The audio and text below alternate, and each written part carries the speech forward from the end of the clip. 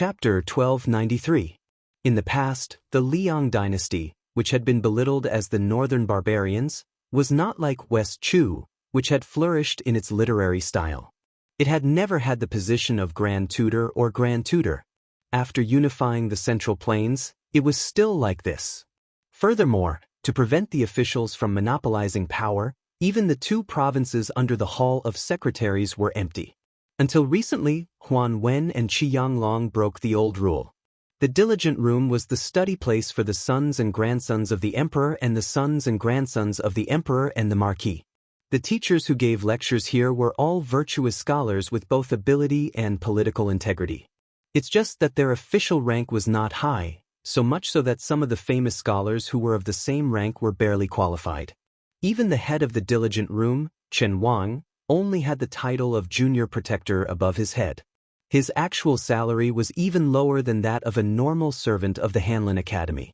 Thus, when Chen Wang appeared out of nowhere and took over the position of junior protector of the diligent room, in city only thought that a little prime minister, second to Yin Maochun, had appeared. He would have to train step by step for a decade or two before he could truly enter the center of power. However, a rumbling rumor quickly spread.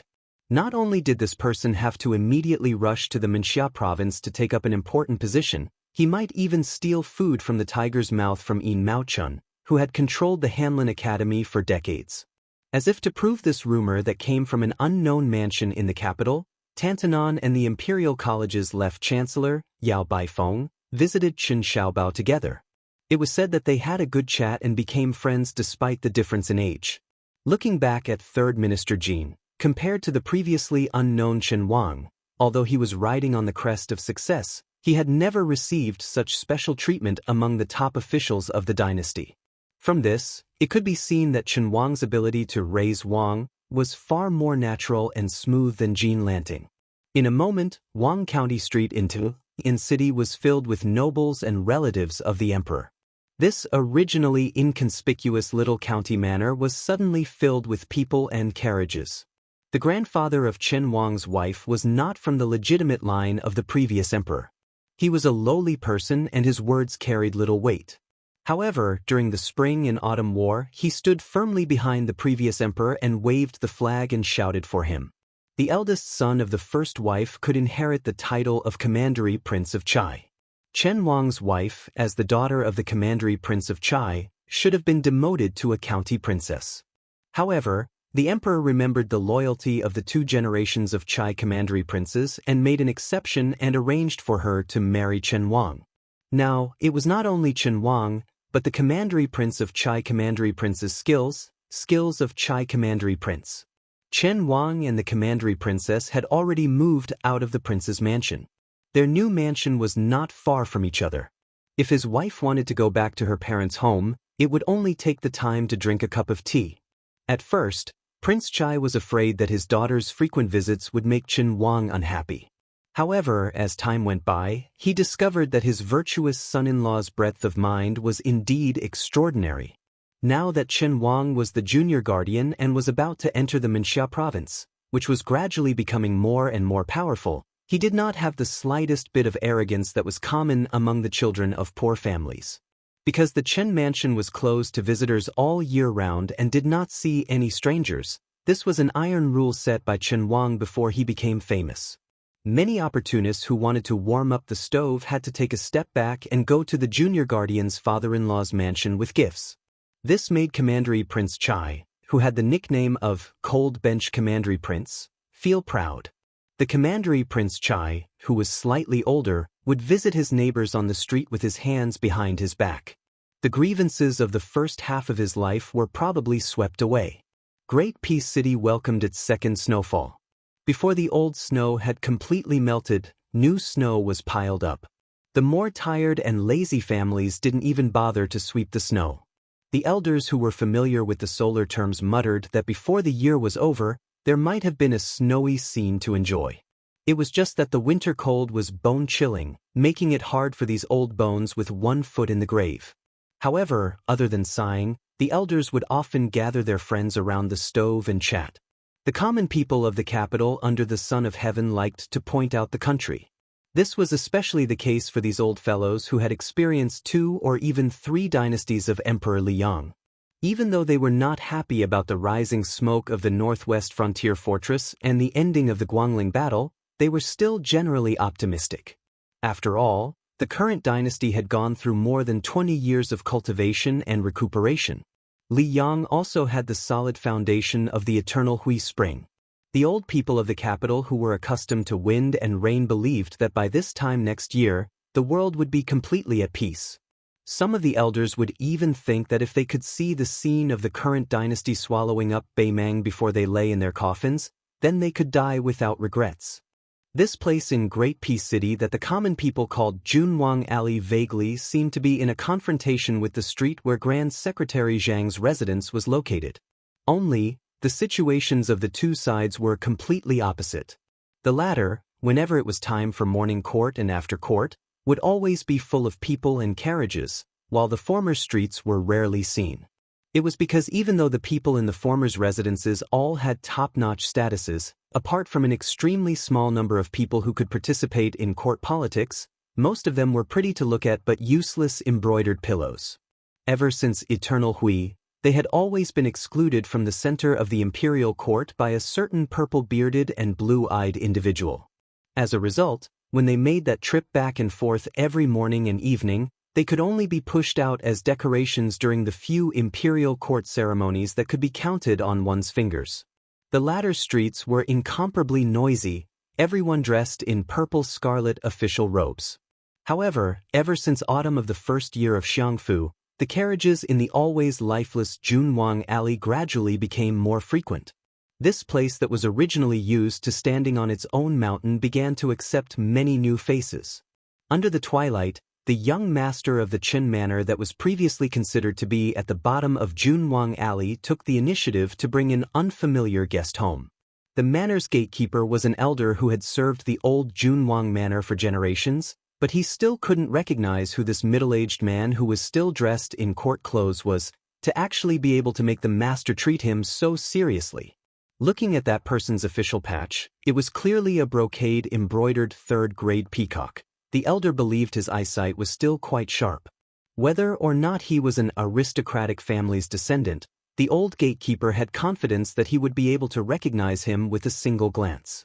He carefully sized up this fella who crossed the threshold with his master, always feeling like this person's aura was a bit contradictory. He was clearly a civil official, yet he seemed like a military general who had just walked out of the battlefield, yet he also didn't seem like those crude people who often entered and left the Ministry of War's Gu hut and made a fool of themselves. The number of servants in the manor was just enough to ensure that the 4 courtyards of the manor could operate without hindrance. Thus, when Chen Wang and his guest entered the manor and walked all the way to the study, they didn't encounter anyone. Not to mention the luxurious mansions built according to the standards of a prince, even the nearby Junwang mansions that had 3 roads and 5 courtyards, according to the ancestral system, were all bustling with people coming and going at this banquet. In the heavy snow, there was no reason to hold a bowl of wine, invite 1 or 2 close friends, and have a high status to talk to one's heart's content. On the contrary, this Qin Manor, which paled in comparison in terms of size, had the richest courtyard with a profound artistic conception. After the host and guests sat down, a tall woman of middle age rushed over when she heard the news. When she entered the room, her husband was personally brewing tea. The flame in the stove flickered slightly, and the pot of water gradually boiled, adding some warmth to the slightly cold room. Chen Wang raised his head and glanced at his wife. With a smile, he introduced, "This is Assistant Minister Su of the Ministry of War." Regardless of status, there were no ignorant and ill-informed people in Junwang Alley. The woman who had been conferred the title of Princess Changel immediately knew of the multiple identities of the visitor. General of the Dragon, Su Gong, the pillar of support of the Gumasu family, and a young and strong general whose prestige ranked among the best in the Liang army. Presently, he was ridiculed by everyone in Junwang Alley as the new wife of Great Peace City. She had also heard that this assistant minister Su was not very well liked. Although it could not be considered a public promotion or a hidden demotion, It was as difficult as ascending to the heavens for him to successfully integrate into the capital's court as quickly as the Tangxi sword immortal, Lu Baijie. The woman, whose real name was Zhao Song, had never been interested in court politics. As usual, she did not think deeply about why her husband had brought this assistant minister of the Ministry of War home. The visitor was a guest, so she naturally knew how to respond. She could not lose face for her husband. Thus, after a tepid greeting to Su Gong, she hurriedly took over Chen Wang's task of brewing tea. After pouring 2 cups of tea for the 2 men, she immediately bid farewell and left. Su Gong joked, "Junior Guardian has good fortune. We really can't be envious." Su Gong had always been a proper local official. He had never purposely built any connections in Great Peace City, where it was easier to become an official if one had connections in court. Just as the rumors said, he was able to enter the capital this time because he had relied on the elders of his clan and a number of seniors in Gangnam-do to sell their old faces, to beg for this position. His path in the future was really up to the teacher to lead the way, and cultivation depended on the individual. Thus, after he entered the capital, he was extremely restrained and reserved. He almost never left his home. The reason he was able to get in touch with Chen Wang was because Chen Wang had once interacted with Su Gong when he was assisting in Mao Chun in the great plan of conducting the local examinations. They were friends and regretted not having met earlier. At the time, Su Gong could never have imagined that Chen Wang would rise so quickly and become one of the important officials in the center of the dynasty. Chen Wang was not too humble. He nodded and smiled. "My wife's personality is one of the better ones among the many golden branches of the Zhao family." Chen Wang paused for a moment. His expression was gentle as he subconsciously added, "I cherish it." Su Gong hesitated for a moment and then asked, "Forgive me for asking, but although my clan has hoped for many years that I would one day enter the Ministry of Military Personnel, for some reason, the elders in my clan were very surprised that I was summoned to the capital this time. In particular, Elder Yu gave me the words half fortune and half misfortune." In his words, there was an inexplicable sorrow about the unpredictability of the world. It is clear that Gangnam-do hopes that I, Su Gong, can enter the capital, but whether or not I can enter the capital is not something they can control. "Junior Guardian, did anyone in the capital put in a good word for me? If one could speak, they would speak." This was the friendship of a gentleman. Su Gong knew that his direct question was not in accordance with the rules of an official, but he believed that he was sincere in his friendship with Chen Wang and did not bother to hide it. Chen Wang smiled and pointed at himself. Su Gong was stunned. Chapter 1294. Chen Wang straightened his expression and said, "When the Yu family first entered the capital, there was no doubt that they had the intention of introducing Brothers Su to the capital. They also had some plans. For some reason, they did not follow up. In my view, at the last moment, they felt that Brothers Su should not come to Great Peace City for now. At the time, I had not entered the diligent department as junior protector and was still sitting in the position of merit examiner of the Ministry of Appointments. I was in my position and said some things to His Highness the Crown Prince. Of course, that was just icing on the cake. If not for Brother Su's own abilities, allowing me to exaggerate, His Highness the Crown Prince would not have any ideas." Su Gong didn't know whether to laugh or cry. Chen Wang said honestly, "Yu Jiankong of Shang Pillar State has his considerations, and I have my own thoughts. The situation is unstable, and I feel that with Brother Su's talent, if not now, when will you come out? Does Brother Su want to miss the spring and autumn war again after missing it once? Let me ask, how many more 20 years and opportunities do Brothers Su have to miss? Of course, I also understand Shang Pillar State's cautiousness. They treat Brothers Su as a rare commodity and wait for the situation to deteriorate further. Maybe at that critical moment, the Assistant Minister of the Ministry of War will not be able to send away a hidden dragon general like you." Su Gong nodded and said, "I will listen to Junior Protector's words." Chen Wang smiled and said, "So this time, Brother Su has been forced to patrol the borders and become the laughingstock of Great Peace City. Don't blame me for drawing legs on a snake. How about I use tea in place of wine and punish myself with 3 cups? Su Gong laughed open-mindedly and said, Brother Chen's words are pretentious. Chen Wang countered, "You called me junior protector so many times and only called me Brother Chen. You dare to say I am pretentious?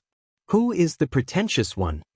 Su Gong, who was as tall as a mountain, said shamelessly, "Junior protector, please forgive me." Chen Wang drank tea. The woman who stood at the door hesitated for a long time but still did not knock.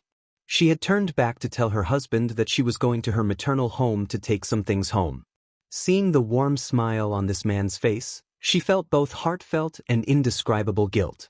She was happy that her husband was a perfect match that no picky woman could find fault with. She was happy that he finally had a friend whom he could bear heart to drink tea and chat with. As for Princess Changel, she felt guilty that ever since they had been married, she had never known how to share his burdens. Based on her woman's intuition, she could sense his deeply hidden depression. Perhaps it was because being by the emperor's side for so long was like living with a tiger. Everywhere he went, it was as if he was treading on thin ice. She, as a so-called golden branch and jade leaf, as well as her father's so-called relatives of the imperial family, had always been a restraint to her man, not a help. Chen Wang never drank. Even on the day of their marriage, he did not overdo it. Every day, he would burn the midnight oil and read. He would sleep much later than she did, but he would wake up much earlier than she did. It was as if he always had endless books to read and endless government affairs to deal with. But what was rare was that he never made her feel left out. Although she was not an intelligent woman with exquisite thoughts, she was not stupid. She believed that he truly cared for her and would not flirt outside. Chen Wang's self-respect was unsurpassed in the dozens of manors in Junwang Alley. He cared about her. She loved him very much, but she did not know what to do for him. In the room, the two most talented men of the Liang dynasty were drinking weak tea and talking without restraint. She quietly left. Chen Wang asked Su Gong about the trend of the Guangling Road War.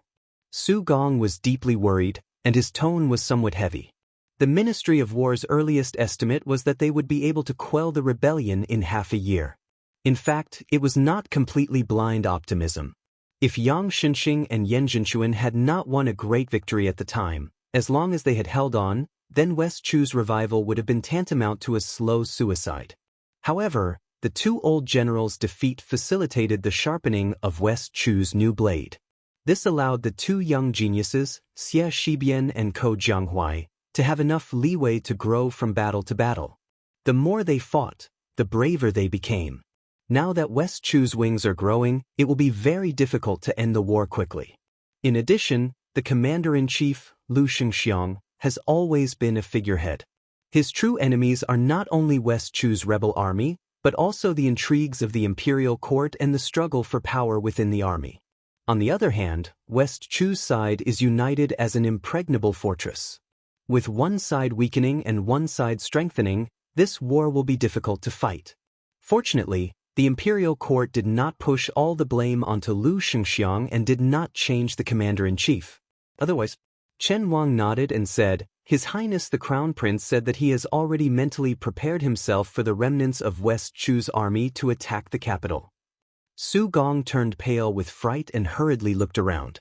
Chen Wang said calmly, "Don't worry.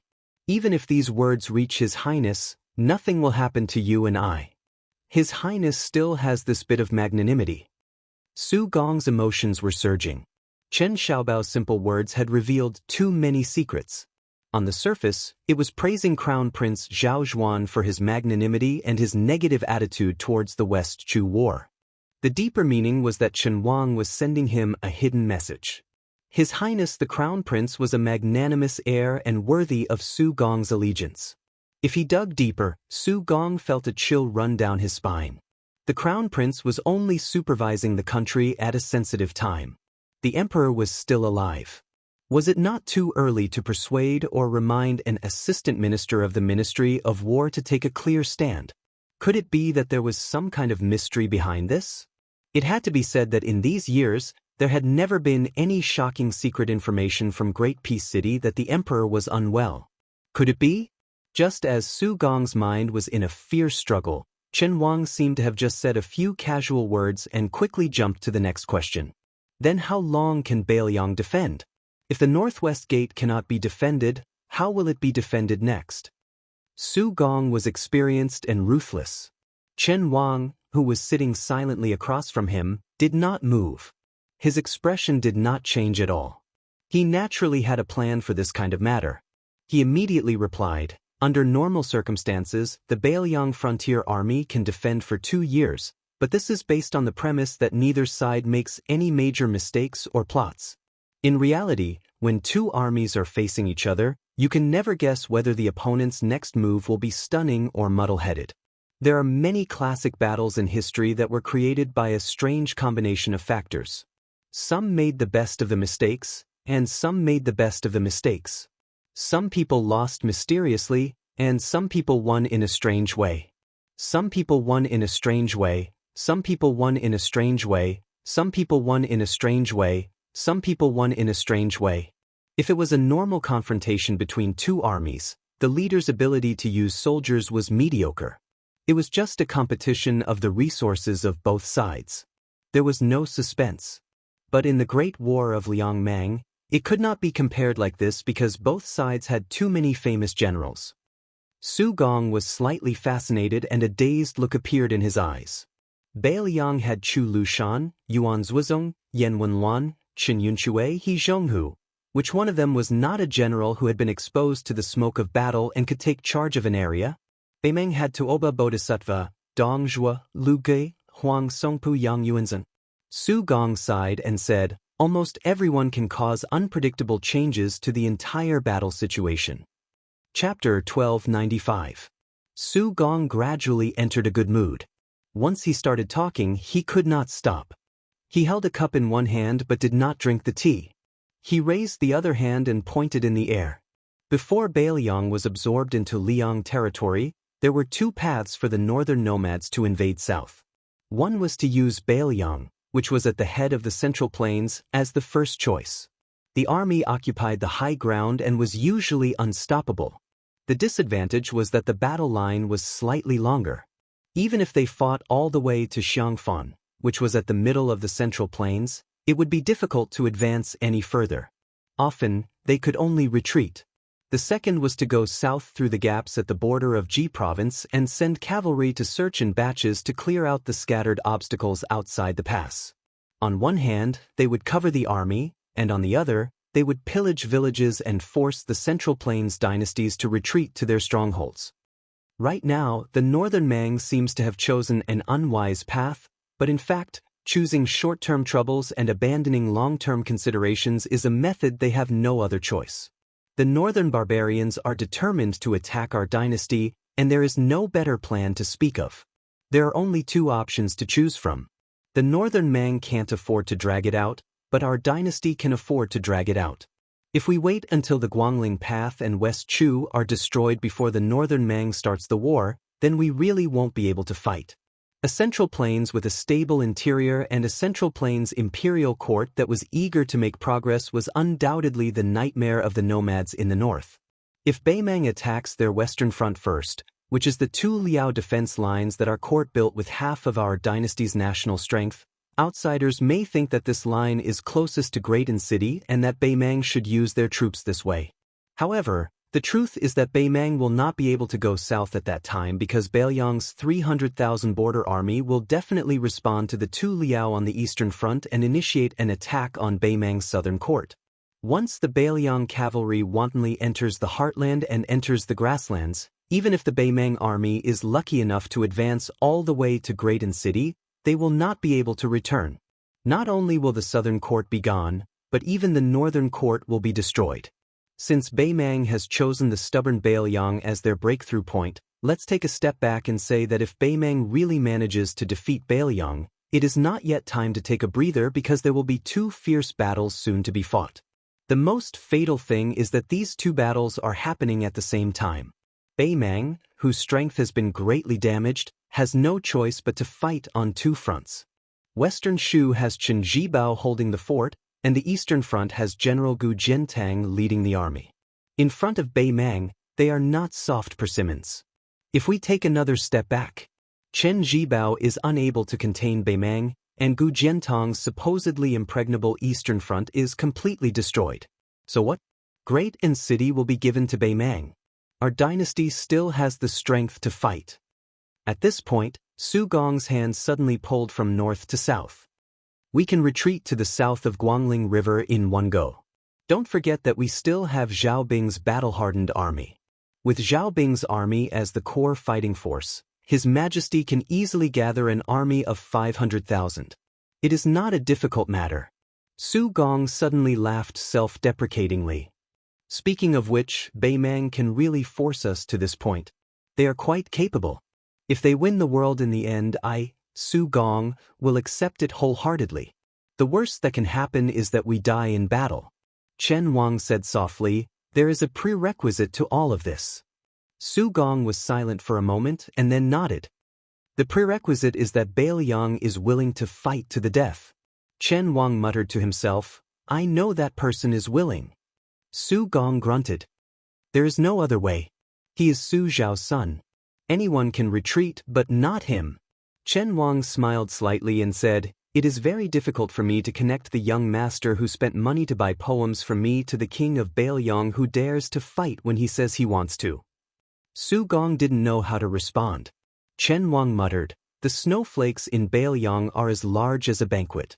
Thinking about it, if Greaton City is already so snowy, my hometown will be even colder. Su Gong felt some admiration for this scholar who was more than a decade younger than him. A young man from Beiliang who entered the capital to take the Jinshi exam and passed. In the capital's officialdom, he had never said a single bad word about Beiliang. He had also never concealed his little relationship with the then heir of Beiliang. Even so, he was still in the emperor's heart and walked step by step to a high position. He even had the hope of reaching the top and fighting for the position of future leader of the civil officials. Su Gong didn't dare believe this story and didn't expect Chen Wang to tell it of his own accord. Even if Chen Wang was willing to tell it, Su Gong wouldn't dare listen, no matter how bold he was.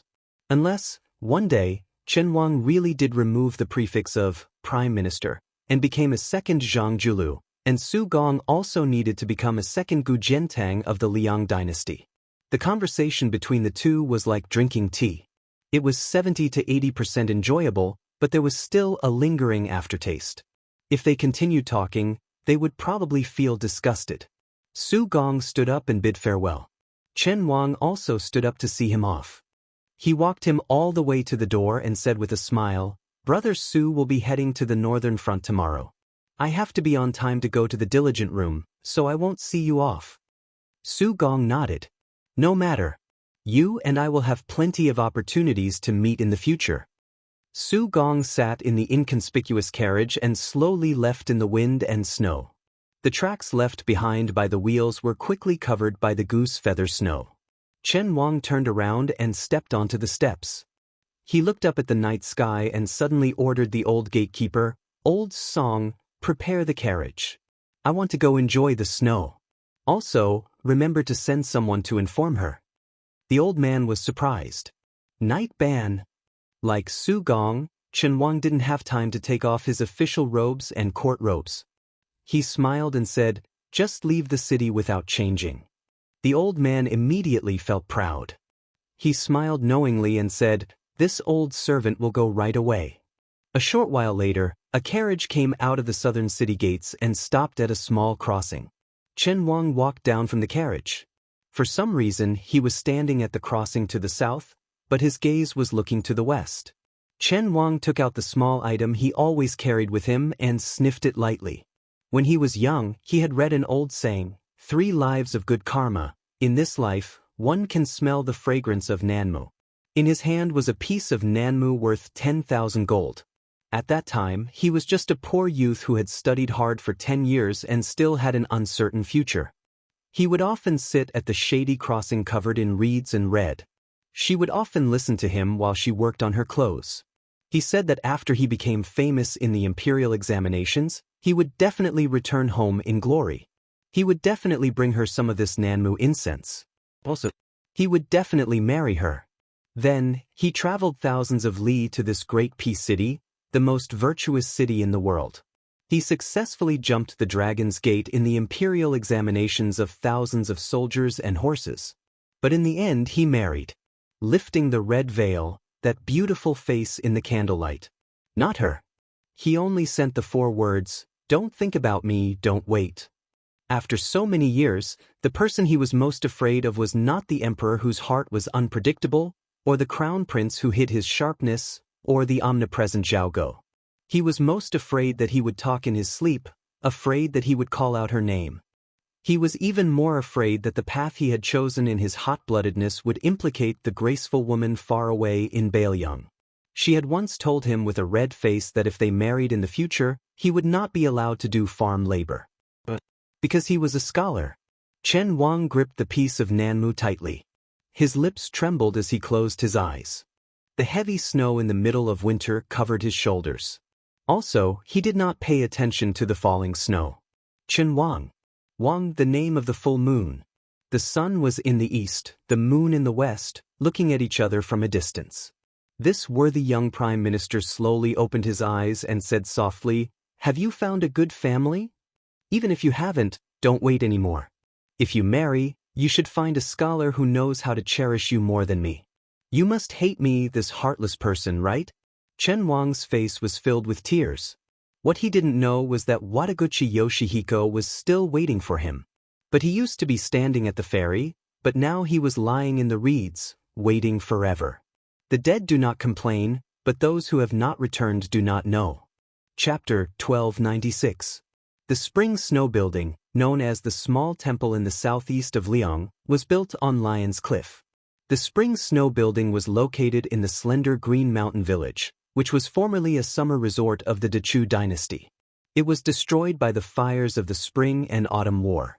After Guangling Wang Zhao Yi spared no effort in expanding it, he collected countless famous flowers and rare stones and raised them in his boudoir. Among them was a huge rock from the Spring God Lake that was carried to the village by the Guangling Navy and the vassal king's cavalry. It was shaped like a pearl and was worthy of being called the most famous stone in the world. It was also a treasure that contained feng shui. The slender Green Mountain village faced the Guangling River to the south. In the Lion's Cliff area, scholars from Jiangnan often climbed high to write poems. After it became the vassal king's exclusive residence of the emperor's younger brother, Zhao Yi, only the Guangling Path had the right to enter the spring snow building to discuss politics. It was a special benefit for a small group of influential people. Lion's Cliff was also known as the Treasure Trove Mountain. In the last years of the Defeng dynasty, there was a saying that an enlightened monk subdued a lion here. It attracted the magnificent phenomenon of flowers falling from the sky like rain. From the last years of the Defeng dynasty to the first year of the Yonghui dynasty, every time there was a war, these ownerless stones were constantly picked up by travelers, wanderers, and quarrymen until less than a tenth remained and entered the homes of the common people. After Zhao Yi was made a vassal, he either took it by force or bought it at a high price. The huge rocks surrounding the Spring God Lake were scattered around randomly and gradually covered Lion's Cliff.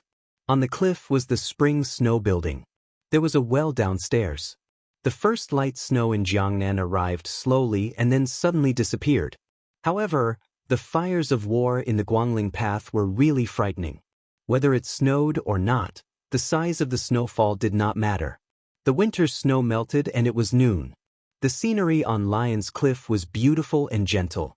A fat man sat alone at the mouth of the well below the building. This small well had always been dry and it was unknown why it was dug. It had been a mystery since ancient times.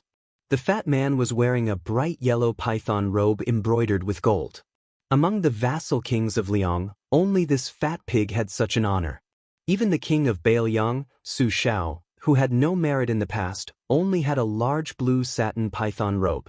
The king of Yanqi, Zhao Bing, was inferior to this fat pig in terms of dragon poise and python water. As for the more substantial vassal lands, the southern border, which was full of miasma all year round, naturally couldn't be compared to Guangling, where half of the world's taxes came from. The Liang court had always had bad comments about Guangling King, who was the most suspected of receiving rewards without merit. The number of imperial censors and imperial censors who died directly or indirectly at the hands of Guangling King was even more shocking. Now that he had finally received his retribution, the fat man, who was being roasted on the bonfire, did not seem to be as panicked and lost as the outside world imagined. Instead, he sat quietly at the mouth of the well without any hostility or dejection.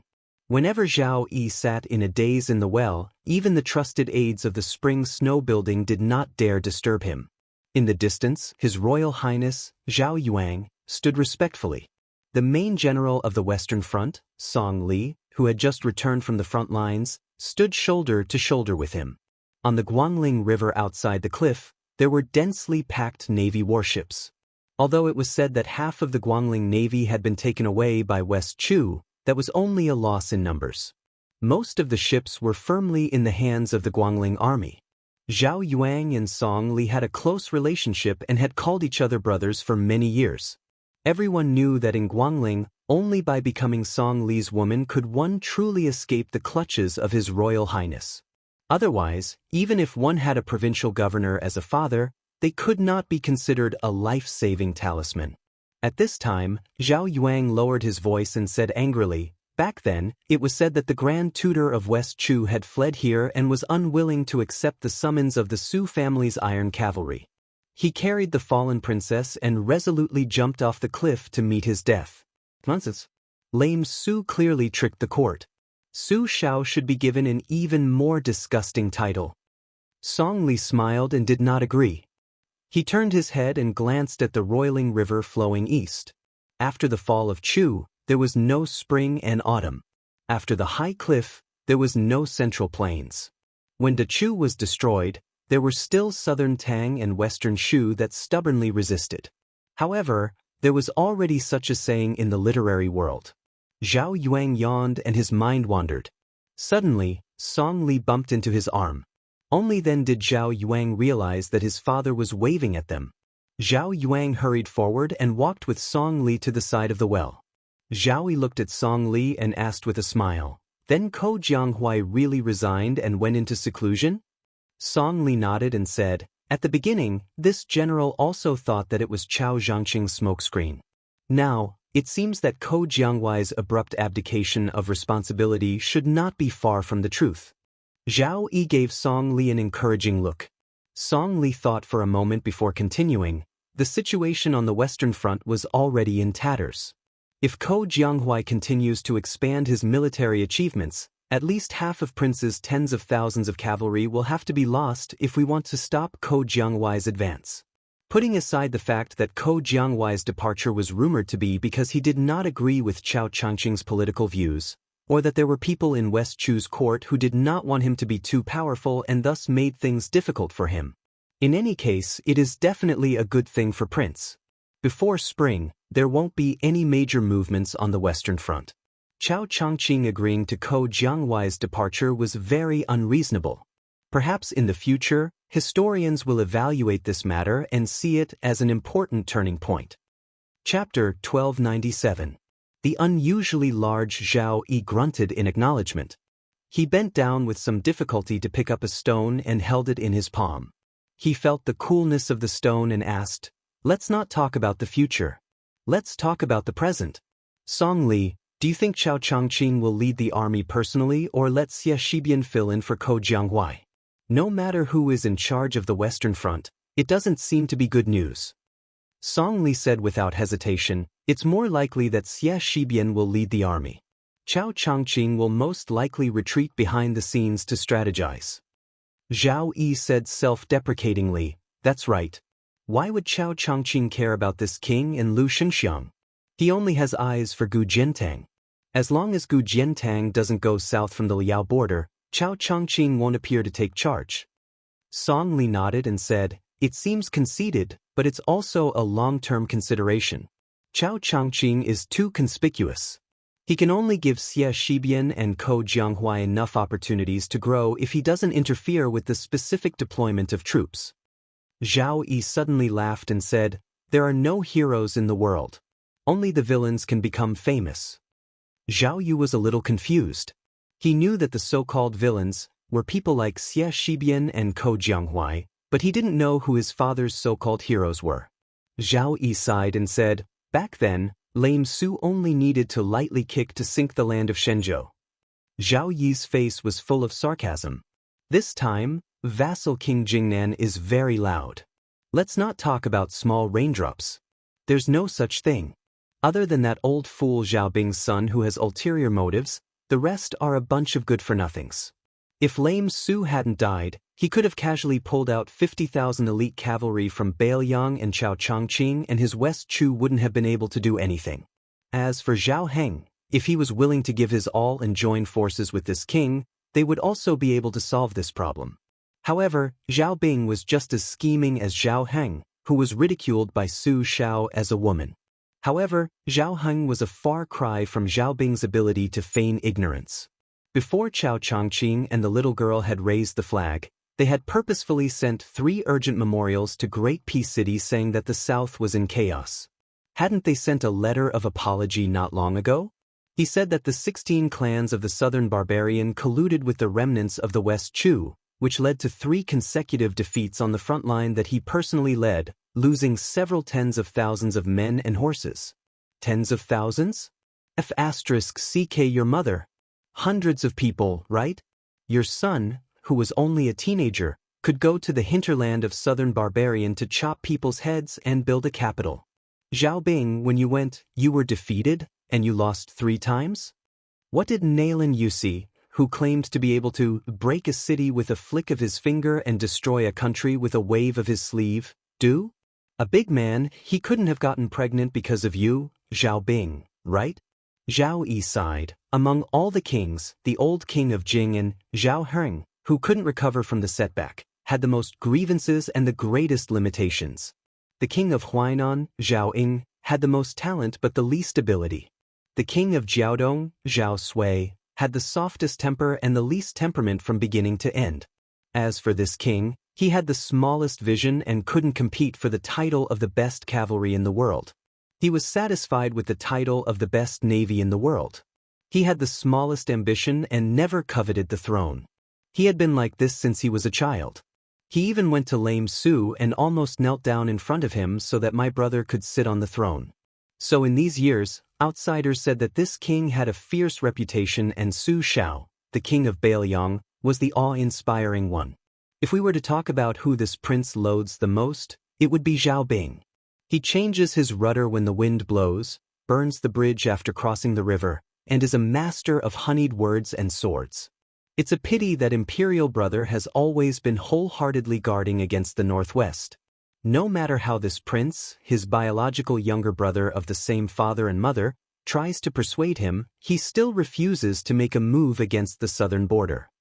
Zhao Yi smiled sadly and looked up at his son, Zhao Yuang, and said self-mockingly, "That year when Su Fengnian came to Guangling River, you had a deadly feud with him.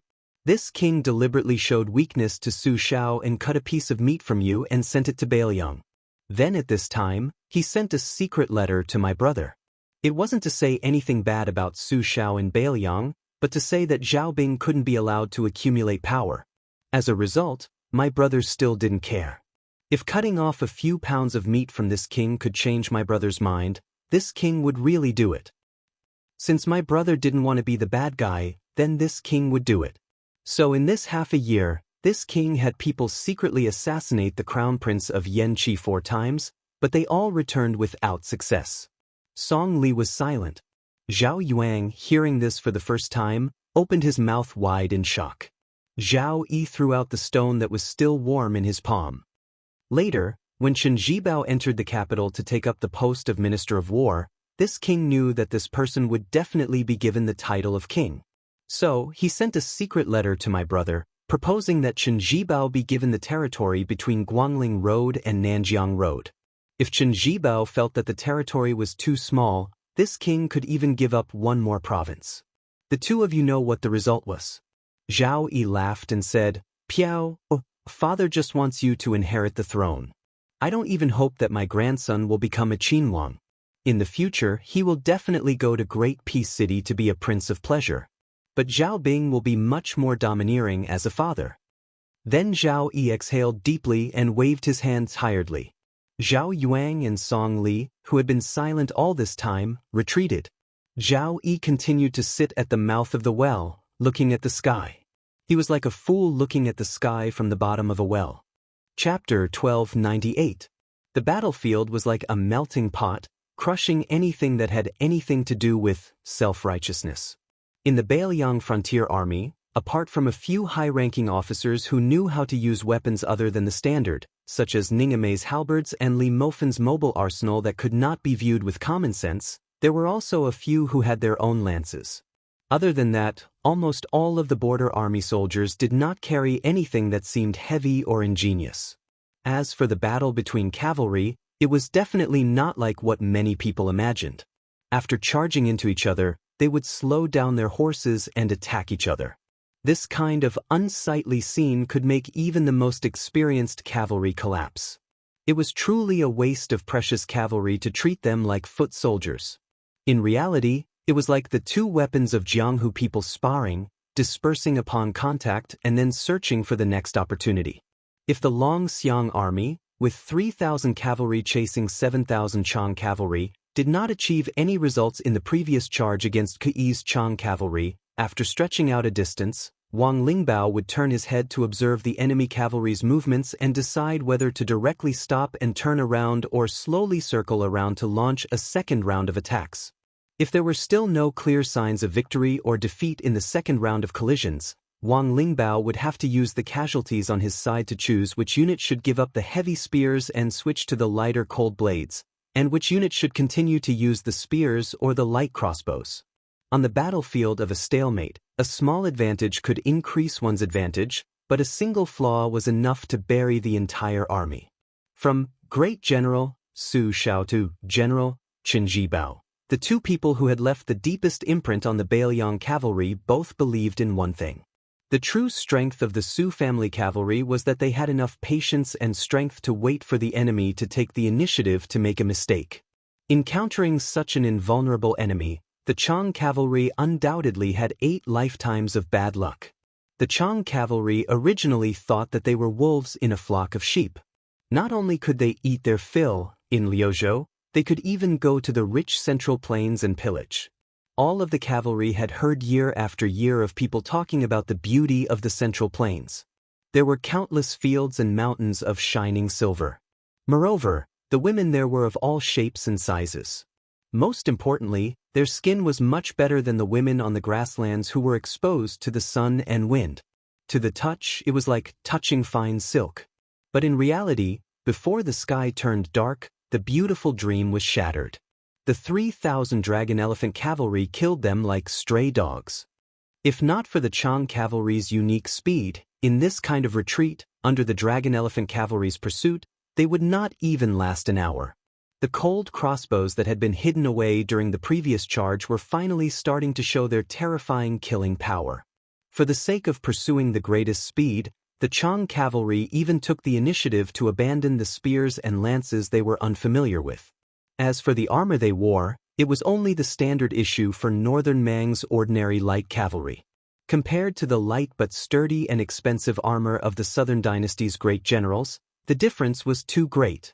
One must know that the crossbows were a freak that successfully combined the strengths of the Qin crossbows and Feng crossbows. They were easy to assemble and disassemble. After 2 generations of Bailiang craftsmen improving the bows, the various Zhongliang crossbows had a close to perfect balance. Other than firing speed, the range, penetrative power, and accuracy of the large crossbows were better than the longbows. In the countless battles between the dynasties of the Central Plains and the nomads of the north, the foot crossbows and ballistae could be used to great effect. As a result, some people said that for thousands of years, the Central Plains had used 2 things to block the horse hooves of the nomads. The first was the majestic cities and the second was the crossbows. Amongst which, if Bailiang, who could be said to be second in the use of crossbows, no one would dare to say they were first. The Northern Mang and the Southern dynasties couldn't be more familiar with Northern Liang's short crossbows. It could even be said that they loathed them deeply.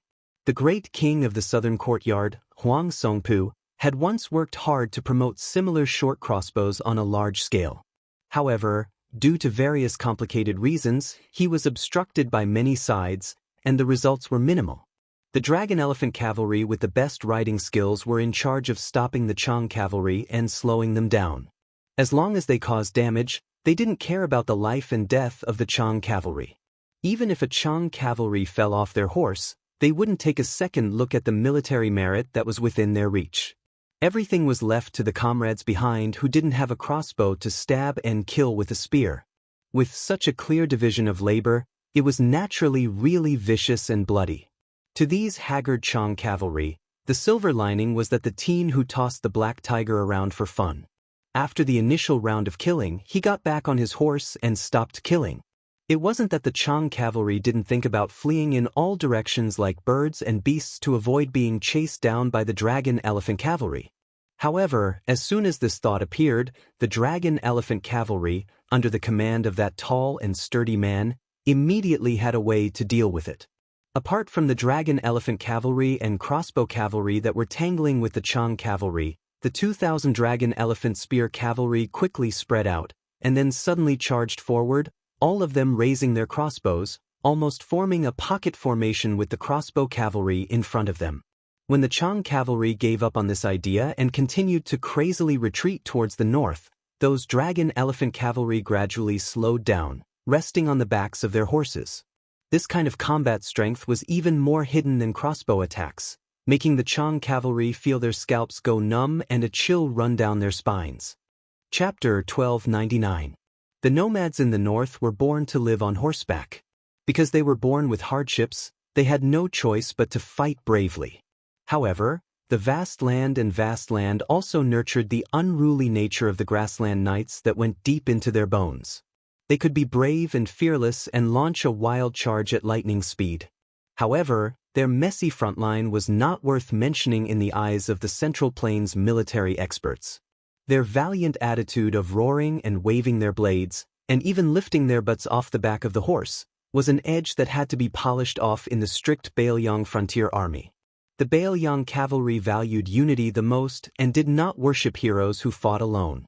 Huang Songpu, Lu Gai, and Yang Yuanzhan were able to stand out in Beimang because they preserved the advantages of Beimang and learned the essence of the Central Plains art of war while suppressing the weaknesses of the Beimang. Today, the 3,000 dragon elephant cavalry were the teachers, and the Chang cavalry were the students. The teachers taught the students this principle. Unfortunately, the school fees were too expensive and had to be exchanged with their lives. Wang Lingbao calculated the speed of the Chang cavalry's retreat, the geography of the southern dynasty's border, the distribution of troops, and the speed of the other two dragon elephant cavalry's reinforcements. He was considering whether or not he should just kill his way into Gusai Prefecture and sneak behind Lu Gai and stab the southern dynasty generals but with his iron spear. In the Bailiang frontier army, no one cared much about the old southern courtyard king Huang Songpu or Yang Yuanzhan. Only Lu Gai was someone that everyone wanted to behead. The reason was simple. The northern barbarians kept saying that Lu Gai can be half a Su Shao. Wang Lingbao could not tolerate it. The entire Bailiang frontier army could not tolerate it. As a fierce general who had experienced hundreds of battles at the border, Wang Lingbao naturally had his own thoughts. His two thoughts were not selfish. One was to kill Lu Gai, and the other was to use his own dragon elephant cavalry to fight a great battle against the two kings' heavy cavalry. In the soul-stirring history of war, there had never been a true battle between light cavalry and heavy cavalry. Even Liang Mang, who produced a lot of war horses and had excellent horse management, used light cavalry more often in their 20 years of confrontation. They had enough mobility to launch surprise attacks and pursue. On the border of Liang Mang, where blood was destined to flow for thousands of miles in the future, both sides had the best war horses, the sharpest war blades, the bravest cavalry, and the most spacious and flat battlefield. Perhaps one day, the first battle between heavy cavalry and heavy cavalry in the history of war would erupt. Among the Bailiang cavalry, besides the great snow dragon cavalry, there were close to 6,000 heavy cavalry from the old Longxiang army.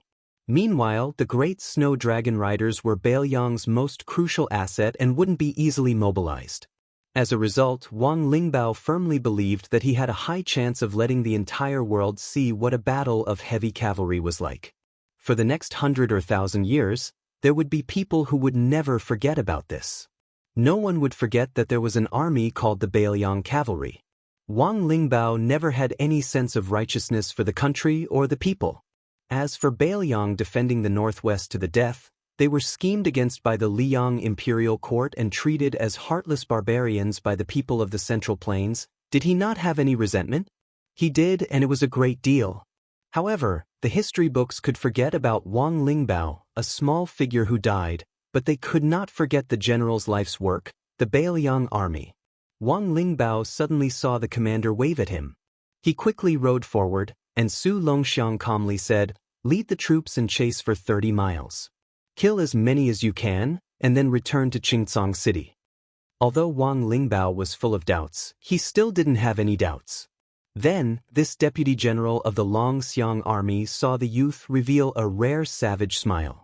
He jumped onto the black tiger and charged north, directly leaping over a large group of Chang cavalry and heading north alone. Could it be that there was a big fish ahead of him? Wang Lingbao naturally wanted more military merits. It would be even better if he could go to Gusai province and show off. However, he wasn't a brute who didn't know the importance of things. The military merits of all 8,000 Chang cavalry added together couldn't compare to Su Longxiang. Someone who could move the heart of the young commander was definitely not a small fry. Wang Lingbao immediately made a decision. After calling over a few captains, he ordered in a deep voice, "Within 30 miles, kill all the Chang cavalry. If you miss a few, you will have their merits deducted.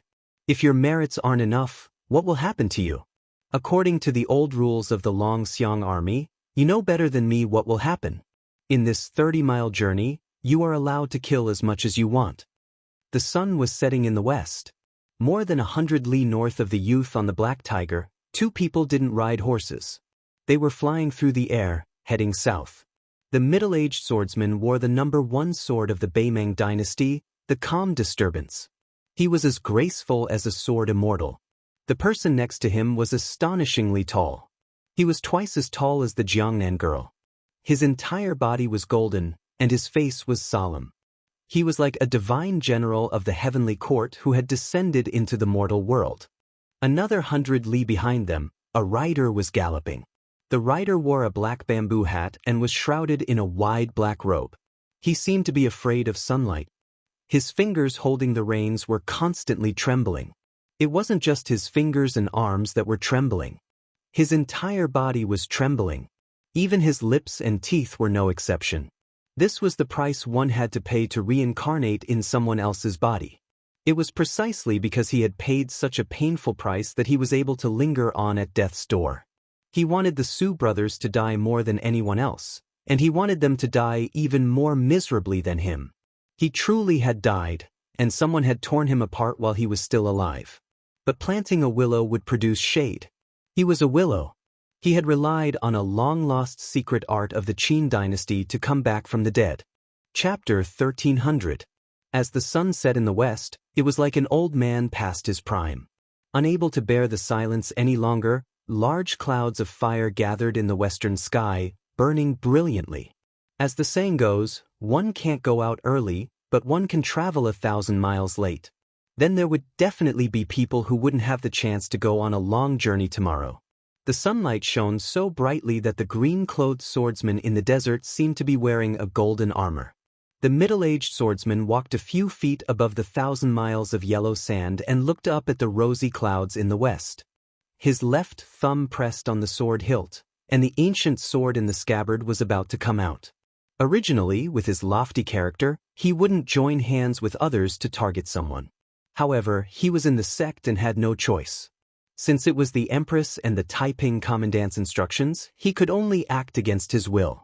According to the signs revealed by the hibernation vat in Xijing, Su Longxiang should be nearby. However, it would take a bit of luck to meet and kill him. After all, it was not easy to find a cavalry of 10,000 people in the thousands of miles of yellow sand at the border, let alone one person. It was tantamount to finding a needle in a haystack. If Su Longxiang had reached the celestial state, where he could resonate with heaven and earth, Huang Qing could barely reach the celestial state. However, according to the spies of the spiderweb, this young man who was born in the Vajra realm eventually stayed at the threshold of the Finger Mystery realm. He didn't choose to break through the realm like a hot knife through butter. Huang Qing suddenly stopped. His feet gently landed on the sand, and his thumb pressed harder on the sword hilt. In an instant, 6 or 7 wisps of sword chi lingered around the calm storm scabbard. In the chess and sword music school, the bronze man grandmaster, who was 1 generation higher than the Taiping commandant, also stopped. His expression was as calm as an ancient well. Huang Qing looked forward and smiled softly. "Grandmaster, why don't you leave this task to me?" The head of sword chi did not even reach the shoulder of the golden giant. The martial arts grandmaster, who rarely showed up in Beimeng, nodded and said calmly, "You can go first." The meaning of the grandmaster's words was very clear. In his opinion, sword chi might not be able to take down Su Longxiang. Huang Qing dismissed it with a smile and did not complain. He was extremely respectful to this grandmaster, not only because of the difference in seniority, but also because of the grandmaster's path of proving Tao.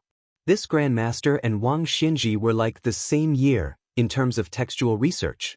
Compared to the martial god of Beimeng, Tuoba Bodhisattva, and Xinyuan Pan in the Liyang realm, they had tested the feasibility of opening the heaven's gate on their own. The saints of the 3 sects of Confucianism, Buddhism, and Taoism had proven Tao and immortality by borrowing the gate of heaven and earth. However, the Grand Master of Bronze Man and the others had directly chosen to break the gate and enter. The reason why Li Chungang, who had already passed away, was known as the first person after ancestor Lu was because this sword god was even rarer. He strived to use the sword in his hand to build his own heaven's gate. Li Chuangong's sword Tao was unique and was close to the heavenly Tao. This was the competition of the path under each person's feet. It had nothing to do with the ranking of the martial arts evaluation. However, if Wang Xinji was once the whetstone of the Liyang Jianghu, then the Grand Master of Bronze Man beside Huang Qing was another whetstone of the Beimeng Jianghu. From Toba Bodhisattva, to Murong Baoding and the 5th Raccoon, to Hong Jingyan, without exception, they had all exchanged pointers with the Grand Master of Bronze Man. Unlike the old monster Wang of the martial emperor city, who had a perfect record of winning hundreds of battles in 60 years, the Grand Master of Bronze Man did not have such a terrifying number of battles. He also did not have the shocking rumor of crushing any top experts. However, no matter who he faced, he was undefeated. He only hoped to not lose and not win.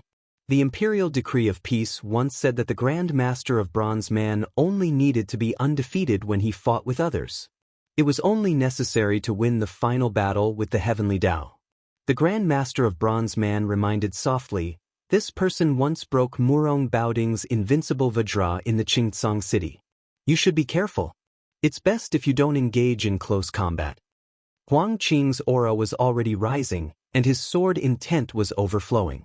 He slowly pulled his sword out of the scabbard by 2 inches and acknowledged. He then smiled and said, "Grand Master, Huang Qing will take his leave first." The Grand Master of Bronze Man nodded his head and said, "I will keep an eye on that child who doesn't know his place first." Huang Qing gently let out a breath and skimmed towards the south. The wisps of sword aura outside the scabbard gradually became as thick as a green rainbow as Huang Qing sprinted. The sword aura was close. It was a magnificent sight. The steed heading south didn't slow down after seeing the golden giant and rushed to the side of the Grand Master of Bronze Man. He originally wanted to brush past the Grand Master of Bronze Man in a spurt of energy. However, the warhorse suddenly stopped as if it had crashed into an invisible wall and even retreated a few steps. Wearing a conical bamboo hat and a black robe, 1 section Willow reached out his hand and touched the mane of his mount. He finally managed to pacify the Fergana treasured colt that was feeling extremely restless. His hand was deathly pale like snow without any color of blood, and the meridians under his skin were clearly visible. 1 section Willow, who was once the chief assassin of the spiderweb, was obviously displeased. Is there a need to be so cautious? In front of the sword aura that is close, there is no bullshit Vajra realm in the world. Even if there is, it would be Li Xiaoxin of the 2 Zen temples. The tall and sturdy giant crossed his arms over his chest with an indifferent expression. 1 section Willow suddenly bent over and laughed like a madman. He pointed at the Grand Master of Bronze Man. "I was wrong. I actually forgot about you who was close at hand. In the past, the Spear Immortal King came to Beimeng to practice his spear. In the end, he was blocked by you with his bare hands. The Grand Master of Bronze Man shot a glance at this pitiful worm who should have had a bright future but ended up in a life worse than death. He didn't conceal the pity in his eyes. An illegitimate child who couldn't see the light of day, others would be somewhat afraid of him. Why would he need to care? Even if one section Willow's father was standing here, it was nothing. Li Mibi, the creator of the spiderweb, Beimang's #1 spy, and a man who was said to be able to sit on Her Majesty's couch to discuss matters. So what? One section Willow's face was gloomy. The Grand Master of Bronze Man, who was always serious in speech and manner at the chess and sword music school, sneered for the first time. I've seen many stunning young people in my life. They all thought that the whole world should revolve around them. They never talked about retreating when doing things. In the end, without exception, they all died very early, and the way they died was quite miserable. One section Willow sneered. Then isn't Su Fengnian living well? The Grand Master of Bronze Man laughed out loud for the first time. His laughter was like thunder, shaking the heavens. Are you worthy of being mentioned in the same breath as him? One section Willow seemed to have gone mad. He lowered his head and bit a finger. I'm not worthy? I, Li Fengshou, entered King Kong at the age of 14. At the age of 20, I entered Finger Profound Realm. At the age of 22, I went to challenge to Oba. What was Su Fengnian doing at that time? The Grand Master of Bronze Man asked in reply. What is Su Fengnian doing now? What are you doing now? One section Willow raised his head and looked at the gradually fading clouds of fire. He pretended to be indifferent. His life is good. I lost to him, but it's not because of battle. The Grand Master of Bronze Man narrowed his eyes and looked at the twilight above his head. According to the records of the Chess and Sword Music School and the Princess's Tomb, from the Great Qin Dynasty to the Great Feng Dynasty to the Spring and Autumn period, in the past 800 years, there were only traces of banished immortals. There were a total of 37 of them, and all of them died young. These banished immortals had good lives. Naturally, they were born with good lives. But when they landed on Earth, most of them were unacclimatized and were harmed by the great Tao of the underworld. The Grand Master of Bronze Man sighed. The people of the world painstakingly seek longevity and prove the Tao of heaven. But that's only something in the pockets of the people of heaven above the clouds. You must know that no matter how delicious the food given out is, it's still food given out. One section Willow Li Fengshou frowned and asked, Why are you telling me this? The Grand Master of Bronze Man calmly said, There aren't many good seedlings in Beimang now. As for the future, I advise you to turn back. Don't be a beggar or a thief. Learn from Li Chungang and Wang Xianji and become a bandit. Dusk descended and the sun set. One section Willow slowly took off the bamboo hat used to block the sun. He coldly said, I've already died once. At most, I'll die again. The Grand Master of Bronze Man shook his head. Since it's like this, then rather than letting you die at the hands of Su Longxiang, it's better to let me send you on your way. One section Willow turned pale with fright. Without waiting for him to retreat, his entire body soared into the air. It was as if he was suspended in the middle of a spider web. His limbs were twisted and his head was twisted. Right at this moment, the Grand Master of Bronze Man looked towards the distant east. There was purple qi coming from the east. The Grand Master of Bronze Man hesitated for a moment. He leaned to the side and took a step towards the east. One step covered 100 zhang. One section Willow, who had escaped this calamity, fiercely fell to the ground like a puddle of mud. One section Willow sat on the ground and gasped for breath. Then he lost his mind and laughed wildly. Su Fengnian, you're even more damned to have met this monster than you are to have met Tuoba. Li Chuangong's bitter end is Wang Xianji, Wang Xianji's bitter end is you.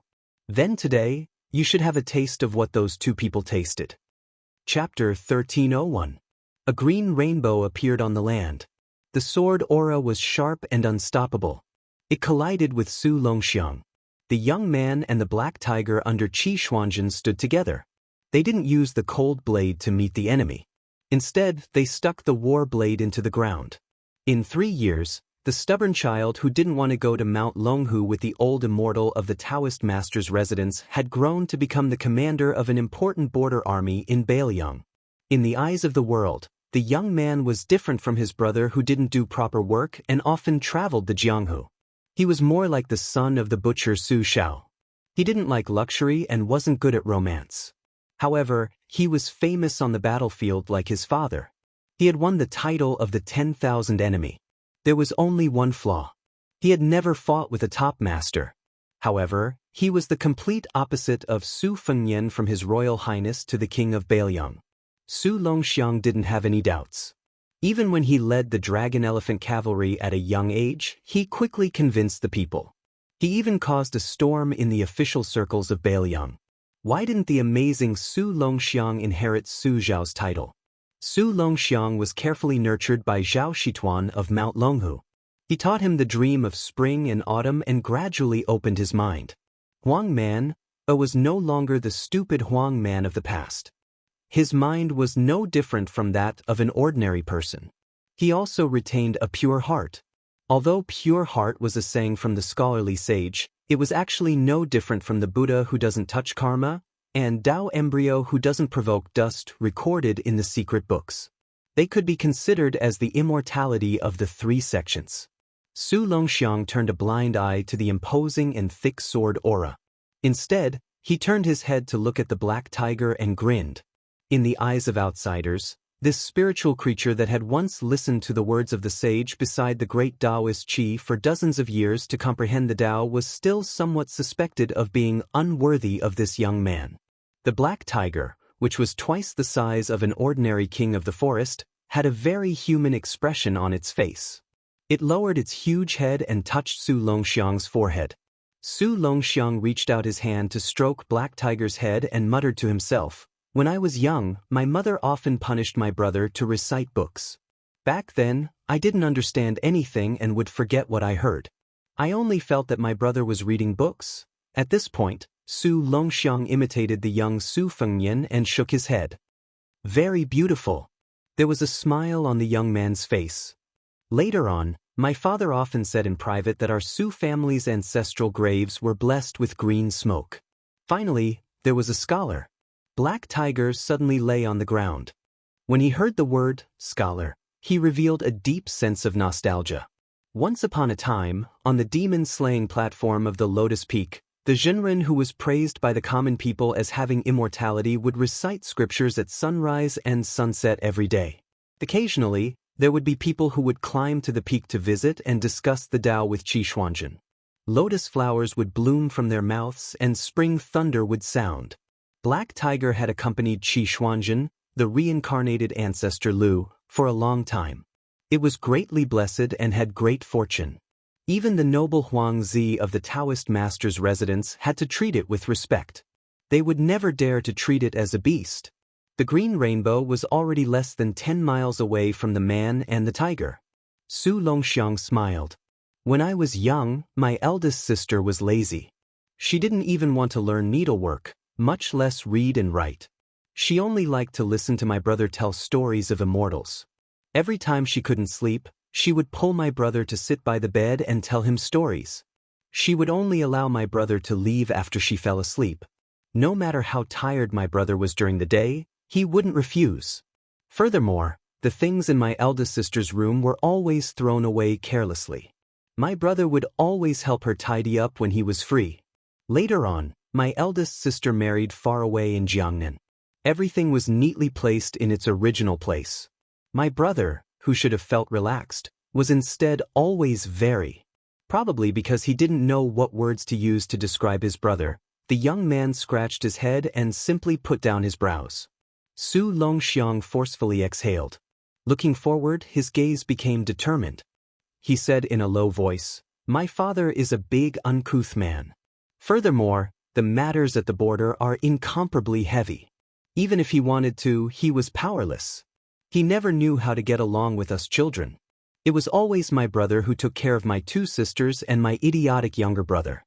I don't know much, but since someone is fighting at our doorstep, and since I was born with some strength, I can't let my brother bear the burden alone like when I was young.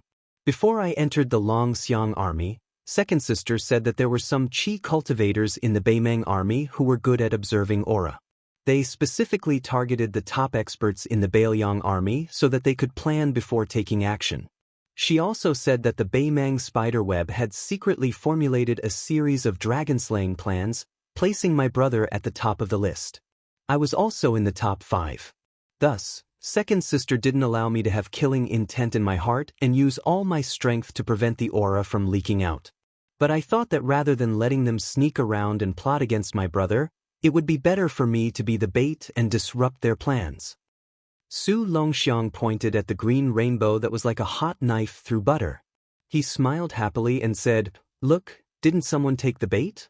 This time, Su Longxiang disobeyed military orders and led troops to intercept and kill the Chang cavalry. He did not wear the indestructible talisman armor and did not even bring it with him. He left it in the commander-in-chief's tent outside Xianxia city. Since young, his elder brother, Su Fengyan, would always give him the best things, Su Jihu, Su Weisheng. It had always been like this. Su Longxiang clenched his fists and heavily punched in front of his chest. There seemed to be a loud sound of a bell ringing over thousands of miles of yellow sand. With him as the center, countless yellow sand rolled and spread out rapidly.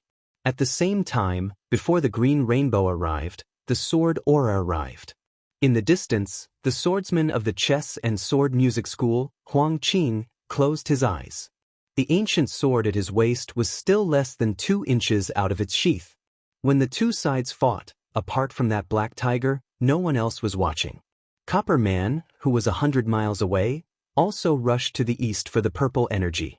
However, if someone saw this and didn't know that the sword energy was close to Huang Qing's identity, even a grade 2 Master Realm expert would feel pity for this swordsman to use his sword energy so wantonly.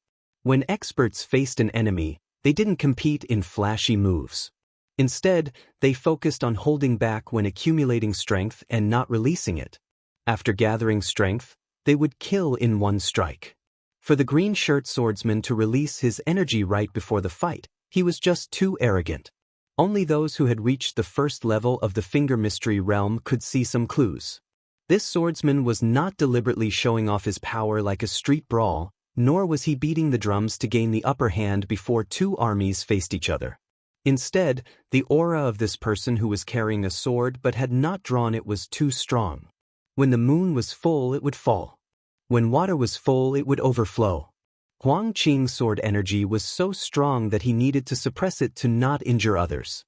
The chess and sword music schools Huang Qing lived up to his name of Sword Energy Close.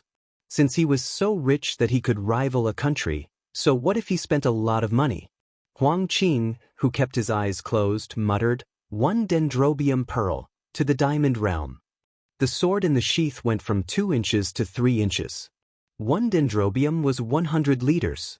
How heavy was a pearl in the world? So how many dendrobium was there? The 3-inch sword gave off a glow, instantly giving off hundreds and thousands of green pearls formed from sword energy.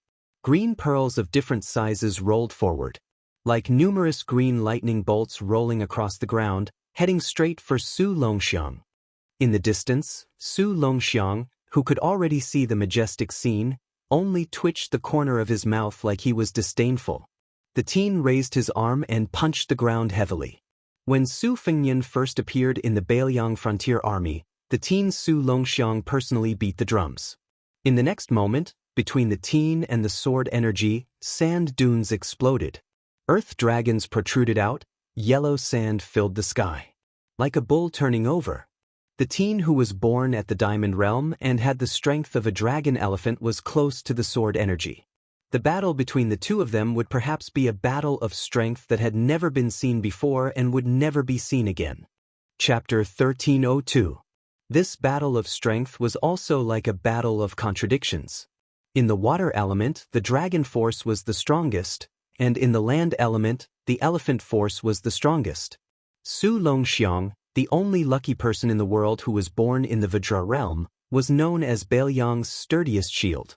However, he met Huang Qing of Beimeng's 13 prefectures, who was the sharpest spear in Beimeng. Huang Qing's sword was only 3 inches out, but it was already magnificent. It was like the sword immortal in the sky had broken a string of prayer beads.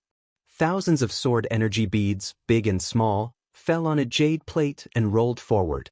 Su Longxiang, on the other hand, used the desert as a drum. With a punch, he attracted the scene of the earth bowl turning over.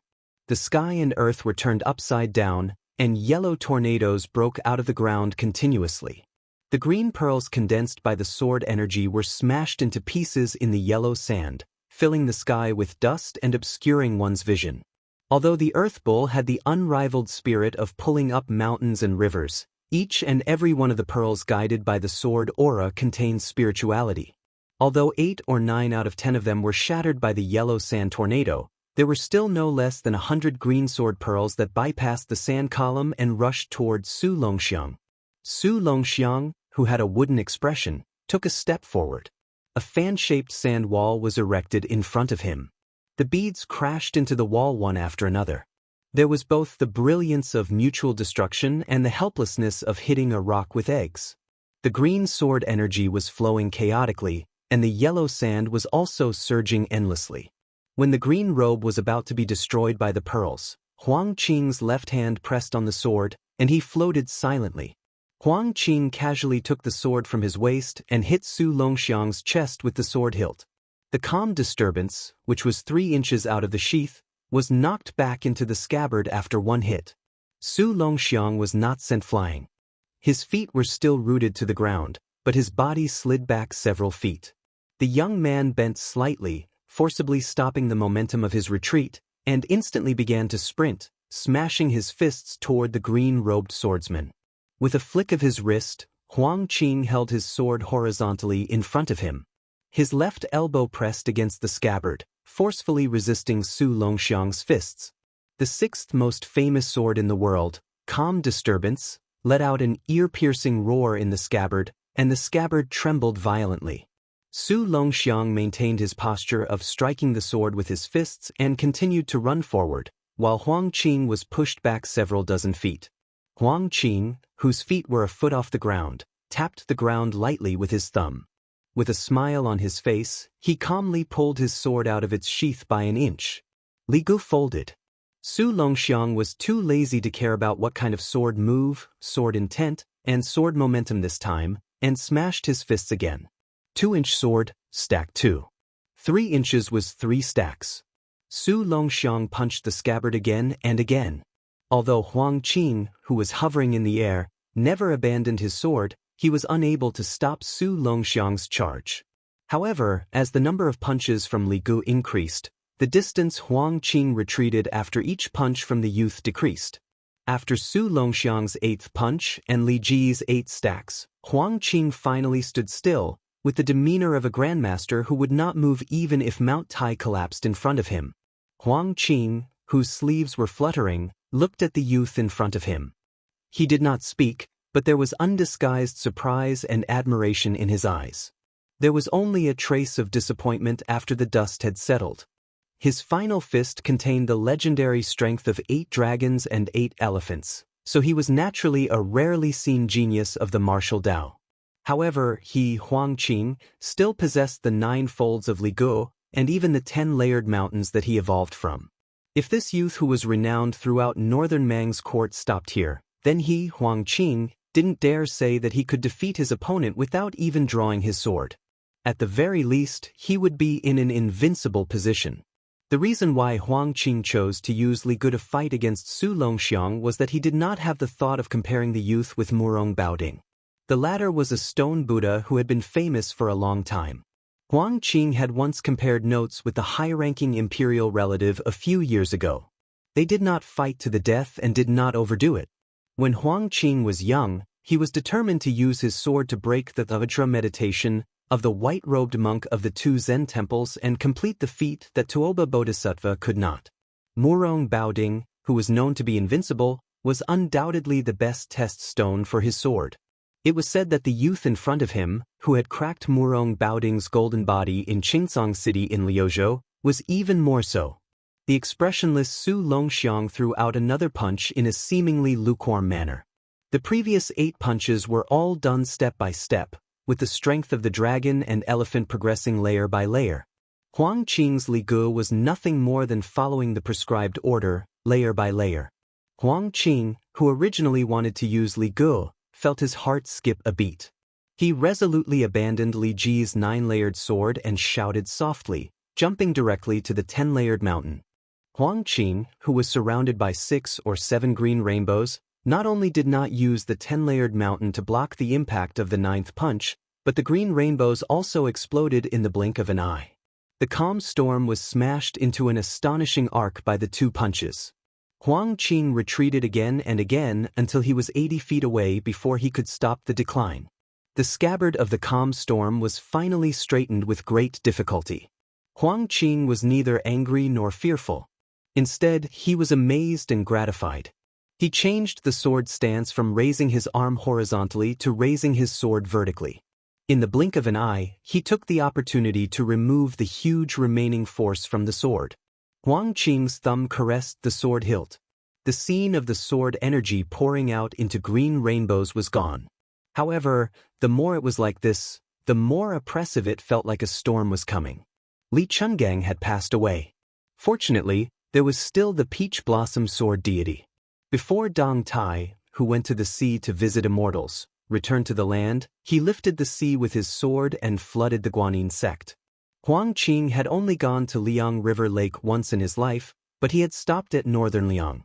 He had met the young chief of Wudong Mountain, Li Yufu, once, and quickly returned to northern Mang. During this period of time, it could not be said that they were at each other's throats, nor were they at daggers drawn. Instead, he took the opportunity to admire the spectacular scenery of the 81 peaks.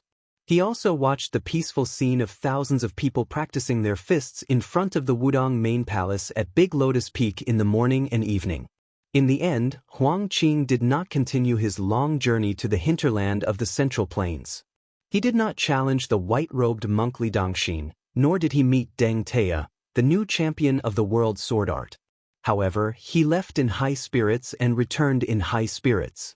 In addition, he occasionally learned something from his chat with Li Yufu, which was of great benefit to his martial arts cultivation. In terms of the word Dao, Huang Qing admitted that there was no clear winner in his short and amiable conversation with Li Yufu. However, in terms of the word skill, he had a vivid understanding. Su Longxiang did not pursue him. Huang Qing slightly raised the ancient sword in his hand and laughed softly. "I am from chess and sword music school. My sword energy is close to Huang Qing's, and my sword is calm. When I was young, I entered the sword art through the way of chess and returned to the way of chess at the age of 30. I thought that returning to the way of sword art in my lifetime would be the end of my martial arts life. Unexpectedly, I found a new way by accident and reached the 3rd realm of the 3 realms of chess player observation in my sect. With this, I created a new sword. I wanted to use this sword to compete with Dong Tai." The young man looked puzzled and whispered, "Just fight. Why are you so meddlesome?" Huang Qing smiled and explained patiently, "You said it was one sword, but it may be 100, 1,000, or even 10,000. To be precise, it should be a game of swords." Su Longxiang did not talk nonsense at all. He directly stepped forward and began to sprint in a straight line toward the chattering middle-aged swordsman. Huang Qing, who was like a scholar meeting a soldier, laughed it off. Then, he looked serious and closed his eyes to absorb the noble qi of heaven and earth. Waves of noble qi filled the space between heaven and earth. It vaguely formed a chessboard, with the famous rivers in the world as the winding chess lines and the huge mountains as the huge chess pieces. It formed a small kiliacosm. If the strength that Huang Qing had shown so far was that his swordsmanship was only at the mysterious level and his will was not at the celestial level, but his mind at the moment reached the level of an immortal on earth. It was no wonder that Huang Qing returned to Beiliang happily after a trip to Beimang. Huang Qing let go of the calm disturbance in his hand, and the ancient sword quickly floated in front of him. The sword was halfway out. Huang Qing's right hand made the shape of lifting and placing chess pieces, and said softly, "Mount Wudong." Top was one of the terms of Go. It was just right to restrain Su Longxiang's seemingly dignified but slightly clumsy chess style. A sword aura was born. Su Longxiang's shoulder crashed into the ethereal aura of the Mount Wudong in front of him. Huang Qing continued to lift and place chess pieces. The change of the first two pieces was very small. That was why it was called Little Sharp. But the sword aura was vigorous and solid. As the saying goes, there is no evil hand in a small point. Huang Qing's chess moves, or sword moves, were also upright. It was just a normal game of chess. Of course, it was one piece after another. But this game of chess created by Huang Qing was like flying pieces, not following the rules at all. After the small point, it was the Tai Chi. After the Tai Chi, it was the elephant step. Then, it was the combination of the seal and suppression. There was also the continuous power of the 1,000-treasure pavilion. Huang Qing's elegant face glowed with a kind of solemn and dignified brilliance. All the yellow sand that could be blown by the breeze was strangely still at this moment. Only the majestic sword aura was wantonly rampaging. I have an abundant sword aura that is unparalleled in the world. There will be a sword to tell the world. I have been depressed for 40 years. Today I have to speak my mind. Chapter 1303. The sword chi was like a mountain or an abyss. It was like a river or a river. It was like a fish or a dragon. Within 2 miles of the youth, the sword chi rose and fell one after another. No matter how recklessly Su Longxiang charged, it was difficult for him to get close to Huang Qing and the half-unsheathed calm disturbance. Instead, from time to time, he was hit by the majestic sword chi and staggered back. Before he could stand still, he was hit by the continuous following moves. One side was like a trapped beast fighting, while the other side was motionless. How could a chess piece compete with a chess player outside the game? It was obvious who was better and who was worse. What was more frightening was that Huang Qing's new sword did not weaken after a spurt of energy. On the contrary, the moves became more and more smooth, and the artistic conception of the sword gradually entered a better state. The more Su Longxiang struggled fiercely with his powerful body, the more meticulous and seamless Huang Qing's moves became.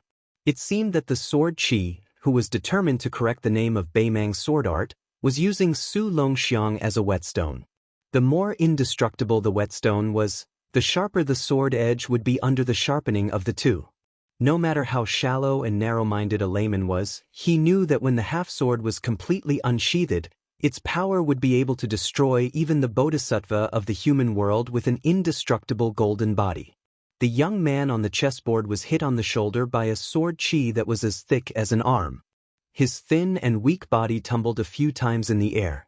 After his feet landed on the ground, he still slid 7 or 8 feet away, leaving 2 marks on the sand.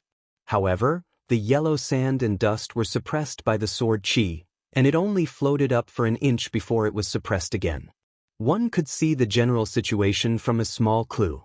Even if Su Longxiang did not move or trigger Huang Qing's sword chi to launch a counterattack, as long as he was on the chessboard, he was constantly fighting against the sword intent that encompassed 3 miles of area.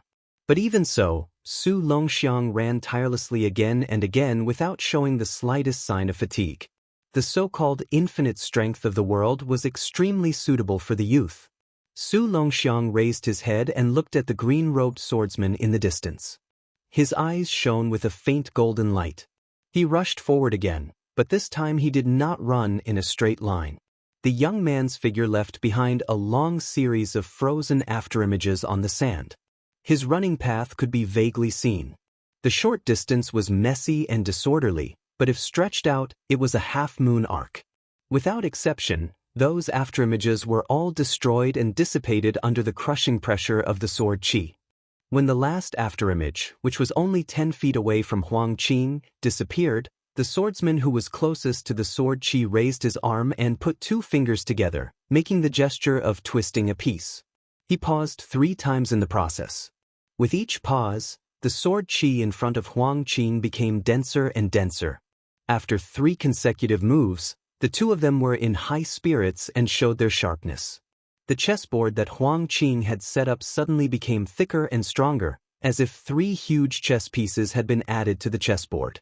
Su Longxiang ran 3 times, each time louder than the last.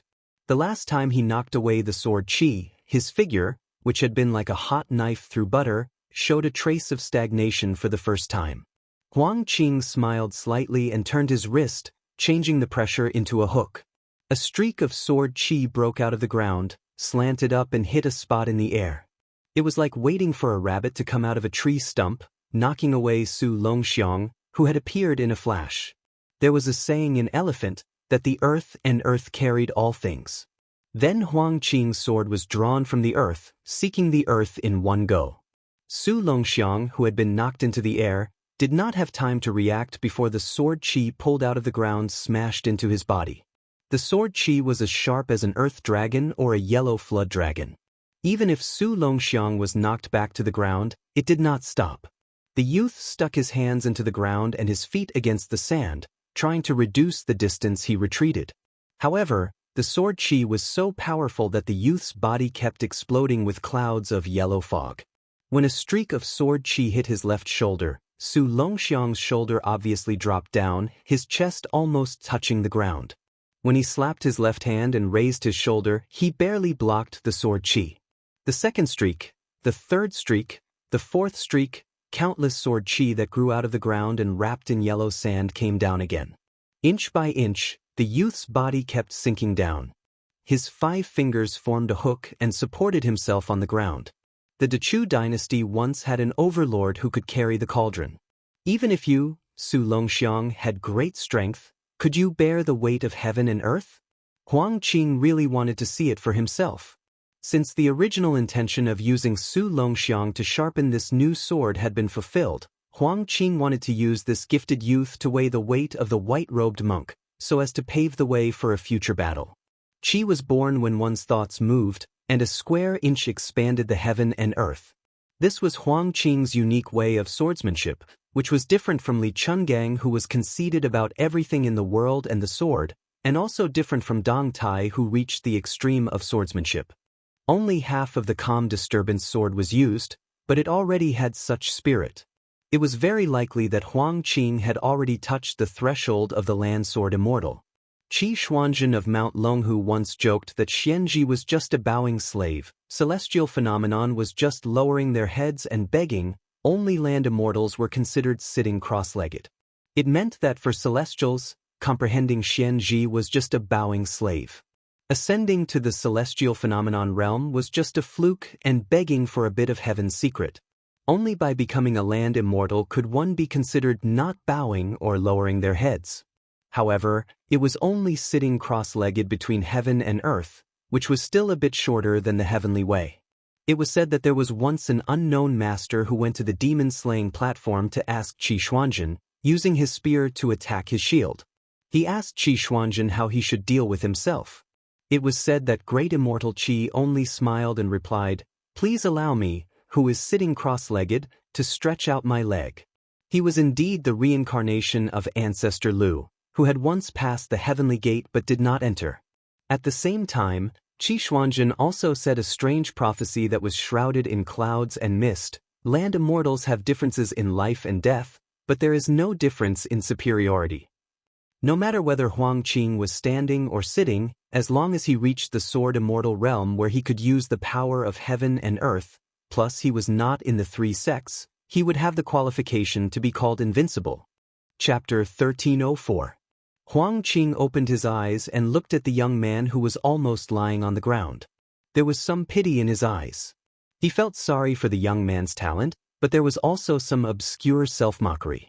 The Taiping order once said that where a poisonous snake appeared, there must be herbs. This was the natural law of all things in the world. The more a carp turned into a dragon, the more difficult it was to escape. 100 years ago, Lu Songtao was invincible in the world and sealed the mountain for a nameless wandering Taoist. Li Chuangong's swordsmanship was known to be on par with heaven. He opened the gate of heaven whenever he wanted, but he was restrained by Wang Xianxi. In the end, Wang Xianxi died in the hands of Su Fengnian. Huang Qing calmed his mind and collected his thoughts. In front of him, Su Longxiang had already been blasted into the huge pit by countless sword qis. In his field of vision, with the young man as the center, numerous yellow Jiao dragon sword qis rose from the ground like blooming flower buds. They continuously smashed onto the young man's back, not giving him a chance to catch his breath. After all, it was reasonable that the strength of the dragon and elephant could not defeat the grand atmosphere of heaven and earth. Although Huang Qing was a little regretful that the young man did not make him use all his strength, it was not easy for him to hold on for so long in a game of swordsmanship. Huang Qing did not want to kill Su Longxiang in this way. It was not that he was afraid of being hated by the young king of Bailiang in the future, but that Huang Qing was able to reach the great grandmaster realm of swordsmanship today, and he had a matching breadth of mind. Huang Qing reached out and pressed down on the calm storm, then suddenly pushed it back into the scabbard. Place the heaven's origin. At the same time, a terrifying sword chi as thick as the roots of a mountain fell from the sky. The sword chi exploded into the ground, just like a famous sword returning to its scabbard. The sword chi was so rich that it was exaggerated to the point of flowing water. It crazily overflowed from the big pit and flowed rapidly outside the big pit, soaking the yellow sand. Huang Qing sighed slightly in his heart and turned to return to Gusai state. The calm storm in his hand trembled slightly, and the amplitude was increasing. Huang Qing frowned and looked at the big pit again. He could not detect a trace of vitality, but because of this, the laughter squeezed out from the throat like a beast was particularly terrifying. A thin figure in ragged clothes walked out along the slope of the pit. He was bent and his hands were hanging low. When he raised his head, Huang Qing was a pair of golden eyes. There was not the slightest hint of emotion in those eyes. There was neither sadness nor joy, neither worry nor joy. In the blink of an eye, Huang Qing controlled the sword chi to erect 6 tall walls behind him. The youth, who had lost his human aura, instantly appeared behind Huang Qing. He then began to run, smashing through the 6 walls in one breath. His running speed did not decrease but instead increased. When he was 2 zhang away from Huang Qing, the youth leaped high into the air and pounced at Huang Qing. Huang Qing's hand that was holding the sword slid down and grasped the end of Calm Disturbance's scabbard. After raising his arm, the hilt of the sword accurately hit the young man's throat. Huang Qing said in a low voice, "Dismissed." A bright sword light bloomed in front of the young man's chest. But what surprised Huang Qing was that after the collision, the young man tilted his head back and then hit forward at a faster speed. Not only did he break the sword chi, but he also almost lost his sword. Huang Qing took a few steps back. During this time, his 5 fingers loosened briefly. When the hilt of the calm storm was knocked back to his palm, he held it again. Fortunately, he did not fail miserably. Otherwise, the sword chi would have been knocked out of his hand by the young man's throat. But Huang Qing's palm was also bleeding. Huang Qing's wrist shook. The sword was only an inch out when the young man landed and twisted his body. He held the hilt with one hand and, gently, pushed his chest with the other. Not only was the calm storm pushed back into the scabbard, but Huang Qing was also pushed more than 100 feet away by the young man. Huang Qing, who was flying backwards, stepped on the air a few times like a dragonfly skimming the surface of the water, creating a long string of mysterious ripples that looked like water ripples. When those ripples gradually expanded and came into contact with each other, sword chi swayed like lotuses from the water. These 20 or so green lotuses were as tall as an adult in the blink of an eye, blocking the path of the young man. The young man with golden eyes stared at Huang Qing. In the process of sprinting, he grinned but did not speak. His hands casually tore apart the green lotuses that were in his way. Huang Qing took half a step forward, and the back of his shoe was completely covered by the yellow sand. Then he drew an arc on the ground and took half a step back. The yellow sand behind him was pulled by this half step, and he actually pulled out a crescent-shaped sand dragon that was more than 100 feet long. Huang Qing's move was not the sword out of the scabbard, but the scabbard leaving the sword. It was aimed at the young man's heart. Since ancient times, swords had always been shorter and shorter. The Qin sword was more than 22 inches long, while the Dafeng sword was only 19 inches and 6 fun. Later on, the 9 kingdoms' private sword furnaces aside, the imperial court swords all had different lengths, but they did not exceed the Dafeng sword. However, the Calm Storm, which was one of the most famous swords in the world, was a new weapon that had been forged for less than 20 years. It was as long as the ancient sword of the Qin dynasty, 21 inches and 3 fun. It was to seek the profound meaning of long sword to reach far. This was probably the expectation of the person who gave the sword to Huang Qing. After Huang Qing unsheathed the scabbard instead of the sword, he silently recited, 16 views. The scabbard was 16 inches away from the sword tip. Every inch out there was a view. One view, one form.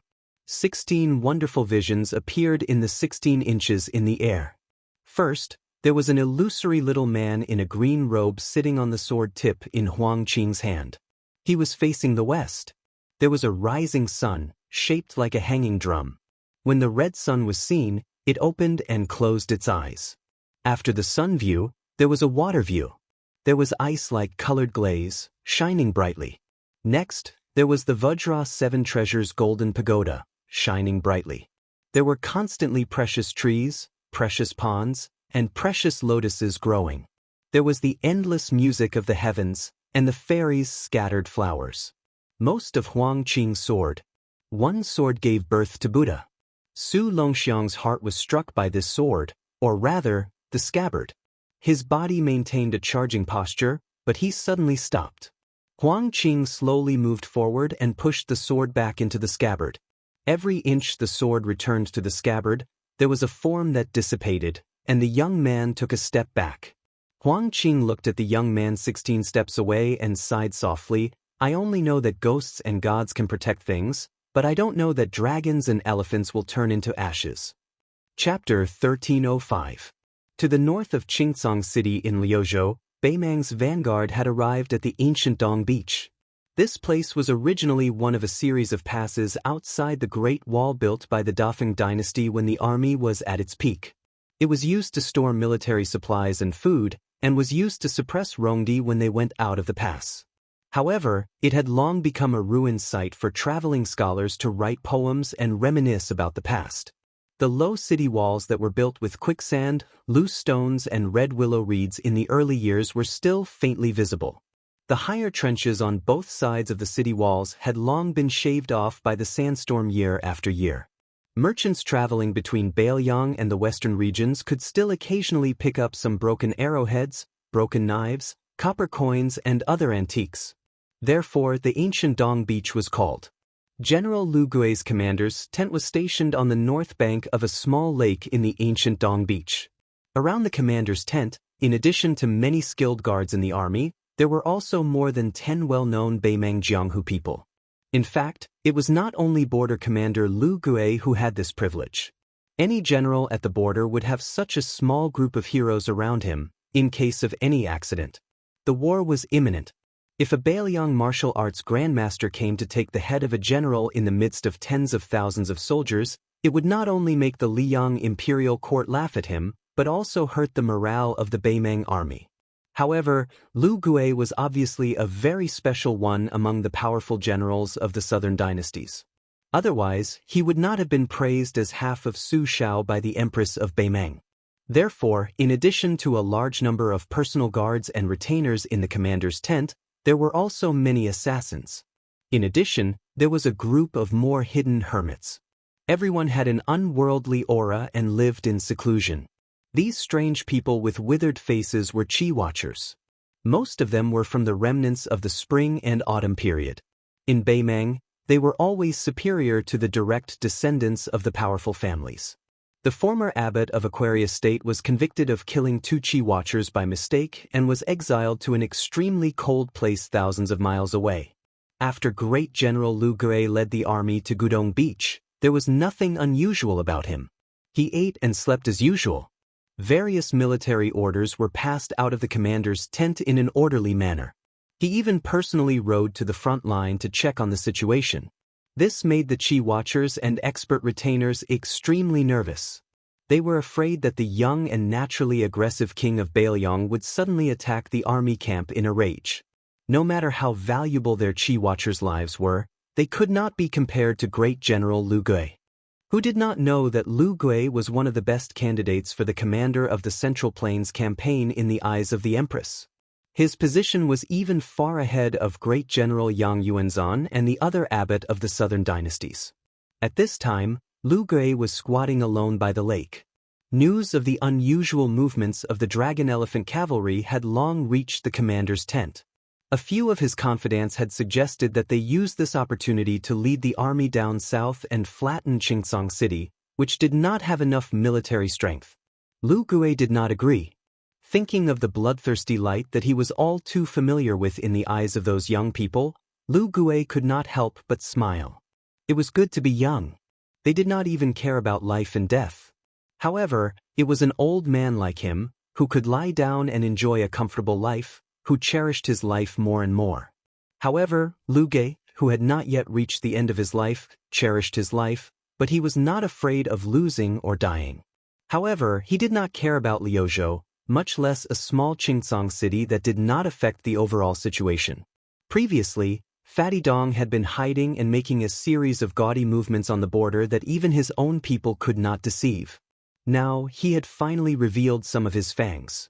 Even if he had been sent to Liuzhou and was destined to do some shady business that added icing on the cake, Lu Gui was not angry. After all, from the beginning, Lu Gui had his eyes set on a piece of fat meat that was even more tempting than the barren Baoyang. The Central Plains. Lu Gui muttered to himself, "When I was young, I read a line in a book. Riches and honor that do not return to one's hometown is like walking at night. The older I get, the deeper my feelings become." Lu Gui suddenly thought of something and laughed self-mockingly. Back then, when the emperor said that he was half Su Shao, it really had both advantages and disadvantages. The advantages were naturally that his reputation in the Southern Dynasty army had risen. As for the disadvantages, they were now beginning to show. He heard that the 30,000 dragon elephant cavalry did not even need their commander to say anything. They all spontaneously wanted to chop off their own heads and use them as urinals. Lu Gui subconsciously touched his neck. A few days ago, his old friend had sent him a letter. In the letter, he had ridiculed Yang Yuanzhan for being far less valuable than Great General Lu's head. Lu Gui heard a series of urgent shouts behind him. He stood up and turned around to see 3 people jogging over. One of them was the new commander of the Black Fox Shelter, the other was a master from the chess and sword music school, and the leader of the Qi Watchers under his command. The last one had a panicked expression. He quickly walked over and whispered, "Great General, we saw a Qi coming from the east. Its target is the commander's tent. If there are no big surprises, it should be the king of Baoyang himself. At the latest, it will take 3 incense sticks to burn." Lu Gui was stunned. He knew very well that Dong Zhuo was about to make a big move in the northern regions of Yu and Liang. He smiled and asked, "Has the king of Baoyang gone mad?" Lin Fu said helplessly, "My dear great general, look at the situation. Who cares if Su Fengnian's brain is flooded with water? Let's quickly set up a defensive line. This kind of top-notch martial arts grandmaster can break through a formation by himself. If he is determined to make a move on you, great general, you really can't underestimate him." Lu Gui's expression did not change. However, he was not arrogant enough to wait for the world's most powerful person to come to him. He said calmly, "Lin Fu, pass down the order. The Central Army will turn east. Then, let Huyan Kachin and Yelu Zongtang each lead 500 fast and light cavalry troops to the left and right flanks. You will lead another 180 Black Fox shelters and act according to the situation. As for the palace's private army, let them arrange themselves. They are more experienced in dealing with Jianghu masters." Lin Fu whispered, "Do we need to place 200 heavy cavalry troops at the front of the battle formation?" Chapter 1306. Lu Gui glared at him and said, "Let's not talk about whether the 200 heavy cavalry can stop the king of Baoyang. Even if they can, how many of them will be left? Even if you don't feel sorry for them, I do." Lin Fu chuckled and did not dare to take matters into his own hands. He quickly turned and ran off to deploy the troops. Lu Gui walked side by side with the Qi refinement warrior in white and the master from the chess and sword music school. The Qi refinement warrior seemed to have been influenced by the general's calmness in the face of danger. He was no longer as anxious as before. He said softly, "General, please rest assured. The 600 well-trained men that His Majesty has bestowed upon him are not very useful if they are used to break through the enemy's lines. However, They are very effective against these lone warriors. Although the king of Bailiang is indeed very powerful, I believe that he is not so powerful that. Lu Gui smiled and continued the conversation. Killing people as if they are taking something out of their pocket, right? The Qi refinement warrior looked a little embarrassed. Lu Gui said calmly, although I don't know the depth of that Su Fengnian, I feel that if he really wants to die together with me, it is not difficult for him to kill me, Lu Gui. The difficulty lies in how he can escape unscathed. The reason why I say that he is crazy is not because the Su Fengnian knows that he cannot do it, but because he feels that it is not worth it for him to exchange the king of Bailiang's life for my life, Lu Gui's. Lu Gui smiled and said, I am very assured. All of you should be even more assured. Our Taiping commandery is always meticulous. We may have a backup plan in the dark. The swordsman from the chess and sword music school smiled knowingly. About half an hour later, an eye-opening army appeared in front of Lu Gui's army. There were less than 600 of them. However, each of them, who were known as the material officers in the Beimang army, was unusually burly and muscular. Everyone had the back of a tiger, the waist of a bear, and the arms of an ape. Bailiang had many crossbows, while Beimang had many strong bows. This was a fact that everyone knew. However, at this moment, Lu Gui's army was lined up in a ballista formation. What was even more frightening was that there wasn't a single light crossbow in this battle formation. Even the waist crossbows were in the minority. Most of them were large ballistae and cloud-piercing crossbow carts that could be used to attack and defend cities. That cloud-piercing crossbow chariot required 12 resource officers to operate and stored 50 crossbow bolts. Each crossbow bolt was 3 feet long, no different from a sword or saber. Moreover, the tip of the arrow was coated with a green poison. Back then, when Northern Mang's Empress Murong solicited the forces of the pugilistic world, it wasn't something that could be accomplished just by moving her lips. It was precisely this item that had established a miraculous merit and ruthlessly crushed the sects and gangs that refused to be controlled one after another. Within 200 steps, when an arrow was shot out, it was said to be equivalent to the full blow of a second-level Supreme Power Master. If this description wasn't enough to describe the fearsomeness of the ballista and the cloud-piercing ballista, then there was an even more shocking description. Within 100 steps, an arrow was equivalent to a flying sword. These crossbows were built and maintained at the cost of abandoning their original purpose. In exchange, the Empress had said, if the people of Jianghu are not willing to obediently jump around in Jianghu, then I'll skewer you into candied gourds. On the battlefield, if one was really targeted to death by such a large number of crossbows, they would not hesitate to accidentally injure their own soldiers. How could a valiant person who could break through enemy lines fight hundreds of battles and live a long life? Lu Gui was heavily guarded at the back of the army. He didn't deliberately put on his shining armor, nor did he set up an eye-catching flag. He looked straight ahead, squinted his eyes, and didn't say a word. A subordinate general beside the general said worriedly, in fact, the decisive factor is the 3 waves of arrows between 250 steps. If the last wave of arrows, which is as powerful as a flying sword, can't do anything, and that person breaks into the army, it's most likely too late to change the direction of the ballista. Lu Gui pointed at the ballista formation in front of him that was constantly changing under the instructions of the Qi cultivators. He shook his head and smiled, then you've underestimated these Qi cultivators and material officers' ballista. If you look carefully at the width and thickness of the ballista formation, you'll know that the direction of attack of the arrows is not one line or a few lines horizontally. Instead, they're determined to shoot a huge fan-shaped rain of arrows vertically. Even if that person doesn't break the formation in a straight line, these ballista can also respond under the command of the Qi cultivators. The power of the ballista itself is indeed terrifying, but what's more terrifying are these Qi cultivators and material officers who came prepared from the beginning. The general lamented, it's no wonder that our Beimang's Jianghu is not as lively as Liang's. Lu Gui sneered, what's the use of being so lively in the Jianghu? A bunch of boorish men who only know how to use martial arts to break the rules. They don't care about the country at all. I dare say that in the future, when our dynasty steps into the hinterland of the Central Plains, There will be plenty of Liang's Jianghu experts who will help us kill people. They might even kill people with more heart and soul than our Beimang's army." Lu Gui suddenly stopped talking. A dazzling purple spot appeared in the farthest distance of the old man's vision. The general beside him gasped and said in a trembling voice, "It's really coming." Lu Gui subconsciously raised his arm to give the order.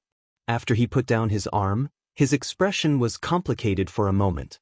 He muttered to himself, "He's indeed Su Zhao's son." The purple aura came from the east without stopping. There was a loud bang in the ballista formation. The ballista arrows were shot and pierced through the air. Almost at the same time, a second wave of ballista arrows rained down toward the purple aura in the sky.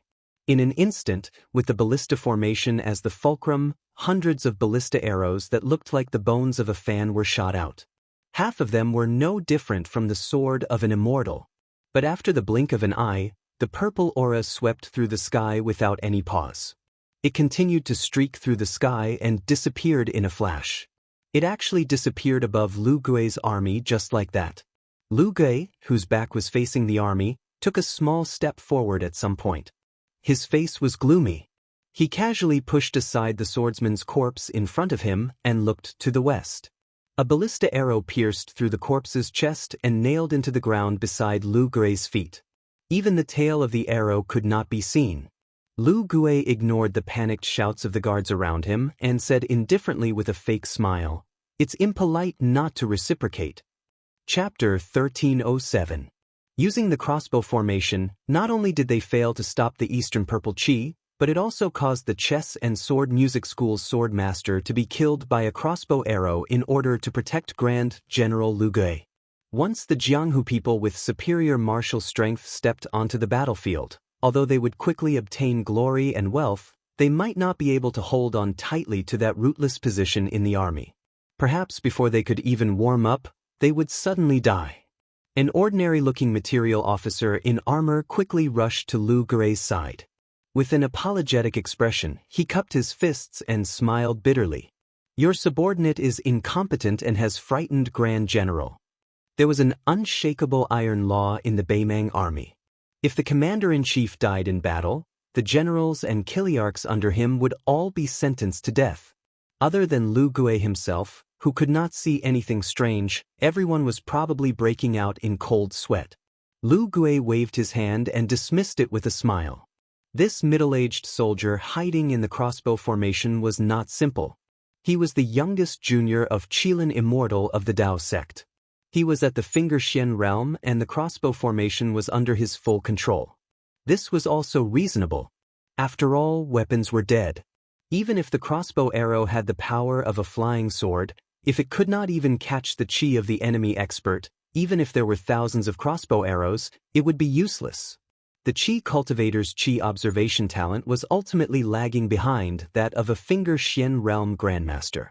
In fact, in the rain of arrows, the last arrow of the Dao sect's immortal was the most threatening.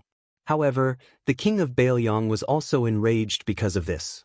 Not only did he use his hand to catch the arrow, but he also threw an arrow at Lu Gui, who was in the middle of the formation. In the end, the chess and sword music school's expert became the scapegoat. Lu Gui was somewhat puzzled. If the king of Bailiang did not want to kill people to establish his authority, what was he planning to do? At this critical juncture where the Battle of Liangmang was imminent, why did he run alone to the barren land west of Liuzhou? Logically speaking, there should be a group of Chang cavalry there to disrupt the situation.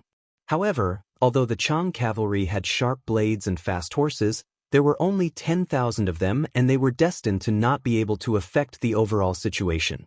Just when Lu Gui was full of doubts, an old Qi watcher squeezed out of the encirclement of the personal guards and walked quickly to Lu Gui's side. He whispered, "General, another top master suddenly appeared in the west. His momentum is not weaker than that of the king of Bailiang. The two will soon collide. It seems that they are going to stop the king of Bailiang from going west." The Chang cavalry broke in and the dragon elephant cavalry unreasonably split their forces. Lu Gui suddenly laughed and said, "Interesting.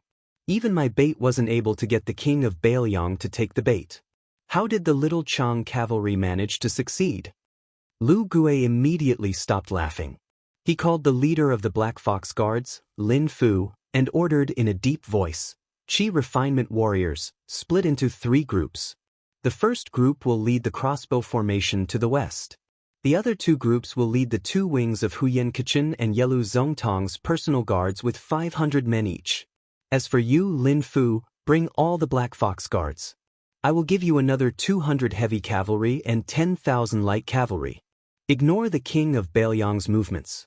Just focus on finding the Longxiang army that has left the main army and fight them at all costs."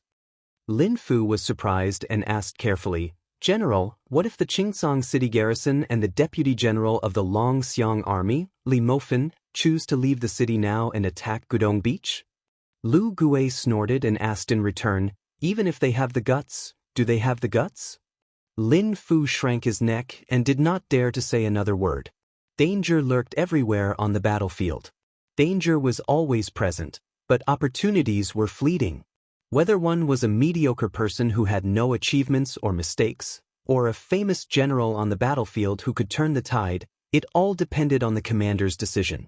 Lu Gue saw that the Dao de Sect's Taoist priest, who was young but had an extremely high seniority, seemed to be hesitating. He was probably afraid that he would fall into the trap of luring the tiger away from the mountain. Once he was assassinated by the Bailiang loyalists in Liuzhou, His Majesty would vent his anger on the Dao de Sect. The old man laughed softly and said, "Taoist priest, there is no need to waste your time by this old man's side. You won't be able to achieve anything. If we can defeat the Longxiang army this time, I will personally ask His Majesty for a reward."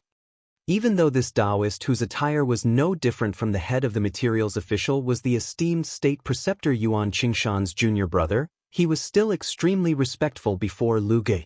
When he heard what was said, his favorable impression of this great general increased by a bit. Northern Mang's nobles and martial artists were mostly condescending. The Taoist inwardly decided that regardless of whether Flo Province's battle was a success or failure, when he returned to the sect, he was going to persuade his senior brothers to place a heavy bet on Lu Gue and not stake everything on the Ruran cavalry's commander Hong Jingyan. Beimang's method of annihilating Buddhism was even more ruthless and tragic than Li Yang's. The power of Taoism was like the sun in the midday sky, especially after his senior apprentice brother had transformed into a rainbow and ascended. The Dao de Sect's status rose like a boat on a rising tide. It was believed that if he could form a relationship with Lu Gue before he made his mark, Beimang would definitely unify the Taoism of the Central Plains when it unified the world in the future. Mount Longhu, which could still be considered the ancestral court of Taoism, would definitely not be able to compete with the Dao de Sect, which was close to Lu Gue, for the position of leader. Lu Gue stood where he was and looked at the dust that was gradually rising in the distance. Suddenly, he laughed involuntarily. "It can't be that Beimang is finished before our battle has even begun, right? So there's a big battle before a big battle. The order of peace, what a good plan." The purple clouds came from the east and left to the west. A golden bronze figure with a majestic aura like that of a celestial being strode forward. The dust that was kicked up by his feet was even greater than the gallop of 1,000 cavalry. The purple clouds seemed unwilling to be tangled up with this person. Even when they passed by the crossbow formation and Lu Gue's army, the purple clouds did not change their path. The purple clouds shifted their direction slightly, but the golden giant took a step to the side and stomped out a large pit, continuing to block their path. The purple clouds still didn't want to collide with it. Their speed didn't decrease, but their path forward quickly shifted to the side again. The great grandmaster of the chess and sword music school's bronze figure was unforgiving. Once again, he chose to confront the purple clouds head-on. The road faced the sky, but the bronze figure's grandmaster was unwilling to separate from the purple clouds. Nothing could be done more than 3 times. In the blink of an eye, the purple clouds, who no longer deliberately held back, were already within reach of the bronze figure's grandmaster. This was the first time the bronze figure's grandmaster had seen this heaven-shaking young man up close. His entire body flowed with a purple-gold aura, and the date mark between his eyebrows was like an inverted third eye. That pair of ice-cold eyes was somewhat similar to the sect's junior Hong Jingyan, who had been born with eyes but failed to see since childhood. Was this the king of Beimeng, Su Fengyan? The bronze figure's grandmaster opened his mouth to speak, but no words came out. However, at the same time, his abdomen swelled like a large bell. A palm pushed out horizontally. It seemed to be played down, but its power could split rivers and split mountains. Su Fengyan suddenly accelerated and brushed past him. The yellow sand behind him caved in, forming a 30-meter-long 5-fingered palm print. The bronze figure retreated like rolling thunder. His speed was unexpectedly not inferior to Su Fengyan's. One person swept forward, the other swept backward, and they continued to walk side by side. The bronze figure's grandmaster extended a hand in an attempt to hook Su Fengyan's neck. Su Fengyan raised his elbow to block the golden giant's hook. The two separated upon contact, pulling apart a distance of 3 meters. They still maintained their original advancing posture. The bronze figure's left foot landed on the ground and took root. His right foot spun, and his figure stopped first. In the instant he turned around, Su Fengyan's figure was already half a mile away. After the tall and sturdy northern Mang martial arts master who resembled the legendary Kunlun immortal stopped, he took a deep breath and opened his mouth wide, swallowing the vital energy of heaven and earth like a whale. With his majestic body as the center, circles of invisible ripples spread out. The ground shook and cracked, tearing out a pattern like a spider web. The golden giant leaped up, rapidly closing the distance between the two. In the air, he raised his arm high and heavily smashed down towards the back of Su Fengyan's head. But Su Fengyan suddenly stopped. The bronze figure's fist smashed into the air 6 feet above the ground, maintaining the posture of a lion hunting a rabbit in front of Su Fengyan. Su Fengyan's toes tapped, slanted upwards, and lightly tapped the bronze figure's shoulder, trying to continue forward. The bronze figure's grandmaster, who straightened his back, shouted, "How dare you!" A palm slammed down from the air. A whirlpool of wind and clouds suddenly appeared in the sky.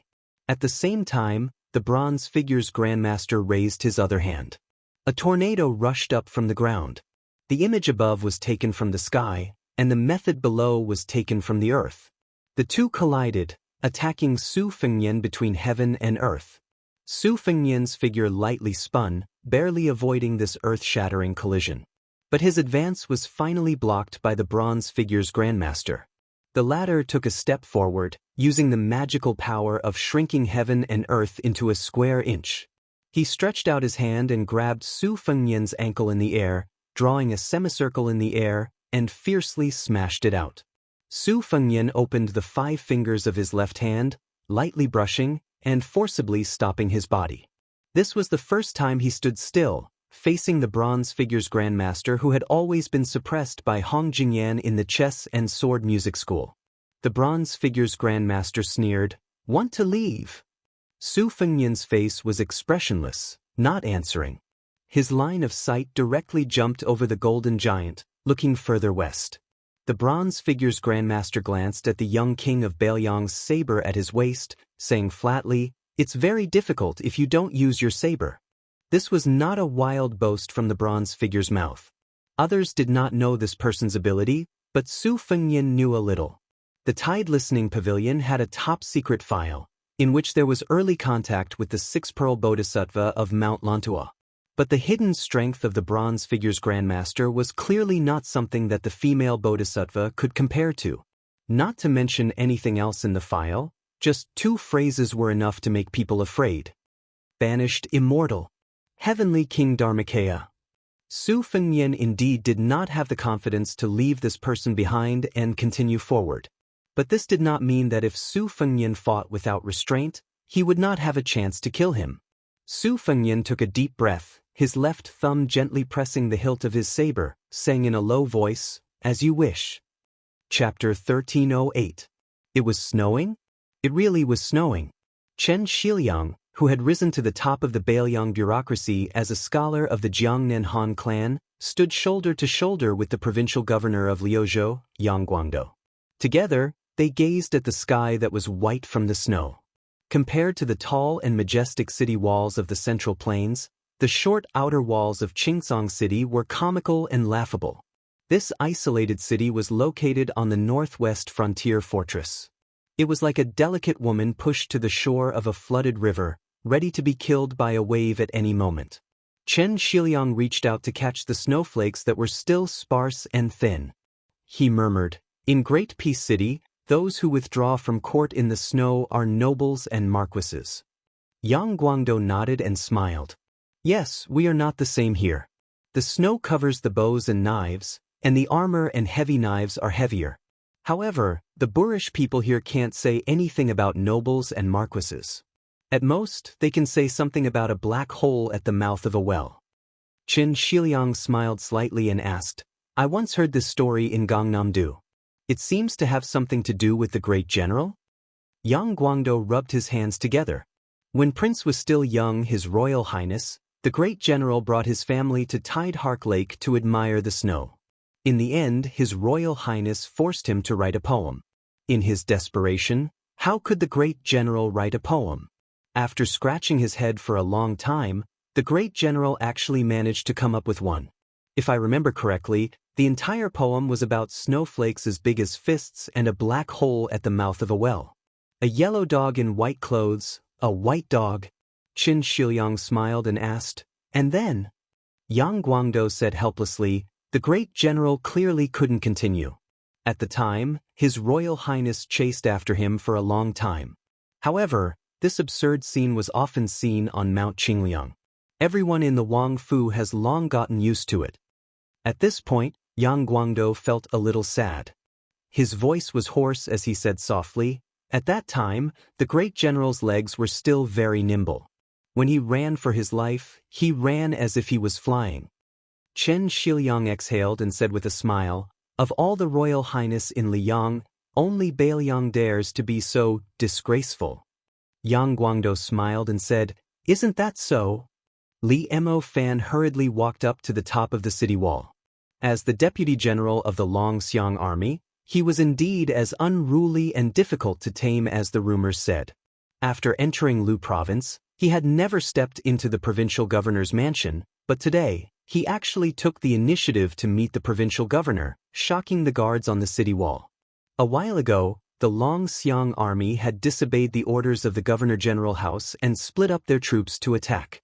Both the military and the government of Liuzhou were already showing signs of hostility. Yang Guangdou turned to look at Li Mo Fan and said with a smile, "Oh, rare guest, rare guest. Does Deputy General Li also have the elegance to climb high and admire the snow?" Li Mo Fan frowned but didn't take offense to the provincial governor's mockery. He said in a deep voice, "I don't know the details of the purple energy phenomenon and the arrows piercing through the air, so I won't talk about it. However, just now, the crossbowmen on the front lines reported that Gu Dongtan and Lu Gui's camp had urgently mobilized 3 cavalry units, all of them rushing toward Linyao City. Among them, Huyen Kachin and Yelu Zongtong's 2 great generals each led 500 light cavalry units. Lu Gui's trusted aide Lin Fu even led the Lu family army's 10,000 main cavalry units. There were even 200 heavy cavalry units hidden among them, ready to charge into battle at any time." Yang Guangdou's expression was grave. He asked, "They're rushing toward your Longxiang army's commander?" Li Mo Fan grunted and rubbed his chin. His eyes were sinister. It seems that the Chang cavalry unit that came between Qingcang and Linyao City was bait. Yang Guangdou was furious when he heard this. He couldn't help but say that if he had known this would happen, he wouldn't have spoken so angrily in the beginning. Chen Shiliang, who didn't have a high rank and was temporarily an advisor to the provincial governor, pulled on Yang Guangdou's sleeve and walked forward. He calmly asked, "Generally, let's assume that the young prince's Longxiang army is already facing the 10,000 Chang cavalry. If the Chang cavalry evades the vanguard and intentionally lures the enemy in, will the Dragon Elephant cavalry be successful in their pursuit?" Li Mo Fan sneered. "As long as they're caught by our Longxiang army, unless the Chang cavalry choose to turn tail and run, they'll definitely be wiped out in less than 2 hours." Li Mo Fan reached out and pressed against the wall. "What I'm afraid of now is that the Chang cavalry, who are best at running in circles, will blindly avoid battle and allow them to hold out until they meet up with Lin Fu's army." Li Mo Fan turned to look at Yang Guangdou, who was nominally the most powerful official in Liuzhou. This general entered the city not to ask for battle, but to say hello. This general will split 10,000 of the Longxiang army to follow Lin Fu. If the army that Lu Gui left at Gudong Beach takes the opportunity to move south, I will personally lead the remaining 10,000 dragon elephant cavalry to resist the enemy. Qingcang City will not be lost. Yang Guangdou finally couldn't hold back his anger. The war is about to begin. You dare to divide your forces when you're at a disadvantage and keep on dividing. Li Mo Fan, to think that you were a general that the general thought highly of when he was alive. I, Yang Guangdou, am a layman who hasn't read many military books. Even I know that this is a taboo. The importance of Flo province lies not only in the fact that our side is defending Azure City to the death to restrain Lu Gui's army, but also in the fact that the 30,000 dragon elephant cavalry is maintaining a posture of being ready to pull back but not unleash it, so as to form a deterrent force to the entire northern Mang southern dynasty. Neither of these two factors can be missing. If either of them is missing, then Liang Mang would have already lost the first great battle. Even if your dragon elephant cavalry is exchanging 1 for 2, even if you, Li Mofan, have accumulated countless battle achievements, Northern Liang King will still cut off your head. You, Li Mo Fan, deserve to die. Li Mo Fan's expression was cold as he said stiffly, Provincial Governor Yang, this general has said that Qingcang City will not be lost. Even if we take a step back and say that the 10,000 dragon elephant cavalry are all gone, as long as the general and Wang Lingbao can return to the vicinity of Qingcang City, Lu Gui will still have to be a coward. Right now, the most important thing is to ensure that the general of the Longxiang army will not meet with any accidents on the battlefield to the east of Linyao. Yang Guangdou took a step forward. The king of Bailiang has promised that I, Yang Guangdou, can do whatever I want in Liuzhou. Do you really think that I don't dare to act first and report later? Li Mo Fan's face was full of undisguised disdain. He tilted his head slightly and pointed at his neck. Why don't you come and try? Old man Yang, with your little ability, do you think you can chop off my head? Qin Shiliang didn't act as a peacemaker, only looking towards Gu Dongtan's side. He slowly said, Provincial Governor Sir and General Li aren't wrong, it's just that matters have their priorities. Right now, we might as well plan for the worst. The appearance of the Chang cavalry was a trap set up by Northern Mang from the start. Now, since our dragon elephant army has already taken the bait, moreover, what Northern Mang wants to eat isn't just a few thousand dragon elephant army soldiers, but an even more important target, Commander-in-Chief Su Longxiang.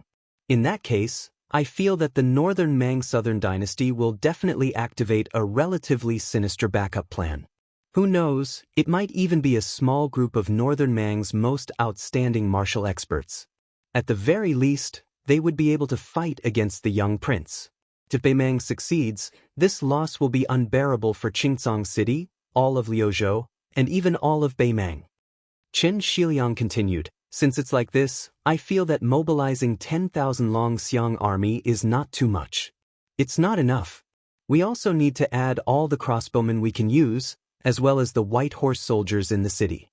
If possible, even the loyalists and spies hidden in Qingcang City should rush out of the city.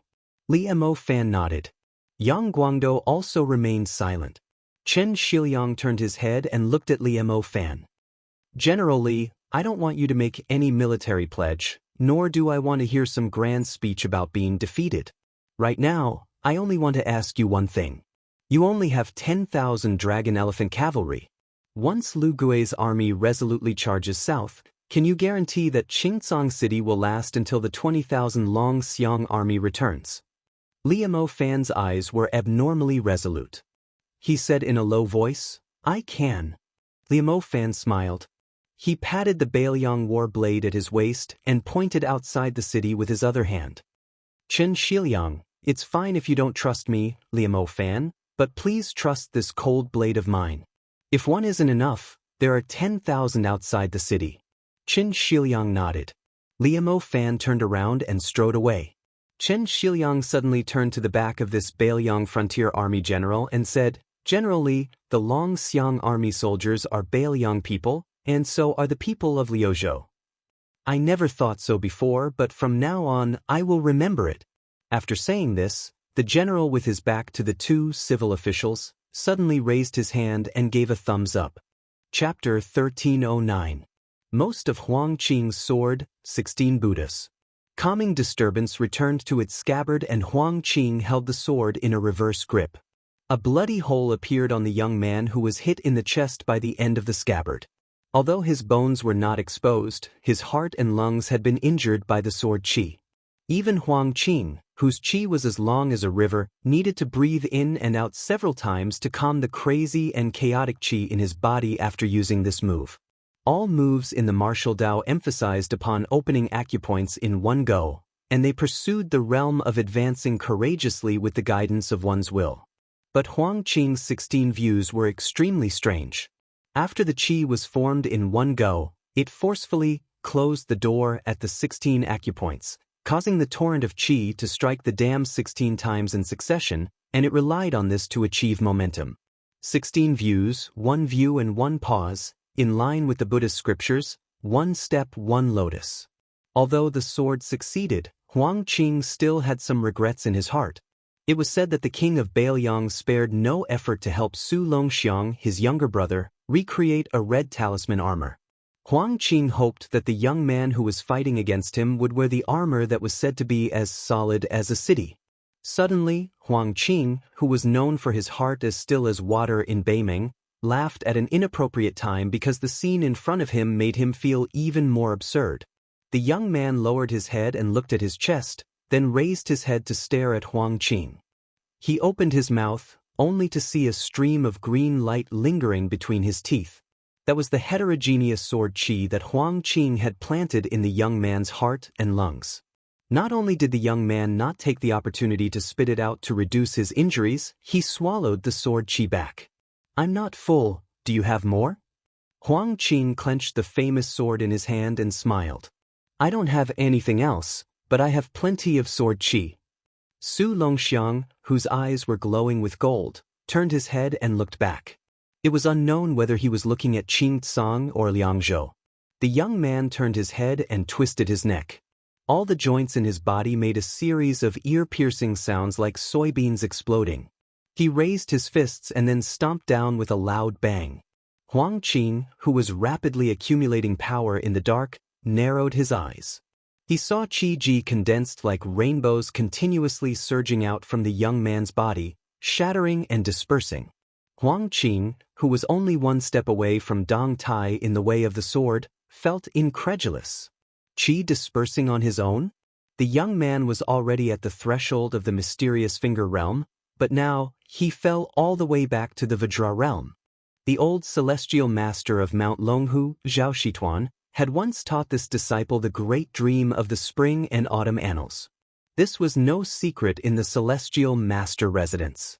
Those imperial officials and nobles of the imperial family all mistakenly believed that the old man had lost his mind and acted as an accomplice to a villain, helping Su Rintu's youngest son advance a step further on the martial path. In fact, it was true that Zhao Shituan was thinking for his beloved disciple Su Longxiang out of selfishness. However, no one in the world would be able to guess the true meaning of the dream of spring and autumn. It was not to increase Su Longxiang's strength, but to suppress Yan Sheng in Taoism. If Zhao Shituan did not painstakingly create a box to hide the jade for his disciple, then Su Longxiang would be envied by the heavens. Wasn't Su Fengyan forging the talisman armor for Su Longxiang the same? Previously, the young man seemed like a trapped beast at the end of its rope in Huang Qing's magnificent sword fight. In fact, the talisman armor and the great dream of spring and autumn annals were the true trapped beast. Huang Qing looked down at the calm disturbance as if he was facing a great enemy. Finally, he could deliver a complete sword. Su Longxiang also lowered his head and smiled foolishly. Brother, I'm going to fight. There was a light snow in Jiangnan. Day after day, Mount Hui was crowded with people. Not to mention a light snow, even if there was a heavy snow, the road would have been trampled clean by people without the need for the Xianyuan family to sweep the snow. The tourists who crowded shoulder to shoulder were all here to admire the moonless restaurant on the Great Snow Plateau. Although Yuniu Jiang was not qualified to enter, he could still come in high spirits after seeing it from afar. When he went back, he could boast to his friends in Jianghu. Seeing a woman in purple, he dared to boast that he had seen the female chief of Wulin. However, which female hero did not have a set of purple clothes in her bag when she traveled Jianghu? Otherwise, how could she have the face to call herself a fairy? A while ago, the Wulin assembly was held and everyone participated in the grand event. Everyone added fuel to the fire, which made the reputation of the purple dress of Mount Hui even higher. In particular, the Tide Listening Pavilion in Bailiang sent so many boxes of martial arts manuals from thousands of miles away. It was no doubt that the most powerful person in the world recognized Xianyuan Qingfeng as the chief. Who dared to say anything? Moreover, the woman was so generous. She wantonly gave away the old manuals on the Great Snow Plateau as if she was giving out a few copper coins. Many old and wise Jianghu legends smiled brightly. The liveliness of Mount Hui made Mount Longhu even more deserted. In addition, the incense on Mount Wudong in the distance was getting stronger, and Prince Qingqing, surnamed Wu, was in charge of the affairs of the Taoist sect in the mansion of Taoist Master. If it were not for Mr. White Lotus, Mount Longhu would have been very cold this winter. The weather was not cold, but the heart was cold. Fortunately, all this was good for the old Taoist in the small Taoist temple at the foot of Mount Longhu who liked peace. Chapter 1310. The old Taoist with the surname Zhao had always been an unreasonable weirdo. He was a direct descendant of the Taoist master's residence and was brimming with talent. He could debate Taoism with Qi Xuanzhen, compete with Li Chungang in swordsmanship, and compete with Xianyuan Pan in strength. His talent was clearly a level higher than that of the Dragon Tiger Mountain's leader, Zhao Shi, who had already ascended. However, in order to avoid being an honorable minister, he fled from the mountain and concealed his identity to wander the Jianghu. After returning to the mountain, he didn't live in the Taoist master's residence. Instead, he lived in the dilapidated Taoist temple at the foot of the mountain and waited for death. A few years ago, he risked universal condemnation and accepted Rintu's youngest son as his disciple. If not for the fact that Dragon Tiger Mountain's position as the ancestral court of Taoism was still unshakable, everyone in the imperial court would have drowned this muddle-headed old Taoist. Zhao Shituan wandered around the temple that had finally been repaired. He went to the Green Dragon stream and stared blankly for a while. He seemed to have remembered something and ran to tighten the rope of the bamboo raft. Then he squatted down and looked at the stream. It was very bleak. After getting up, he shook his robe and returned to the temple. He went to the boy's room and sat by the bed for a while. After sitting for a long time, he still didn't know what to do. He really had nothing to do, so he went to sit by the well. He once lied to his disciple that the well led to Bailiang and was connected to his home. In the end, this idiot would throw hawthorns into the well every time there were hawthorns to pick. He couldn't bear to eat them and gave them to his older brother. As her master, even if he wanted to steal a few to try, it would be absolutely impossible. Zhao Shituan sat by the well and was lost in thought. Of course, the old Taoist didn't like Rintu, who almost trampled Dragon Tiger Mountain, but this didn't stop him from liking Rintu's two sons. His disciple, Huang Man, was not much different from the old Taoist master's son in his later years. His impression of His Royal Highness had never been bad. The first time he went to Bailiang Palace, he fought with that cunning little fox. It was very interesting, but he didn't hate her. What he really liked was when the young crown prince came to Mount Longhu and bowed to him solemnly. In this world, there was a great number of aristocratic families, and there was no shortage of daughters of aristocratic families.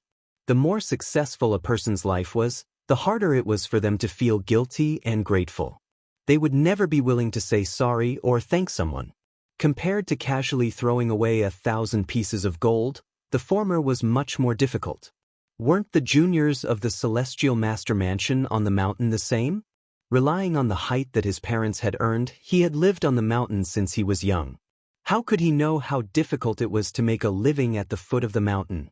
Little did they know that all the high positions, including that dragon throne, and every ancestor who founded the family business, were all bumpkins without exception. The old Taoist sighed. All of a sudden, the old man's eyelids began to tremble, and his heart trembled violently. The old man's expression changed greatly. He quickly pinched his fingers, and his face became paler and paler. He suddenly got up and sat back down. Zhao Shituan, who was deceiving himself, shouted angrily at the well, "Su Fengnian, if you can't protect Huang Man, or this time, I'll curse in front of your house for as long as I can live in this life." The old Taoist cursed and laughed inexplicably.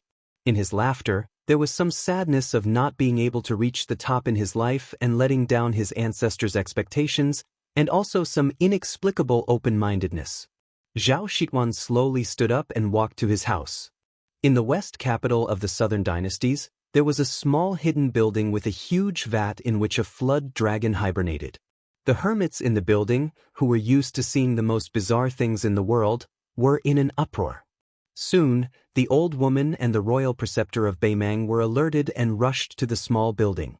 In the old woman's sight, in the position of the Bailiang territory in the vat, the surface of the water that was as flat as a mirror seemed to have been cut by a sharp weapon for a long time. After the initial shock, the old woman's lips curled into a sneer. Catching 2 fish with 1 hook? The old woman stared at the surface of the water and asked softly, "Other than the sword Qi and the Copper Man Grandmaster, can you transfer some experts over? Those who are slightly weaker can also do it." The Imperial Order of Peace shook his head and said regretfully, "Impossible. Hong Jingyan, who is the closest, can't make it in time. As for those who are weaker, it's useless even if 10 or 20 of them go. Besides, the southern dynasty's border can't be transferred. Most of them are already by the king of the southern courtyard." The old woman asked, "Is there a possibility of going for wool and coming home shorn?" The Imperial Order of Peace said indifferently, "It's very difficult for the Copper Man to completely stop Su Fengnian. However, it shouldn't be difficult to delay his footsteps and buy time for Huang Qing to force Su Longxiang to suffer the wrath of heaven. All the Qi refinement warriors of the southern dynasties are ready. When the time comes, they will add fuel to the fire." The old woman nodded. That was enough. The old woman suddenly took a step back, but quickly took that step back. In the vat, something broke the surface of the water. The dragon raises its head. It stared at that line. He saw Jiangnan and snow again. An old Taoist began to climb the mountain and walked towards the celestial master residence. The old man found a yellow-purple Taoist robe that he had not worn for too many years from the bottom of the box. He even combed his hair and beard, causing countless juniors of the celestial master residence to look at him as if they had seen a ghost in broad daylight. The old Taoist walked towards the ancestral hall and bowed to all the portraits of the ancestral masters hanging on the wall. After walking out of the ancestral hall, this old Taoist of the Hope generation of Mount Longhu arrived at the top of the mountain. In the wind and snow, the old man sat cross-legged and laughed softly. It said that there's a knife on the battlefield and there's no need to be afraid of dying on the back of a horse. There's wine in the pugilistic world and there's no need to be afraid of dying drunk. I've never dared to kill anyone. I can't even drink enough wine. I've never lived a heroic life. In the end, I'm going to die like this." The old Taoist seemed to be talking to the world as he said loudly, "Enjoy yourself." The old man stretched out his finger and pierced his eyes. Then, the yellow-purple Taoist raised his right index finger that was dripping with blood and drew a mark between his eyebrows. It was like opening the heavenly eye. The old man lowered his arms and gently placed them on his knees. He formed a seal and said peacefully, "Huang Man, this is all I can do. I can't learn how to open the heavenly gate. I can't even open the heavenly eye. If I still can't block the heavenly tribulation for you, don't blame me." The world envied longevity, and Taoists cultivated tranquility. At the last moment of his life, the old man remembered his disciples snoring in the Taoist temple at the foot of the mountain a few years ago. It wasn't tranquil at all, but it was what the old man missed the most. At the end of winter in the first year of Xiangfu, the purple gold lotus at the highest point in the pond in the celestial master residence had withered. Chapter 13:11. Su Longxiang began to sprint. His speed was much faster than Huang Qing's. The Taoist supernatural power of shrinking the ground into an inch could not be compared at all. In the Taoist classics, there was a way to complement the immortals. Of course, it was a way to fool the villagers. However, Huang Qing's sword qi had already permeated the surroundings and was everywhere. It was somewhat like a weapon made of grass and trees. More importantly, with the help of the mysterious finger realm, which was able to see ahead of time, Huang Qing could accurately capture Su Longxiang's attacking route. Before Su Longxiang collided with him and the calm storm, he would inevitably attack those tiny sword qi that filled the world. This allowed Huang Qing to predict the future and plan before acting. Huang Qing had anticipated that Su Longxiang would circle around and attack him from behind. He didn't turn around. Instead, he pulled his sword out of its sheath by an inch. At the same time, a sword rainbow suddenly exploded 20 feet behind him, splitting the sky. However, the expected scene did not appear. Su Longxiang did not arrive as expected, so Huang Qing's first strike had lost its meaning. What was worse was that Huang Qing had already begun to set up a follow-up attack for the youth to knock away the sword qi green rainbow after making the first move. In a battle of life and death between top martial arts grandmasters, the slightest difference was enough to make a difference of 1,000 miles. As expected, Su Longxiang, who deliberately paused for a moment, finally appeared beside Huang Qing like a ghost and then collided with him. Huang Qing's qi that was flowing like a waterfall was forcibly shifted to several major acupoints and flowed like a river. Although the calm storm did not have time to be unsheathed, Huang Qing held the sheath in his hand and swept out. A sword aura drew an arc and split the world in a fan shape with a majestic momentum.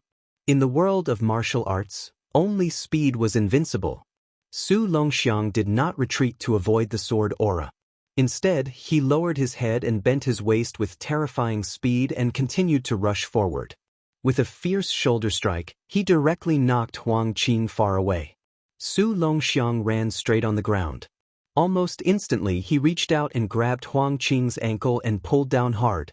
Not only did he pull Huang Qing's body to the ground, but he also directly tore apart Huang Qing's qi that was just about to circulate. Huang Qing crashed into the ground and Su Longxiang kicked him fiercely. Huang Qing had no choice but to use his arm to block the kick, and his body was kicked into the air again. In the blink of an eye, Su Longxiang, who had leaped up, elbowed him in the chest and sent him back to the ground. The shadow above his head pressed down. Su Longxiang crossed his 10 fingers and clenched them into a fist. If this fist landed squarely on him, not to mention the sword qi that was close to yellow, perhaps even the Murong cauldron that was indestructible would become a broken cauldron. Huang Qing's back hit the ground, facing the rapidly falling Su Longxiang from the sky. The hilt of Calm Wind's sword was pressed against the sand, and the scabbard was pointed at the sky, pointing directly at the unforgiving and deranged youth. He left his sword in its scabbard. The scabbard stabbed toward Su Longxiang. The famous sword Calm the Storm was unsheathed for the first time in this way. Su Longxiang's fists smashed onto the scabbard, knocking it to the side. His body only paused for a moment, and then he continued to smash downwards. Huang Qing's left hand gently patted the ground, and his body suddenly spun, driving his right hand to swing out a circle of resplendent circular sword intent. It was like a bright moon born in a desert of yellow sand. Although it was a hurried sword attack, and the momentum was far from its peak, Calm the Storm was still extremely shocking once it was unleashed.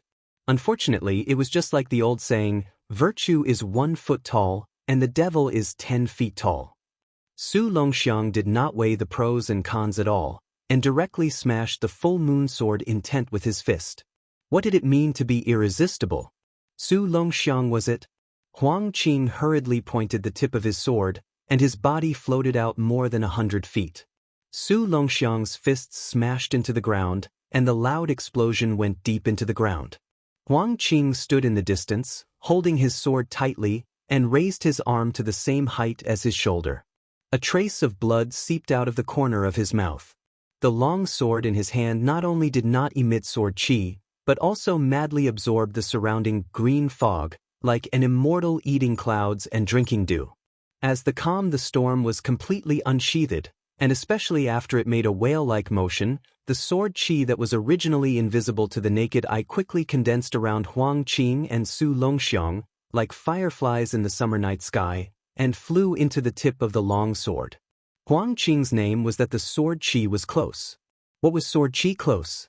It was saying that before Huang Qing arrived and his sword was out, the sword chi was already like, the sky is overcast and the sky is about to rain, and the flock of birds is blocking the road, fine and undetectable, and densely packed, filling the world.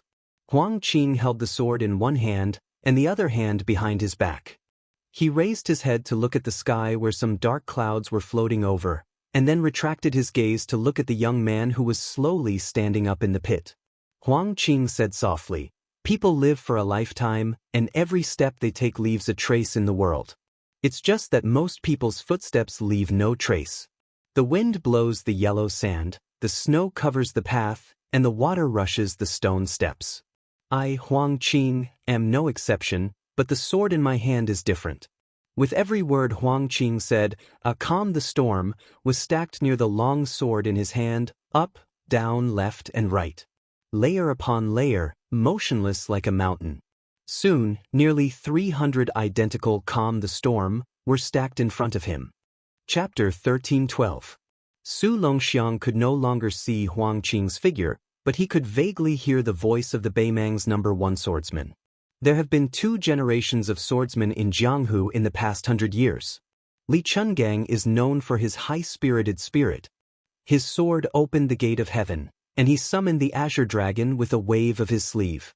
Dong Tai is known for his swift sword, and his sharpness is the best in the sword forest.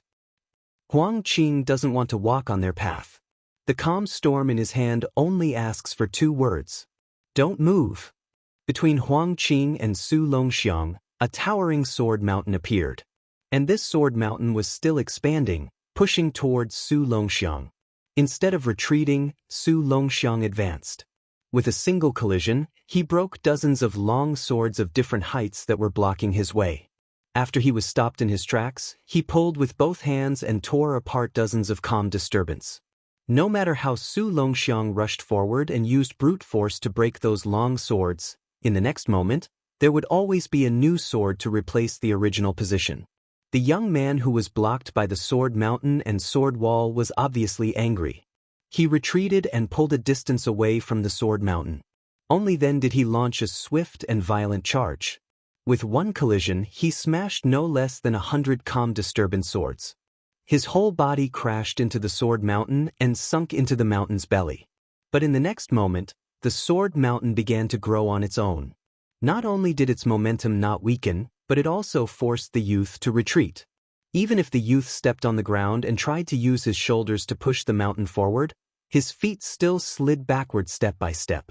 The youth simply used his head to push against the sword wall, and then used his hands to support it. The youth, who was leaning, roared and pushed forward with all his strength. It was like a wooden wall. The whole sword mountain seemed to tremble slightly, buzzing, and the swords hummed like a swarm of mosquitoes. But the sword mountain, whose thickness was stopped and whose height was still overlapping, still pushed forward slowly with its steadily rising momentum. The youth's forehead was already dripping with blood, and his palms were a bloody mess. The boots on his feet were also trampled through. The youth suddenly turned around, opened his arms, and carried the sword mountain with his not broad back. The sword wall finally stopped. In the sky higher than the giant sword mountain, dark clouds covered the sky, and there were faint flashes of lightning and thunder. The young man's pupils gradually shrank until they completely disappeared. Huang Qing said softly, "The birth of you, Su Longxiang, was never a matter of rules. You shouldn't live long in this world. Then I will use the rules to fulfill the rules." Huang Qing drew a circle with the calm disturbance in his hand. It was a simple movement that even a toddler could casually perform, but Huang Qing, whose sword energy was second to none in the world, found it extremely difficult and stagnant. Then, the countless calm storm swords that formed a mountain of swords began to change their formation. Su Longxiang's swords floated in the air around him, behind him, and above his head. It formed a huge semicircle. The tip of each calm the storm sword was pointed at the young man in the middle. Huang Qing looked at the sky from the back of the sword arc. The black clouds were getting thicker and thicker, and the purple lightning that was as thick as a tree was rolling crazily. Huang Qing, whose sword-wielding arm began to tremble, said softly, "Since you seek your own death and are not afraid of attracting the heavenly tribulation, then I will send you on your last journey. This last sword was called Rules. Huang Qing originally wanted to compete with the sword god Dong Tai, and it would be an unprecedented competition of speed in the path of the sword. He didn't expect to use it on Su Longxiang first. Huang Qing suddenly spat out a mouthful of blood, which splashed onto the sword. The calm disturbance fell to the ground. The semicircle sword formation that covered the sky and earth exploded with a boom. Huang Qing's face was filled with shock and confusion. In the distance, the young man stood with his back bent, his arms hanging low. The young man's face couldn't be seen. 7 or 8 thick streams of black energy, like evil dragons, wantonly swam around the young man. At this moment, Huang Qing's clothes fluttered without warning. The scene that he caught a glimpse of was even more horrifying to the sword chi cultivator. Grandmaster Copperman was stabbed in the abdomen by a knife. Just like that, the two people and the knife continued to charge forward together and crashed into a dune. Such a large dune was instantly shattered, and the next dune was still so fragile, like a firecracker in the hands of a child. Huang Qing turned his head and saw that person standing still with the knife in his left hand. Further away, where a dune exploded, Grandmaster Copperman stood up in the sandstorm, and with him, there was also the majestic heavenly King Dharma body that was hundreds of feet tall. Could it be that Grandmaster Copperman didn't even have time to call out his Dharma body after that person attacked? That king of Bailiang, Su Fengyan, came just like that? In addition to being shocked, Huang Qing, who caught a glimpse of the strange phenomenon in the sky from the corner of his eye, also breathed a sigh of relief. Even if Su Fengyan came so quickly, it was still too late. The Great Tribulation had arrived. The 7 heavenly thunders were about to fall. One after another, even if you are an immortal on earth, so what? There was a rumbling sound. A bolt of purple heavenly thunder smashed towards Su Longxiang. Su Fengyan ignored Grandmaster Copperman and the sword energy approaching, and went straight for the rolling heavenly thunder, swinging his knife. It was exactly the same as the azure dragon sleeve of the sheepskin old man back then. It directly shattered that bolt of heavenly thunder. Huang Qing was dumbfounded. Were these two brothers always so unreasonable when they did things? That was the great thunder that symbolized the heavenly tribulation. Did Su Fengyan really want to take on all 7 heavenly thunders alone? Back then, the immortal Qi Xuanzhen withstood the heavenly tribulation on the demon-slaying platform, but he only withstood 6 purple thunders. Su Fengyan stood beside Su Longxiang, reached out and pressed his hand on his brother's head, and said softly, "Huang man, father is gone, but as long as brother is still here, even if the sky falls, it won't be your turn to carry it." Chapter 13:13. Huang Qing believed that with Su Fengyan's strength, it would not be difficult for him to break through a thunderbolt, but he definitely did not believe that Su Fengyan could take the punishment on behalf of others. This was just like in the imperial court, when the Beimang Empress wanted someone to die in anger, even if you were Tuoba Bodhisattva with unparalleled martial arts and outstanding military achievements, you could not stop the Empress's decision. This had nothing to do with the level of cultivation. The cycle of heaven had its own rules. However, Huang Qing had no choice but to believe the scene in front of him. This was really beyond the imagination of Beimang's sword aura. After the Bronze Man Grandmaster brought out his majestic heavenly King Dharma body, his Dharma body was towering, overlooking all living things. His head was level with the black clouds, while his body walked near Huang Qing. The knife in his chest pierced through his body, but there was no blood flowing. This deeply hidden banished immortal calmly explained. This person predicted that Su Longxiang would definitely have a day when he would break through the realm, so he had already foreshadowed it.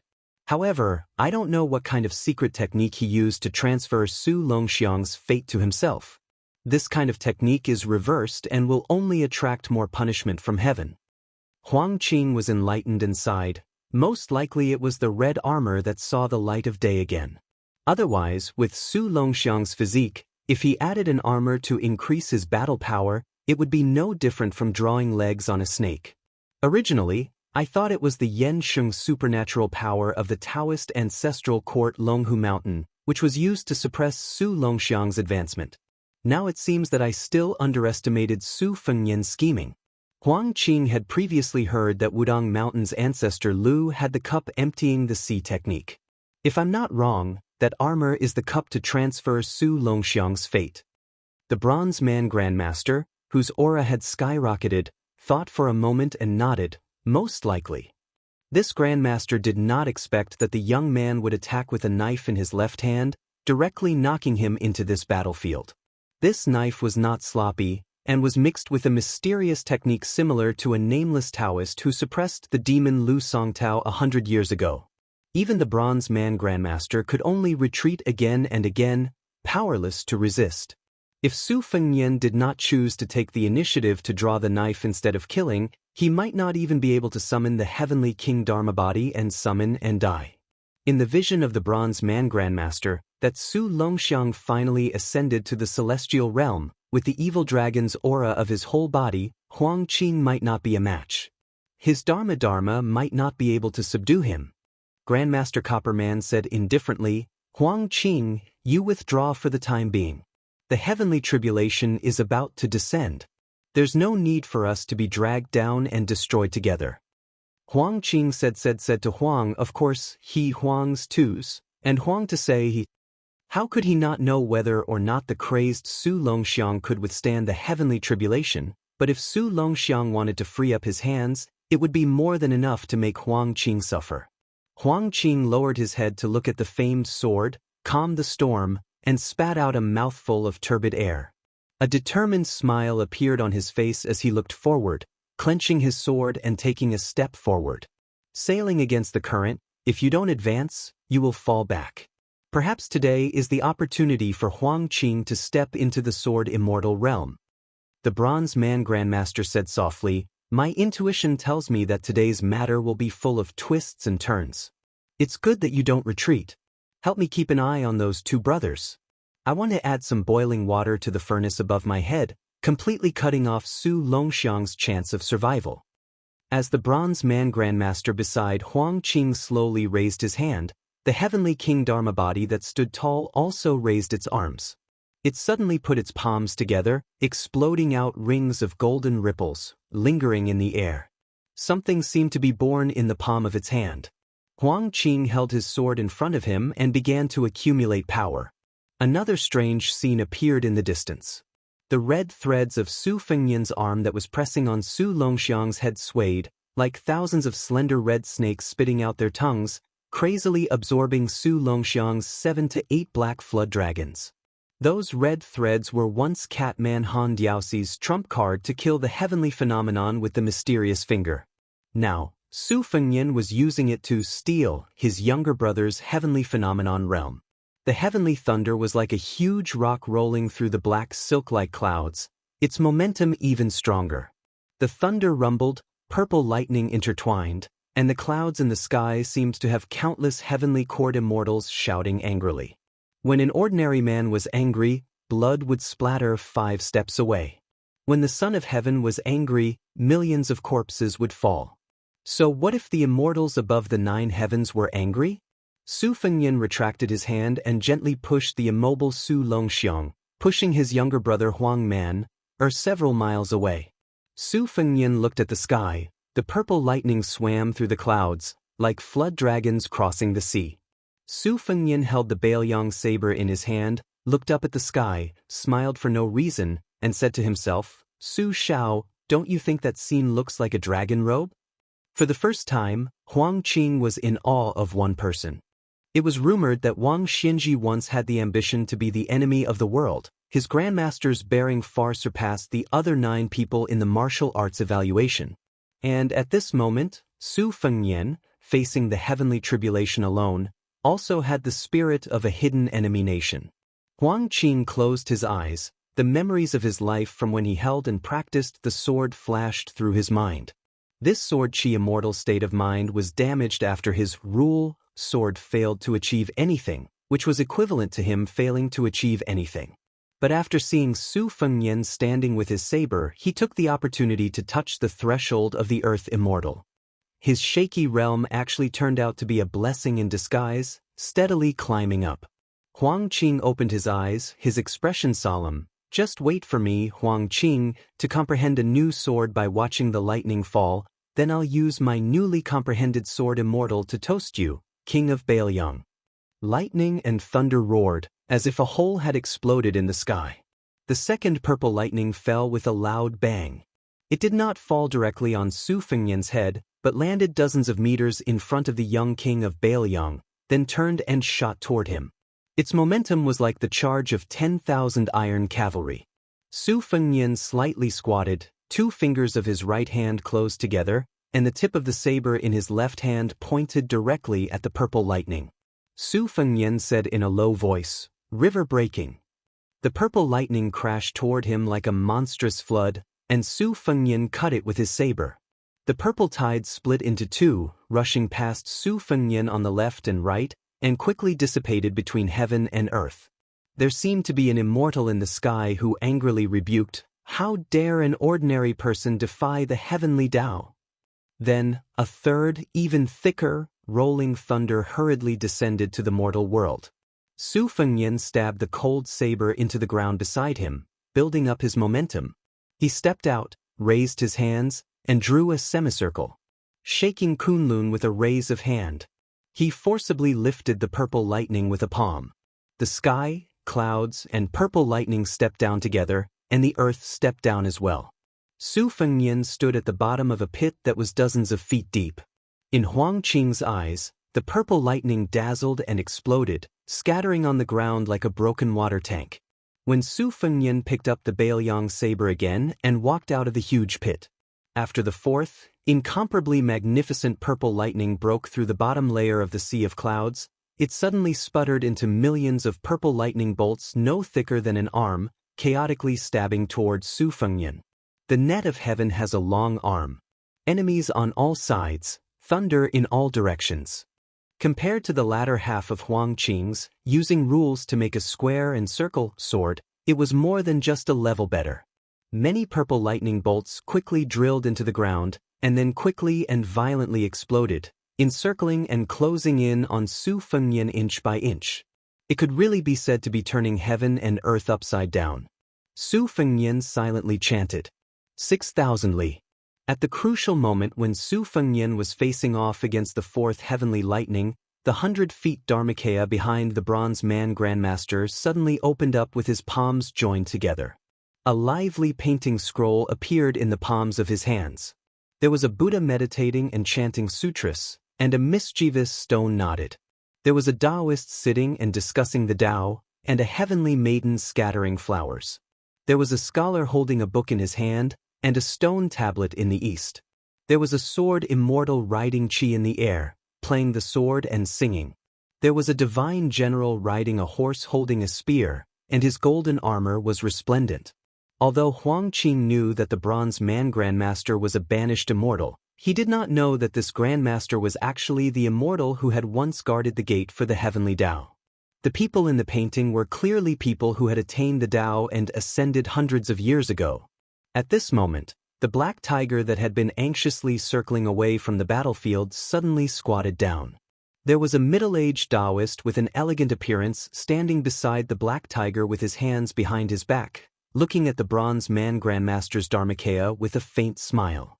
In the 800 years of the world, no one was more immortal than him. Chapter 13-14. Huang Qing tried to comprehend the earth fairy sword by observing the thunder, but this strange Taoist appeared out of nowhere and stopped the process of comprehension. What was even stranger was that even though the comprehension was interrupted, it did not hinder the advancement of the realm at all. Even the speed of the sword intent reaching perfection did not decrease but instead increased.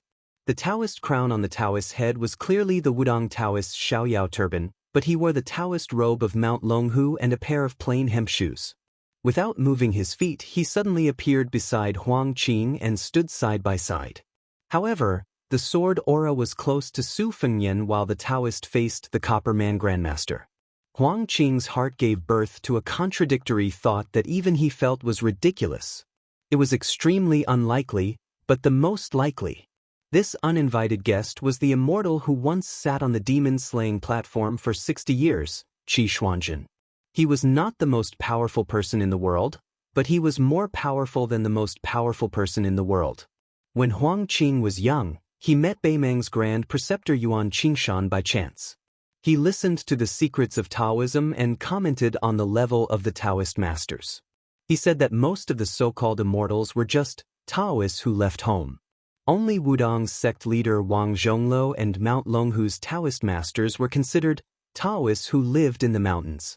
Although they were in the world, they were free from worldly disturbances and could add spirituality to the mountains and bring blessings to the orthodoxy. Above the two, Mount Longhu had a Taoist named Zhao who lived in seclusion.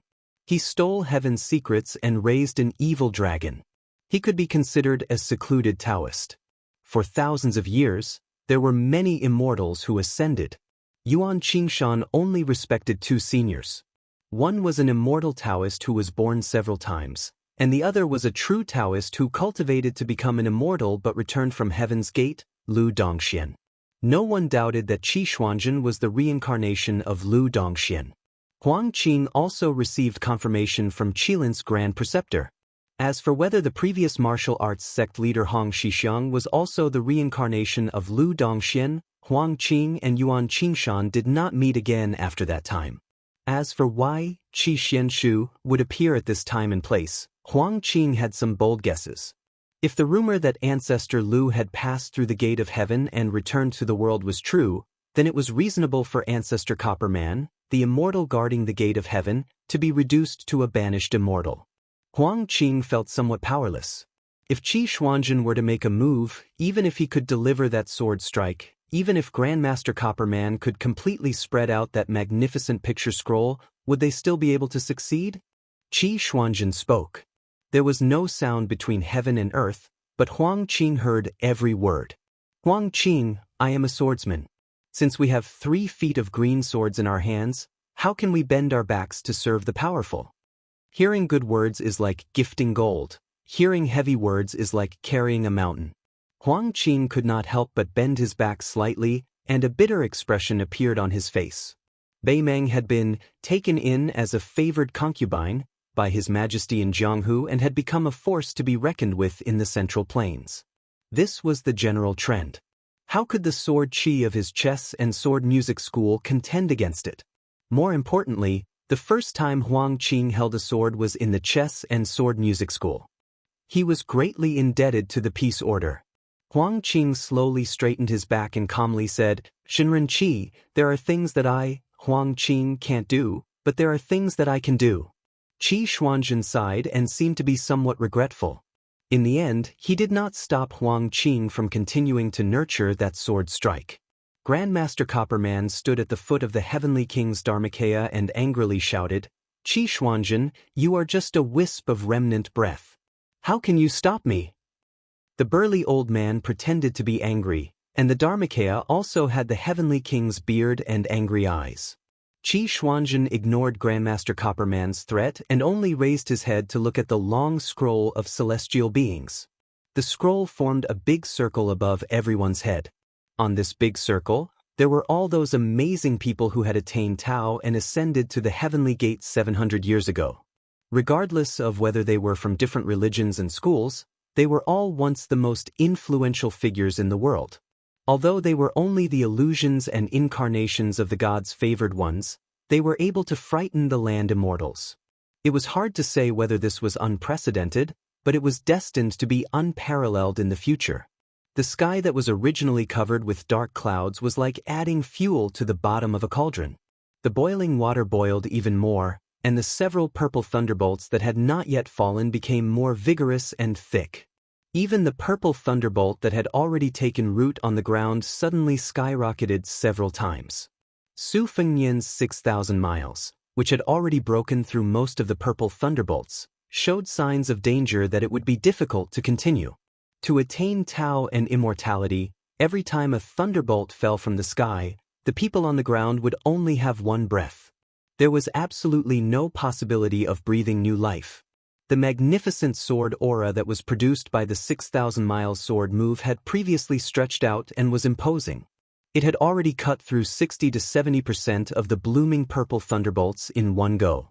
However, after the Grandmaster Copperman's 100 feet heavenly King Dharma body stirred up the situation, the heaven and earth changed. The furnace boiled and the purple thunderbolts on the ground collided with each other, creating countless lightning sparks that shrouded Su Fengnian. One could only vaguely see that the sword aura that was originally as magnificent as the Guangling River had shrunk into a small stream, flowing around Su Fengnian to resist the purple thunderbolts. The Grandmaster Copperman's voice was as loud as a bell. He sneered and said, "Qi Xuanjin, could it be that you're just bluffing? Why don't you lend a hand to save him?" He took a step forward and his voice became louder. "Qi Xuanjin, are you unable or do you not dare?" Qi Xuanjin's long sleeves fluttered in the wind, and the hair on his temples fluttered gently with the wind. The great spiritual master smiled and said, "You want to ruin my Tao heart with just a gatekeeper?" Qi Xuanjin turned to look at the place where the purple thunderbolts covered the sky and shook his head. "It's only the fourth thunderbolt. Even if you're interfering, there's no need for me to do anything." They had traveled 6,000 miles in the Jianghu together. The journey was long and the Guangling River was long. However, there was a stream outside Liangzhou city that circled around the city. It was small and close. There was once an old man who lacked front teeth and loved drinking yellow wine. He led a horse across the river and never returned home. Surrounded by the thunderbolts, a person laughed loudly and said, "Old Huang, the wind is urgent. Don't pull." The fourth heavenly thunder collapsed in an instant. However, the fifth thunderbolt, which was turning darker and darker in color, fell instantly. Su Fengnian stretched out his hands. The Overlord carries the cauldron. Purple gas poured out crazily, leaking from his fingers and flowing violently to his head and shoulders. Qi Xuanjin retracted his gaze and restrained his smile. Immortals use the earth as a chessboard, a mountain, a city, and a country as chess pieces, and the fate of the world as the arm that holds the chess pieces. They wantonly place their chess pieces and decide the life and death of mortals as they wish. In my opinion, this is against the great Tao. Against the great Tao. After Qi Xuanjin said those words, the immortal scroll of the Heavenly King's Dharma form produced a slight tearing sound. Then, it became more and more intense. The scroll shattered bit by bit, and the immortal incarnations on the painting dissipated one by one. Even a crack appeared between the eyebrows of the Heavenly King's Dharma form, and golden light shot out in all directions. A bloody scar appeared on the forehead of Grandmaster Copperman, and golden blood flowed all over his face. Qi Xuanjin said coldly, "Today, I'm here to end the feud between you and me in the Heavenly Gate. You won't listen to reason." The great spiritual master put one hand behind his back and pointed with one finger. Grandmaster Copperman's chest seemed to have been struck by lightning. He flew backward and collided with the Dharma body. The 1,000-feet-tall Dharma body also fell on its back. Qi Xuanjin waved his other hand, and Grandmaster Copperman was suddenly lifted up. Then, he threw him in a direction thousands of miles away. Qi Xuanjin didn't even look at Grandmaster Copperman, who landed on the Guangling Road in a flash. He sneered and said, "Since you won't listen to my advice, then get lost." Huang Qing, who only wanted to stay still, suddenly moved. He suddenly drew his sword and began to sprint with his sword.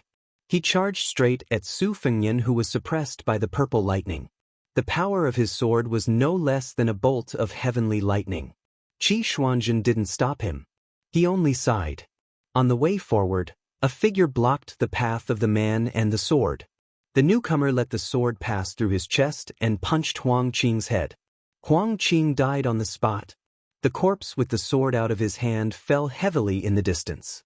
The corpse was bleeding from all 7 orifices. However, this person was determined to use the sword in his hand to suppress the sword qi of Liang Jianghu since he was young. There was no regret or sorrow on his face. The youth with the sword in his chest let out a roar towards the sky. Qi Xuanjin looked at the youth who he should have called brother-in-law in his other life. His eyes were somewhat guilty.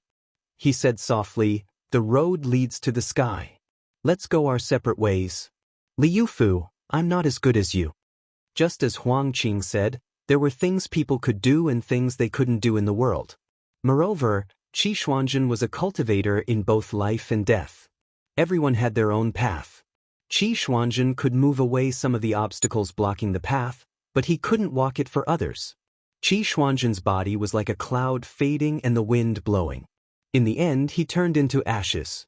The youth with no pupils and a stiff expression unexpectedly squeezed out a smile for no reason. He looked at the middle-aged Taoist who he had met on the demon execution platform. "Brother-in-law, have a safe journey." Qi Xuanzhen smiled knowingly and nodded. A vigorous aura originated from somewhere in the western capital of the southern dynasty. It came from the north to the south and stirred up the situation again. Qi Xuanzhen was furious. Before it dissipated, he pressed down with one hand. The hibernation vat in the western capital building suddenly exploded. The building was filled with water. A dragon came out of the water. Qi Xuanzhen, who was about to completely dissipate, had a worried expression. He said regretfully, "For the matter of Zhanlong, there will be a time when my strength will be exhausted." Huang Manor grinned and twisted his neck. The youth who had no strength in his hands pulled out the sword self-taught. He used qi to control the sword and pulled out the calm disturbance. He threw the sword high and then used his mouth to bite the sword hilt. Unknowingly, although it was ridiculous, it was still a form of horizontal sword. The youth first looked at his brother in the distance, and finally looked back at Qi Xuanzhen. His eyes seemed to say to Qi Xuanzhen that he was here, so he could go without worry. After Qi Xuanzhen nodded, he looked at the sky. Before he completely disappeared, he seemed to ask the heavens, "Mortals are mortal and live forever. If it is said that mortals suffer because of love, what joy is there in living forever without love?" Su Longxiang began to run towards the north. He lowered his head, bent his waist, bit the sword, and held the sword horizontally. Chapter 13:15. In the southern part of Chuan, the bamboo sea was blue and the sky was blue. It was late at night, but there was no snow. A group of people strolled in the sea like immortals. A man in white with a jade-like face was dressed in white. However, compared to the traveling scholars in the bamboo sea, he had an indescribable aura of the battlefield. The other man, who was slightly older, had a scholarly aura. He was more in line with the style of a pure scholar. Behind the two of them was a graceful woman. She was the prettiest in Chuan. She was dressed in white with large sleeves. Even her embroidered shoes were white with only light green lotus flowers embroidered on them. It was as if she was deliberately matching the clothes of the man in front of her. She held a slender bamboo branch in her hand. The two people in front of her walked leisurely but not slowly. This made her feel a little powerless. She was slightly panting, but she did not dare to suggest taking a break. She knew that whether it was climbing the mountain or following in the smoke in the future, as long as she stopped, she would never be able to catch up with the stalwart man in front of her. Even if she was Xie, the charming woman who won the Rouge Review consecutively and the mistress of the top sect in Shishu. She could not help but look up at the middle-aged scholar beside the man she admired. Her eyes were filled with sincere respect. She and the latter had the same surname. However, she was from an insignificant side branch of the Xie family. He was from the main branch of the Xie family, one of the top 10 clans in the Central Plains. The Xie family was unfortunately the first to fall in the Spring and Autumn War. At that time, the eldest grandson of the Xie family was called Xie Gui. He was known as the Heavenly Talent. He was skilled in both literature and martial arts. He joined forces with Li Yishan across the river to review the Rouge Review. However, as the cavalry of the Su family continued to go south, Xie Guining suddenly disappeared.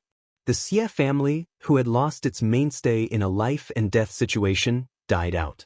After Xie Guining, the two new martial arts review sessions were fortunately able to continue. However, the Rouge Review was a failure and could not convince the public. Soon, no one dared to take over. Later, even Su Weisheng of the Shangyin Academy retreated and gave up the idea. Xie Guining was just one of the many chess pieces that the Xie family hurriedly placed on the chessboard when they were in trouble. When this man from the Xie clan, who had disappeared for 20 years, appeared in Western Shu and assisted Chen Jibao, who was the vassal of Western Shu, Xie felt as if he had fallen into the clouds. The three of them ascended the stairs, the mountain's topography swirled around, the cliffs were as sharp as swords. When they arrived at the top of the mountain, they gazed into the distance at the Locking Dragon Cliff, a panoramic view of the Sea of Bamboo. Thank you, as the master of the Bamboo Sea, for introducing the story of Suo Long Cliff to the two of them. Pointing at the cliff carvings, he continued, legend has it that in ancient times, an ancestral dragon was buried in Shishu, and this dragon's claws, eyes, and pearls were all stripped away by the immortals using great supernatural powers. The dragon pearl in its mouth was embedded in this wall. From then on, Shishu's draconic chi was only enough to transform into a flood dragon, not a dragon. Throughout history, there were only flood dragons and no dragons. In history, there was once a martial artist who divided Shishu and tried to break open Suo Long Cliff, but he soon died suddenly for no reason. For hundreds of years, famous figures of the three sects of Confucianism, Buddhism, and Taoism all liked to inscribe on this wall, each with their own merits. The immortal cultivation platform that occupies the most central piece of Feng Shui treasured land was inscribed by the great Feng dynasty's Chao Sheng.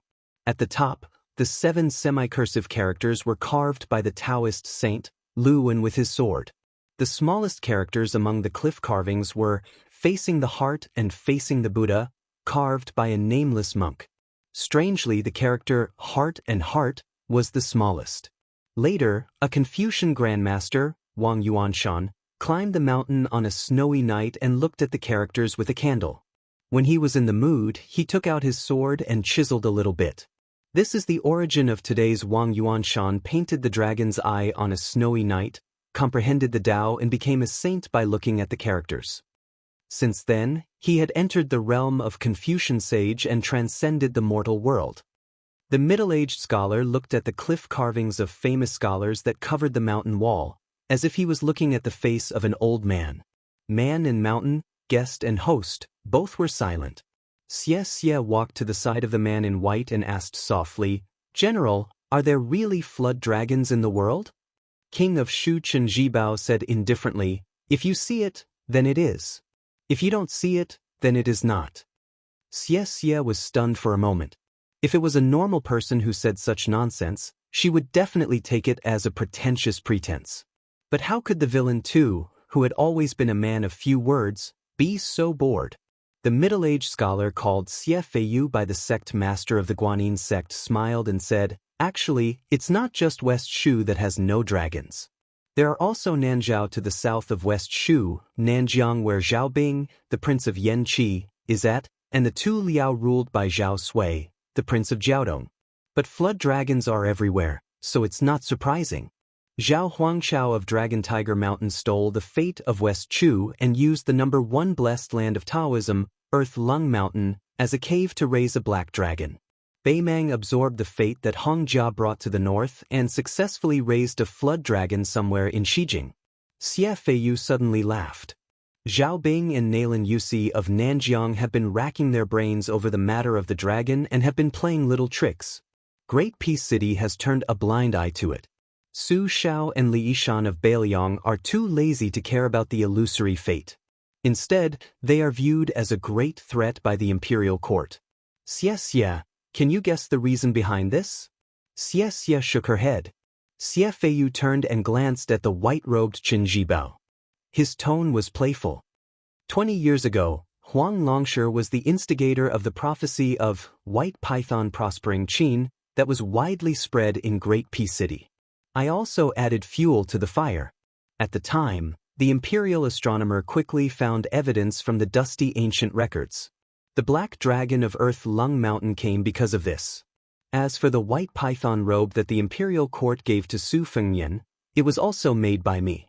Speaking of which, no matter how much everyone, including me, played around with the prophecy, it was just copying the wisdom of others.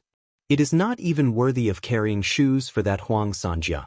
Saying this, Xie Feiyu suddenly looked to the north. He narrowed his eyes and made a sound of surprise. His left hand shrunk into his sleeve and quickly calculated. Qin Jibao looked to the north almost at the same time. Only the ignorant Xianxia was left. She had heard that after entering celestial phenomenon, one would have a chance of attaining the mysterious heavens perception. Xianxia had a deep understanding of the 4 realms of first rank. Celestial phenomenon was a threshold. The difference between celestial phenomenon and finger profound was only second to the difference between first and second ranks. The first grade of Taoism enlightened being was the finger mystic. Many talented Qi watchers, such as Mei Yingyi from the Guanyin sect, could also comprehend the finger sword. Many martial artists in the first grade of Vajra realm had 1 or 2 finger mystic secret techniques as their trump card. Celestial phenomenon was much rarer than finger profound. After entering finger profound, it was rare to be able to go further. However, if one entered celestial phenomenon and became an earth immortal, it was a matter of pushing the boat with the current. Xie Feiyu kept calculating with his fingers in his sleeve. He said softly, "Before celestial phenomenon, the depth of qi in a martial artist's body is like a well or a pond. Each has its own depth, but it is still as stagnant water. Once a battle of life and death occurs, the water in the well or the pond will be reduced by a fraction. Then, once one enters celestial phenomenon, it will be like the spring god lake, connected to the river. It will be a living water with a source. However, once there is a rainstorm, the river will flood and the lake will be implicated.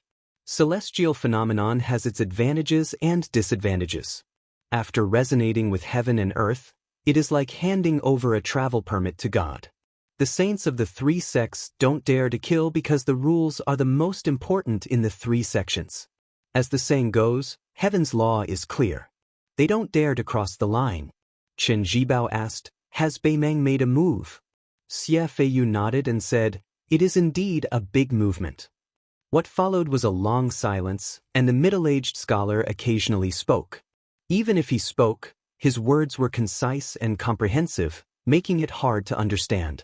Xie Feiyu heard about sword aura, banished deity, 7 thunders become 8 thunders, qi xianzhu, dragon tiger purple golden lotus, hibernation vat, and so on. During this period, Xie Feiyu noticed that Chen Zhibao's gaze shifted from the west to the east, as if he was admiring a shooting star across the sky. However, she followed his line of sight and saw nothing. As the twilight deepened, Xie Feiyu couldn't hide his fatigue. However, he soon became energetic. He stretched out his left hand and flicked his 5 fingers. He said decisively, "Great things can be expected." Xie Feiyu looked at the sky and stretched out his arms. He muttered, "There are layers of sieves between heaven and earth. It is easy to go up but hard to go down. The banished deity is a fish that slipped through the net. He is also the bait that the celestial being deliberately left behind." The Xie family retreats in order to advance. I, Xie Feiyu, have retreated again and again. Chen Zhibao, I helped you absorb the Buddhist fate of the dragon tree monk to make up for your loss of leaving Bailiang. Previously, I even helped Zhao Huangchao raise the Dragon Earth Lung Mountain and let you enter the capital as the Minister of War in exchange for the fate of Taoism that he accumulated. Once Chao Zhangqing dies, you will be able to merge the 3 sects into one. Xie Feiyu's face was pale. She lowered her head and didn't even dare to breathe. Chen Zhibao was expressionless. Xie Feiyu retracted his hands into his sleeves and said self-mockingly, "The saint once said that those who can live long in heaven and earth can live forever because they do not give birth to themselves." Chen Zhibao frowned. "Who said that there are flood dragons in Western Shu but no dragons?" Xie Feiyu turned around and faced the cliff that was said to be locking the dragon. He shook his sleeves and a white bowl appeared in front of him. There were small flood dragons swimming in the bowl like fish. The flood dragons jumped out of the bowl like flying fish. They swam towards the cliff and hid within. Xie Feiyu laughed. Qi Xuanzhen has broken the hibernation vat. The battle between the dragon and python is imminent. After tonight, the hidden dragon of southern border will still be difficult to achieve, but there is a true dragon in Western Shu. This is the last chapter for today. The next chapter, Dragon Slaying, is really difficult to write. Chapter 13:16. The woman was sitting on a sand dune. Her sitting posture was as casual as the bold men at the border. She was so tall that she looked majestic even when she was sitting. She witnessed the spectacular scene of someone fighting against the purple thunder of heaven's tribulation by himself. Even though she was the world's top Qi cultivator guru, she was still shaken. After she followed the man here, she saw the heavenly King Dharma form of the bronze man grandmaster, Huang Qing's sword Qi, and Qi Xuanzhen's appearance and eventual disappearance. Regarding the appearance of Qi Xuanzhen, she was more aware than anyone else in the world. For cultivators, the word karma was like the common people who were plagued with diseases, which could be cured easily. If Qi Xuanzhen or Ancestor Lu wanted to continue his cultivation without hindrance, he must have a result, which was to completely settle his grievances with the Ancestor Copper Man, who was a banished immortal. As for why Qi Xuanzhen, who was born from one Qi, threw the Ancestor Copper Man into Guangling's sect, she guessed that it had something to do with Huang Sanjia. If Huang Sanjia could make up for his mistakes, he might be able to return to heaven. Huang Qing's death at the hands of Su Longxiang, who had brazenly ascended, was unexpected, but within reason. In her opinion, Wang Xianji, who had suppressed the Jianghu for 60 years, was an old man with an unreasonable fist. However, Su Longxiang's talent was not inferior in any way. In fact, Su Longxiang was even more unreasonable than the one in the distance. Even if Huang Qing's aptitude, temperament, and strength were among the top martial artists, it was still too early for him to meet Su Longxiang, who was willing to sacrifice himself to attract the heavenly thunder. It would be more likely for him to become a real sword fairy. Due to Qi Xuanzhen's interference, the situation did not favor Beimeng. However, it was still difficult to stop the collapse of the Great Tower. The woman in white had a complicated expression. She grabbed 2 handfuls of sand. She hesitated whether she should take action or not. Tantai Pingjing and the 6-jewel bodhisattva of Mount Lantuo were now considered to have boarded Beiliang's pirate ship. They each had their own secret desires. The latter hoped to unify the western regions with the help of the Beiliang cavalry, and even to spread their teachings to the central plains without hindrance in the future. Compared to the female Dharmaraja, the Guanyin sect was not so utilitarian. Tantai Pingjing's original intention was nothing more than to mend the sky. The ancestors of the sect had once passed down the 4 words of a prophecy: the sky tilted to the northwest. Later, after her master's painstaking research, she reached the realm of a celestial being. However, she only came up with a vague conclusion that the sky in the northwest broke open and qi flowed backwards into the earth, just like the sea flowed backwards into the rivers. Tantai Pingjing could only take one step at a time. If Beiliang was really the main culprit, then the Guanyin sect, as the current ally of Beiliang, would have no choice but to change sides. However, Tantai Pingjing had never been honest with that person about this secret hidden deep in her heart. It was not that he was unwilling, but that he could not. Tantai Pingjing looked into the distance. The 5th heavenly thunder was about to fall. That person had quickly taken a breath of fresh air and was ready to strike. Before this, he had tried to stop Su Longxiang from heading north. However, he was quickly targeted by the heavenly thunder above his head. He had no time to care about anything else and could not do anything else. There were many helpless things in the world. Undoubtedly, it was not that he was unwilling, but that he could not do anything. Even if he had withstood 4 heavenly thunders, he was no exception. Their hearts were linked and they understood at once. Tantai Pingjing did not receive any reminder, but she already knew what he was thinking. She sighed and no longer hesitated. She raised her arms and her sleeves were like wings.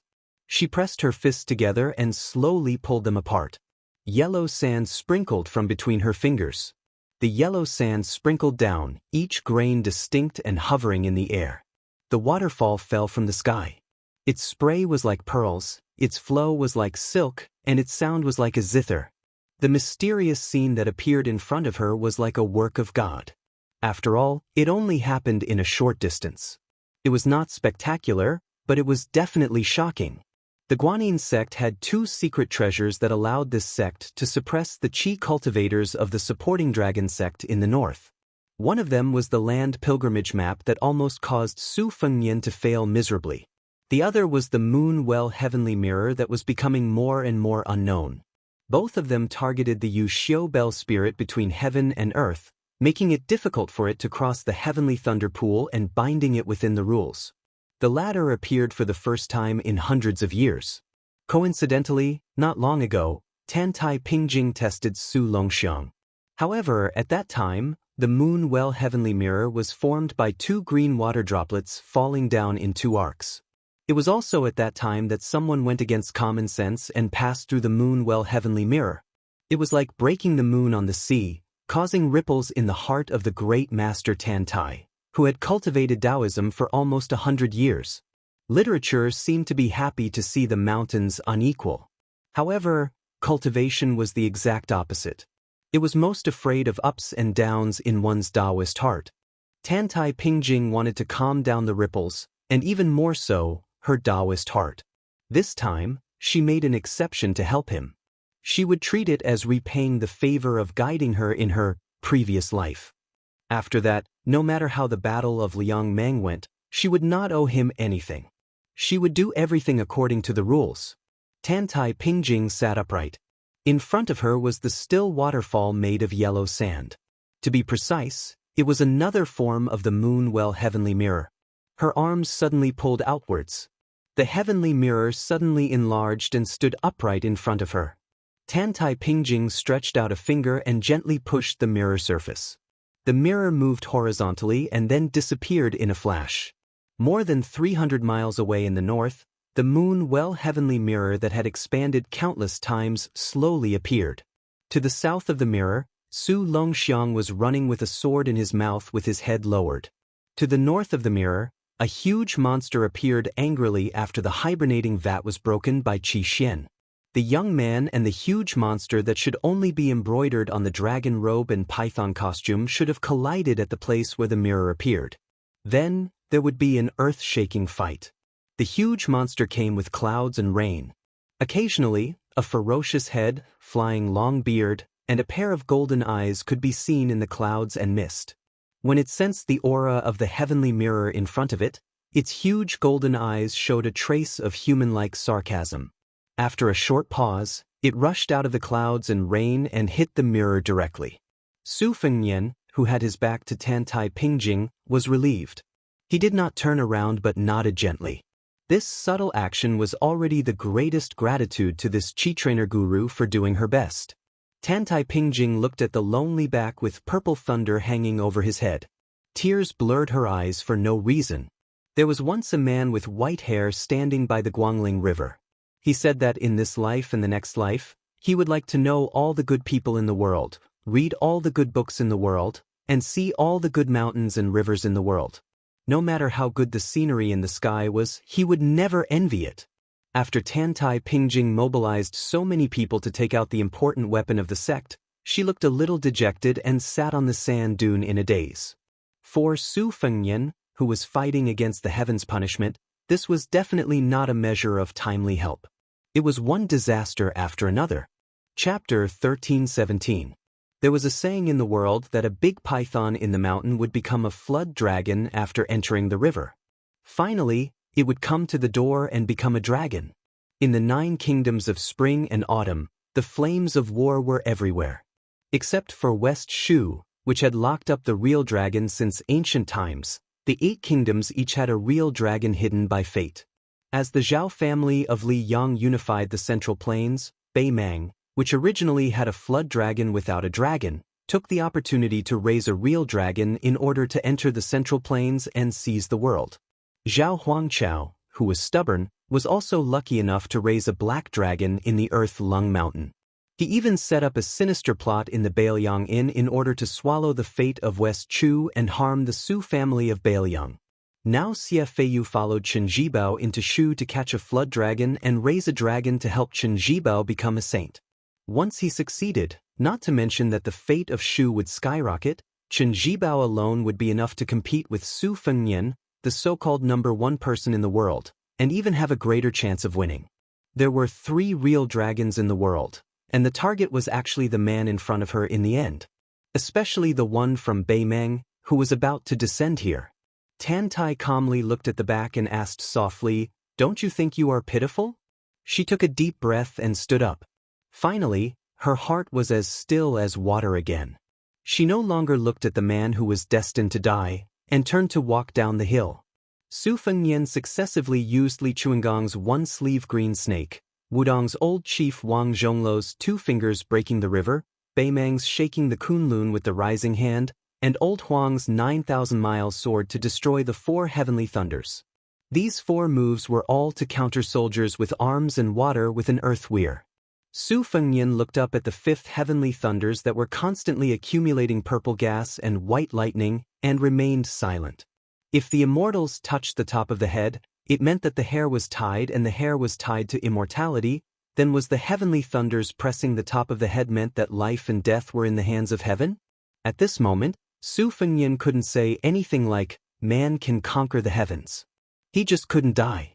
This time, Su Fengnian did not passively resist the lightning. Instead, he tapped the ground with the tip of his foot, creating a huge spider web on the yellow sand. He rose from the ground and raised his palm, welcoming the heavenly lightning that had finally descended. Even if the sky were to collapse, he still had to try and see if he could hold it up with one hand. When Su Fengnian's palm came into contact with the majestic purple lightning, it was as if the tip of a needle had come into contact with a heavy hammer. The thick and solid lightning did not flow down along his palm. Instead, it condensed into a flat surface like a mirror, maintaining a falling posture as a whole. Obviously, it did not give Su Fengnian any chance to take advantage of the situation. Su Fengnian's palm was like a mortal holding up his palm to catch the rain. Thunder and lightning splashed in all directions like water droplets. It was a spectacular sight. Su Fengnian's eyes turned red. He stole a lesson from the human cat Han Diaoxi. Then, red threads continuously grew, like thousands of slender red snakes swimming all over his body. The heavenly lightning did not strike Su Fengnian back to the ground. However, falling was inevitable. The purple lightning began to compress from top to bottom. Its momentum seemed to be diminishing, but the weight of the heavenly lightning did not weaken in the slightest. After half an incense stick's worth of time, Su Fengnian, with his arms trembling, was still suspended in the air. However, after the descending heavenly lightning was continuously compressed, it became a narrow surface less than 3 inches thick. Su Fengnian pursed his lips and clenched his teeth. However, blood continued to seep out from between his teeth, filling his mouth with blood. Su Fengnian exhaled the last bit of air left in his body. His slightly bent arm instantly straightened. His palm pushed up, and his body rose 1 zhang. Although the entire purple lightning mirror did not shatter, the center of the mirror was dented by him. Although Tantai Pingjing had already walked down the dune and was moving further and further away from Su Fengnian, she was still certain that the 5th bolt of heavenly lightning was most likely unable to suppress Su Fengnian. Only now did she realize that it was snowing. However, due to the interference of the heavenly tribulation, there was temporarily no snow. She suddenly and quickly turned her head to look. Anger, surprise, and panic intertwined. For the first time, she felt regret. Unexpectedly, she directly turned back to the sand dune and looked up. The situation was extremely serious. She was the one who sent out the Moonwell sky mirror. Of course, she knew the result of the collision between Su Longxiang and the giant with scales as big as a basin. The latter did not come into contact with the teenager, but came directly to this place. Then, the latter quickly showed her, a chi cultivator, what was called unpredictable nature's design. According to the historical records, the heavenly dragon could be both dark and bright, thin and huge. There was once a heavenly dragon in the East Sea. It opened its mouth from the clouds and sucked the sea. The water was like a waterfall into the dragon's mouth. It was extremely spectacular. What Tantai Pingjing saw was similar to the records. After the real dragon that had been dormant in Beimeng for many years passed through the mirror, its power was temporarily restrained by the Moonwell sky mirror. It was as small as a snake, floating in the air. However, when it opened its mouth, it quickly swallowed the 5th bolt of heavenly lightning that was about to be broken by Su Fengnian into its stomach. In this way, it suddenly shook its body and shook off the rules of nature imposed on it by the sky mirror. Its body and momentum grew rapidly, and in an instant, it became 200 or 300 feet long as a small dragon. It was not in a hurry to hit Su Fengnian when he was down. Instead, it quietly crept in the air like a python whose belly swelled after a full meal, staring coldly at Su Fengnian. It seemed to be gloating at the show. The 5th bolt of heavenly lightning dissipated. However, In the sky that was covered with dark clouds, the rolling thunder was even louder. There was an additional bolt of purple lightning in the sky. 7 thunders became 8. It was more of a hindrance than a help. Tantai Pingjing's unintentional action was like this, and its evil intention was even more so. The heavenly thunder summoners seemed to be angry because the rules were broken. However, it did not punish the real dragon of Beimang, but Su Fengnian, who was a helper. The 6th bolt of heavenly lightning did not give Su Fengnian any chance to breathe at all. It came to the human world. This bolt of purple lightning was not as thick as a mountain. Instead, it was extremely thin. Life and death were on the line. It was really a thin line. Su Fengnian almost immediately gave up the decision to retreat. Relying on instinct, he tried to tilt his head back. However, his head barely avoided this bolt of lightning, but his abdomen could not escape.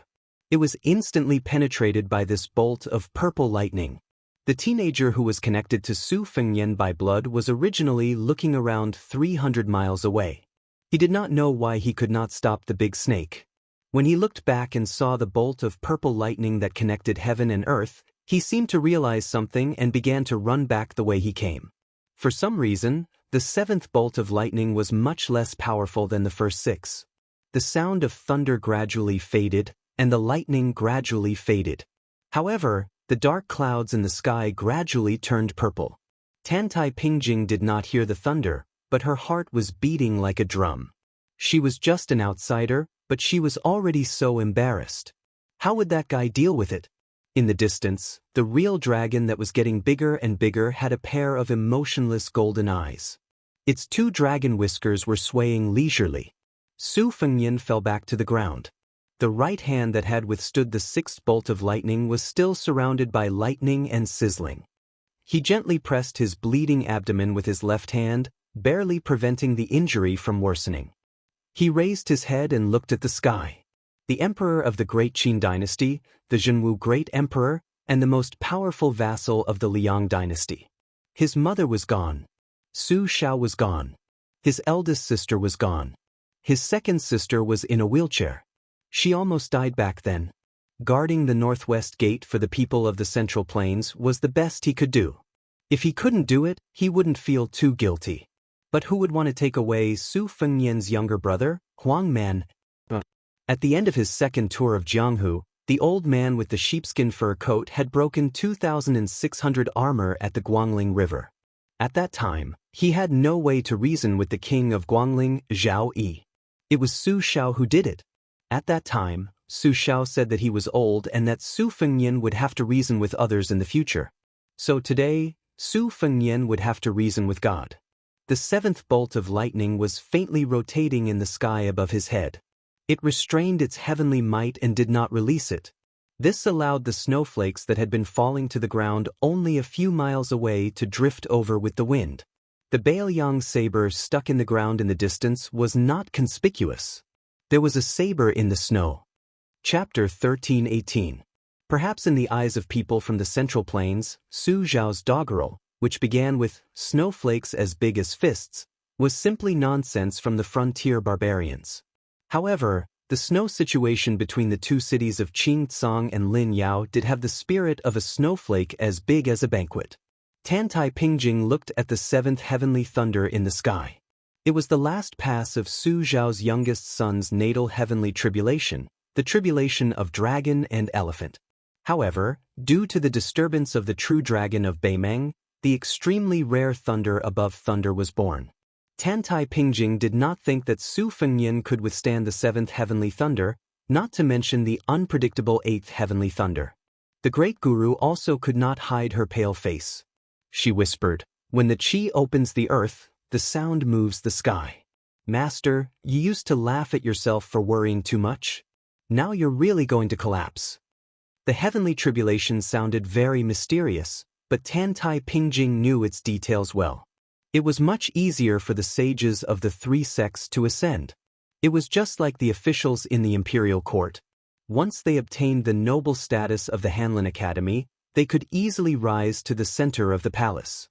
There was a saying in the world that thunder, rain, and dew were all heavenly grace. For example, the father and son of Taoist master of Dragon Tiger Mountain ascended on cranes together, and the later master of nation of Beimang, Yuan Qingshan, ascended in the form of a rainbow. These were typical examples of more rain and dew than thunder. However, martial artists like Tuoba Bodhisattva Dong Tai were more like local officials. The route was much more complicated. At the last moment, it was inevitable that the thunder would outweigh the rain and dew. After Ancestor Lu, the person who bore the heaviest heavenly tribulation was the Taoist master with a different surname, Qi Xianxia, who had the reputation of sitting high in the clouds on the demon-slaying platform. However, only a few people knew that Qi Xianxia was the reincarnation of Ancestor Lu. No matter what Qi Xianxia thought at that time, the result was that this immortal in the human world still could not withstand the sixth heavenly thunder after being struck by 5 thunders. Regretfully, he was reincarnated. Originally, the world was looking forward to how many heavenly thunder would Wang Xianji attract in Martial Emperor City. 6 or 7? It was a pity that such an old monster, who was recognized by the world as a match for Lu Dongxian, had died just like that. Now, Su Fengnian had attracted the terrifying vision of 8 thunders above his head. However, this was a once-in-a-lifetime scene. Apart from the powerless Tantai Pingjing and the true dragon who hit him when he was down, there were no other onlookers who could witness it. Behind Tantai Pingjing, a slightly teasing and mellow voice suddenly came, "This is not like you." Without turning her head, she asked, "Why are you here?" A slovenly middle-aged man came to Tantai Pingjing's side. He was dressed in coarse linen, wore worn-out boots, and had a face full of stubble. At first glance, it was obvious that he was a single man without a wife to help him tidy up. He was plain-looking and had no wine or sword. If he said that he was a paladin, he would be laughed at by Jianghu people. However, since he was able to talk to the world's top Qi refinement grandmaster, he naturally wouldn't be a nobody. A few years earlier, he and his apprentice had some style when they traveled in Jianghu. For example, they rode a donkey and carried a peach tree. It was not to pretend to be a master, but because of interest. In fact, at his level, even if he walked with a donkey or carried a peach tree on his back, no one in Jianghu dared to be disrespectful to him. In the past 800 years, Jianghu had been unique in Jianghu. There were more than 30 masters who were close to earth immortals. There were 1 or 2 sword gods in each generation of Jianghu. Most of them became the first person in the world at that time. However, only the Peach Blossom Sword God, who reached the top of Jianghu at a very young age, was regarded as another champion of Jianghu after Ancestor Lu and Li Chungang. He was said to be close to Tao. Therefore, the name Dong Tai could not be avoided in Jianghu for another 300 years. This middle-aged man who came from a humble background but had great achievements smiled and said, "How can I not come after making such a big fuss?"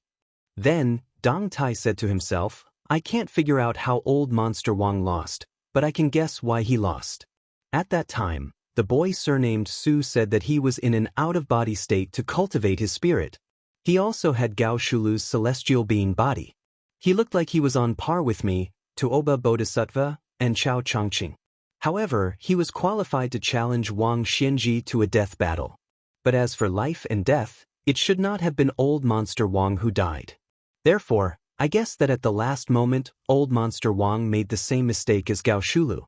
He gave up on Jianghu and wanted to surpass Su Fengnian in the word Tao. Dong Tai nodded to himself and said, "Most likely so. Just like me, after I reach the celestial being realm by luck, if I kill people with my swordsmanship, even if I kill people, I will feel that I have an unfair advantage." Tantai Pingjing said sarcastically, "Should every number 1 person in the world be conceited?" Dong Tai shook his head and said with a smile, "Conceited? You are so wrong. I should say that if you don't have the spirit of being invincible against the world, you won't be able to become a celestial being." Tantai Pingjing fell into silence. Dong Tai said softly, "After Li Chungang lent me his sword, he understood his own limitations. It's not that I am arrogant, but my sword has indeed cultivated the sword aura to the extreme and the speed of my sword to the extreme. I, Dong Tai, have cultivated my swordsmanship to the point of almost reaching the Tao but still not reaching the Tao." However, my swordsmanship is small but not big enough. Therefore, I rode my sword out to sea for tens of thousands of miles. Senior Tantai, you have lived alone on an island in the sea for a long time, so you should have seen the sea often. You will understand the magnificent concept of burning the sun and spitting out clouds, swallowing the river and washing the moon. Along the way, when I was in the mood, I cut down hundreds of islands with my sword one after another. I also followed the tide and finally comprehended the swordsmanship. At this point, Dong Tai stopped talking and looked at the sky in the distance. Tantai Pingjing sighed and said, "No matter how many bolts of lightning there is a rule. The power of the last bolt of lightning must be the sum of all the previous bolts of lightning." Dong Tai clicked his tongue and said, "The last part of 100 miles is 90 miles? Tantai Pingjing asked, "You don't want to help?" Dong Tai glanced at the real dragon with golden eyes and shook his head. He said in a low voice, "What's there to help? Would I ask Chao Changqing to deal with Wang Xianji? Would Chao Changqing ask Su Fengyan to assassinate the Emperor of Liyang? Would Su Fengyan ask for help to kill Empress Murong?" Dong Tai suddenly laughed and said helplessly, "If it's possible, this kid will most likely do it. Why does Wu Su have such a scoundrel as a son?" Tantai Pingjing said indifferently, "He's also Su Zhao's son." Dong Tai sighed and said, "Yes, but the three of them are all stubborn and one-track-minded. Sure enough, they're like family." Tantai Pingjing smiled and said, "If it's not like this, would Dong Tai teach Su Fengyan the flying sword?"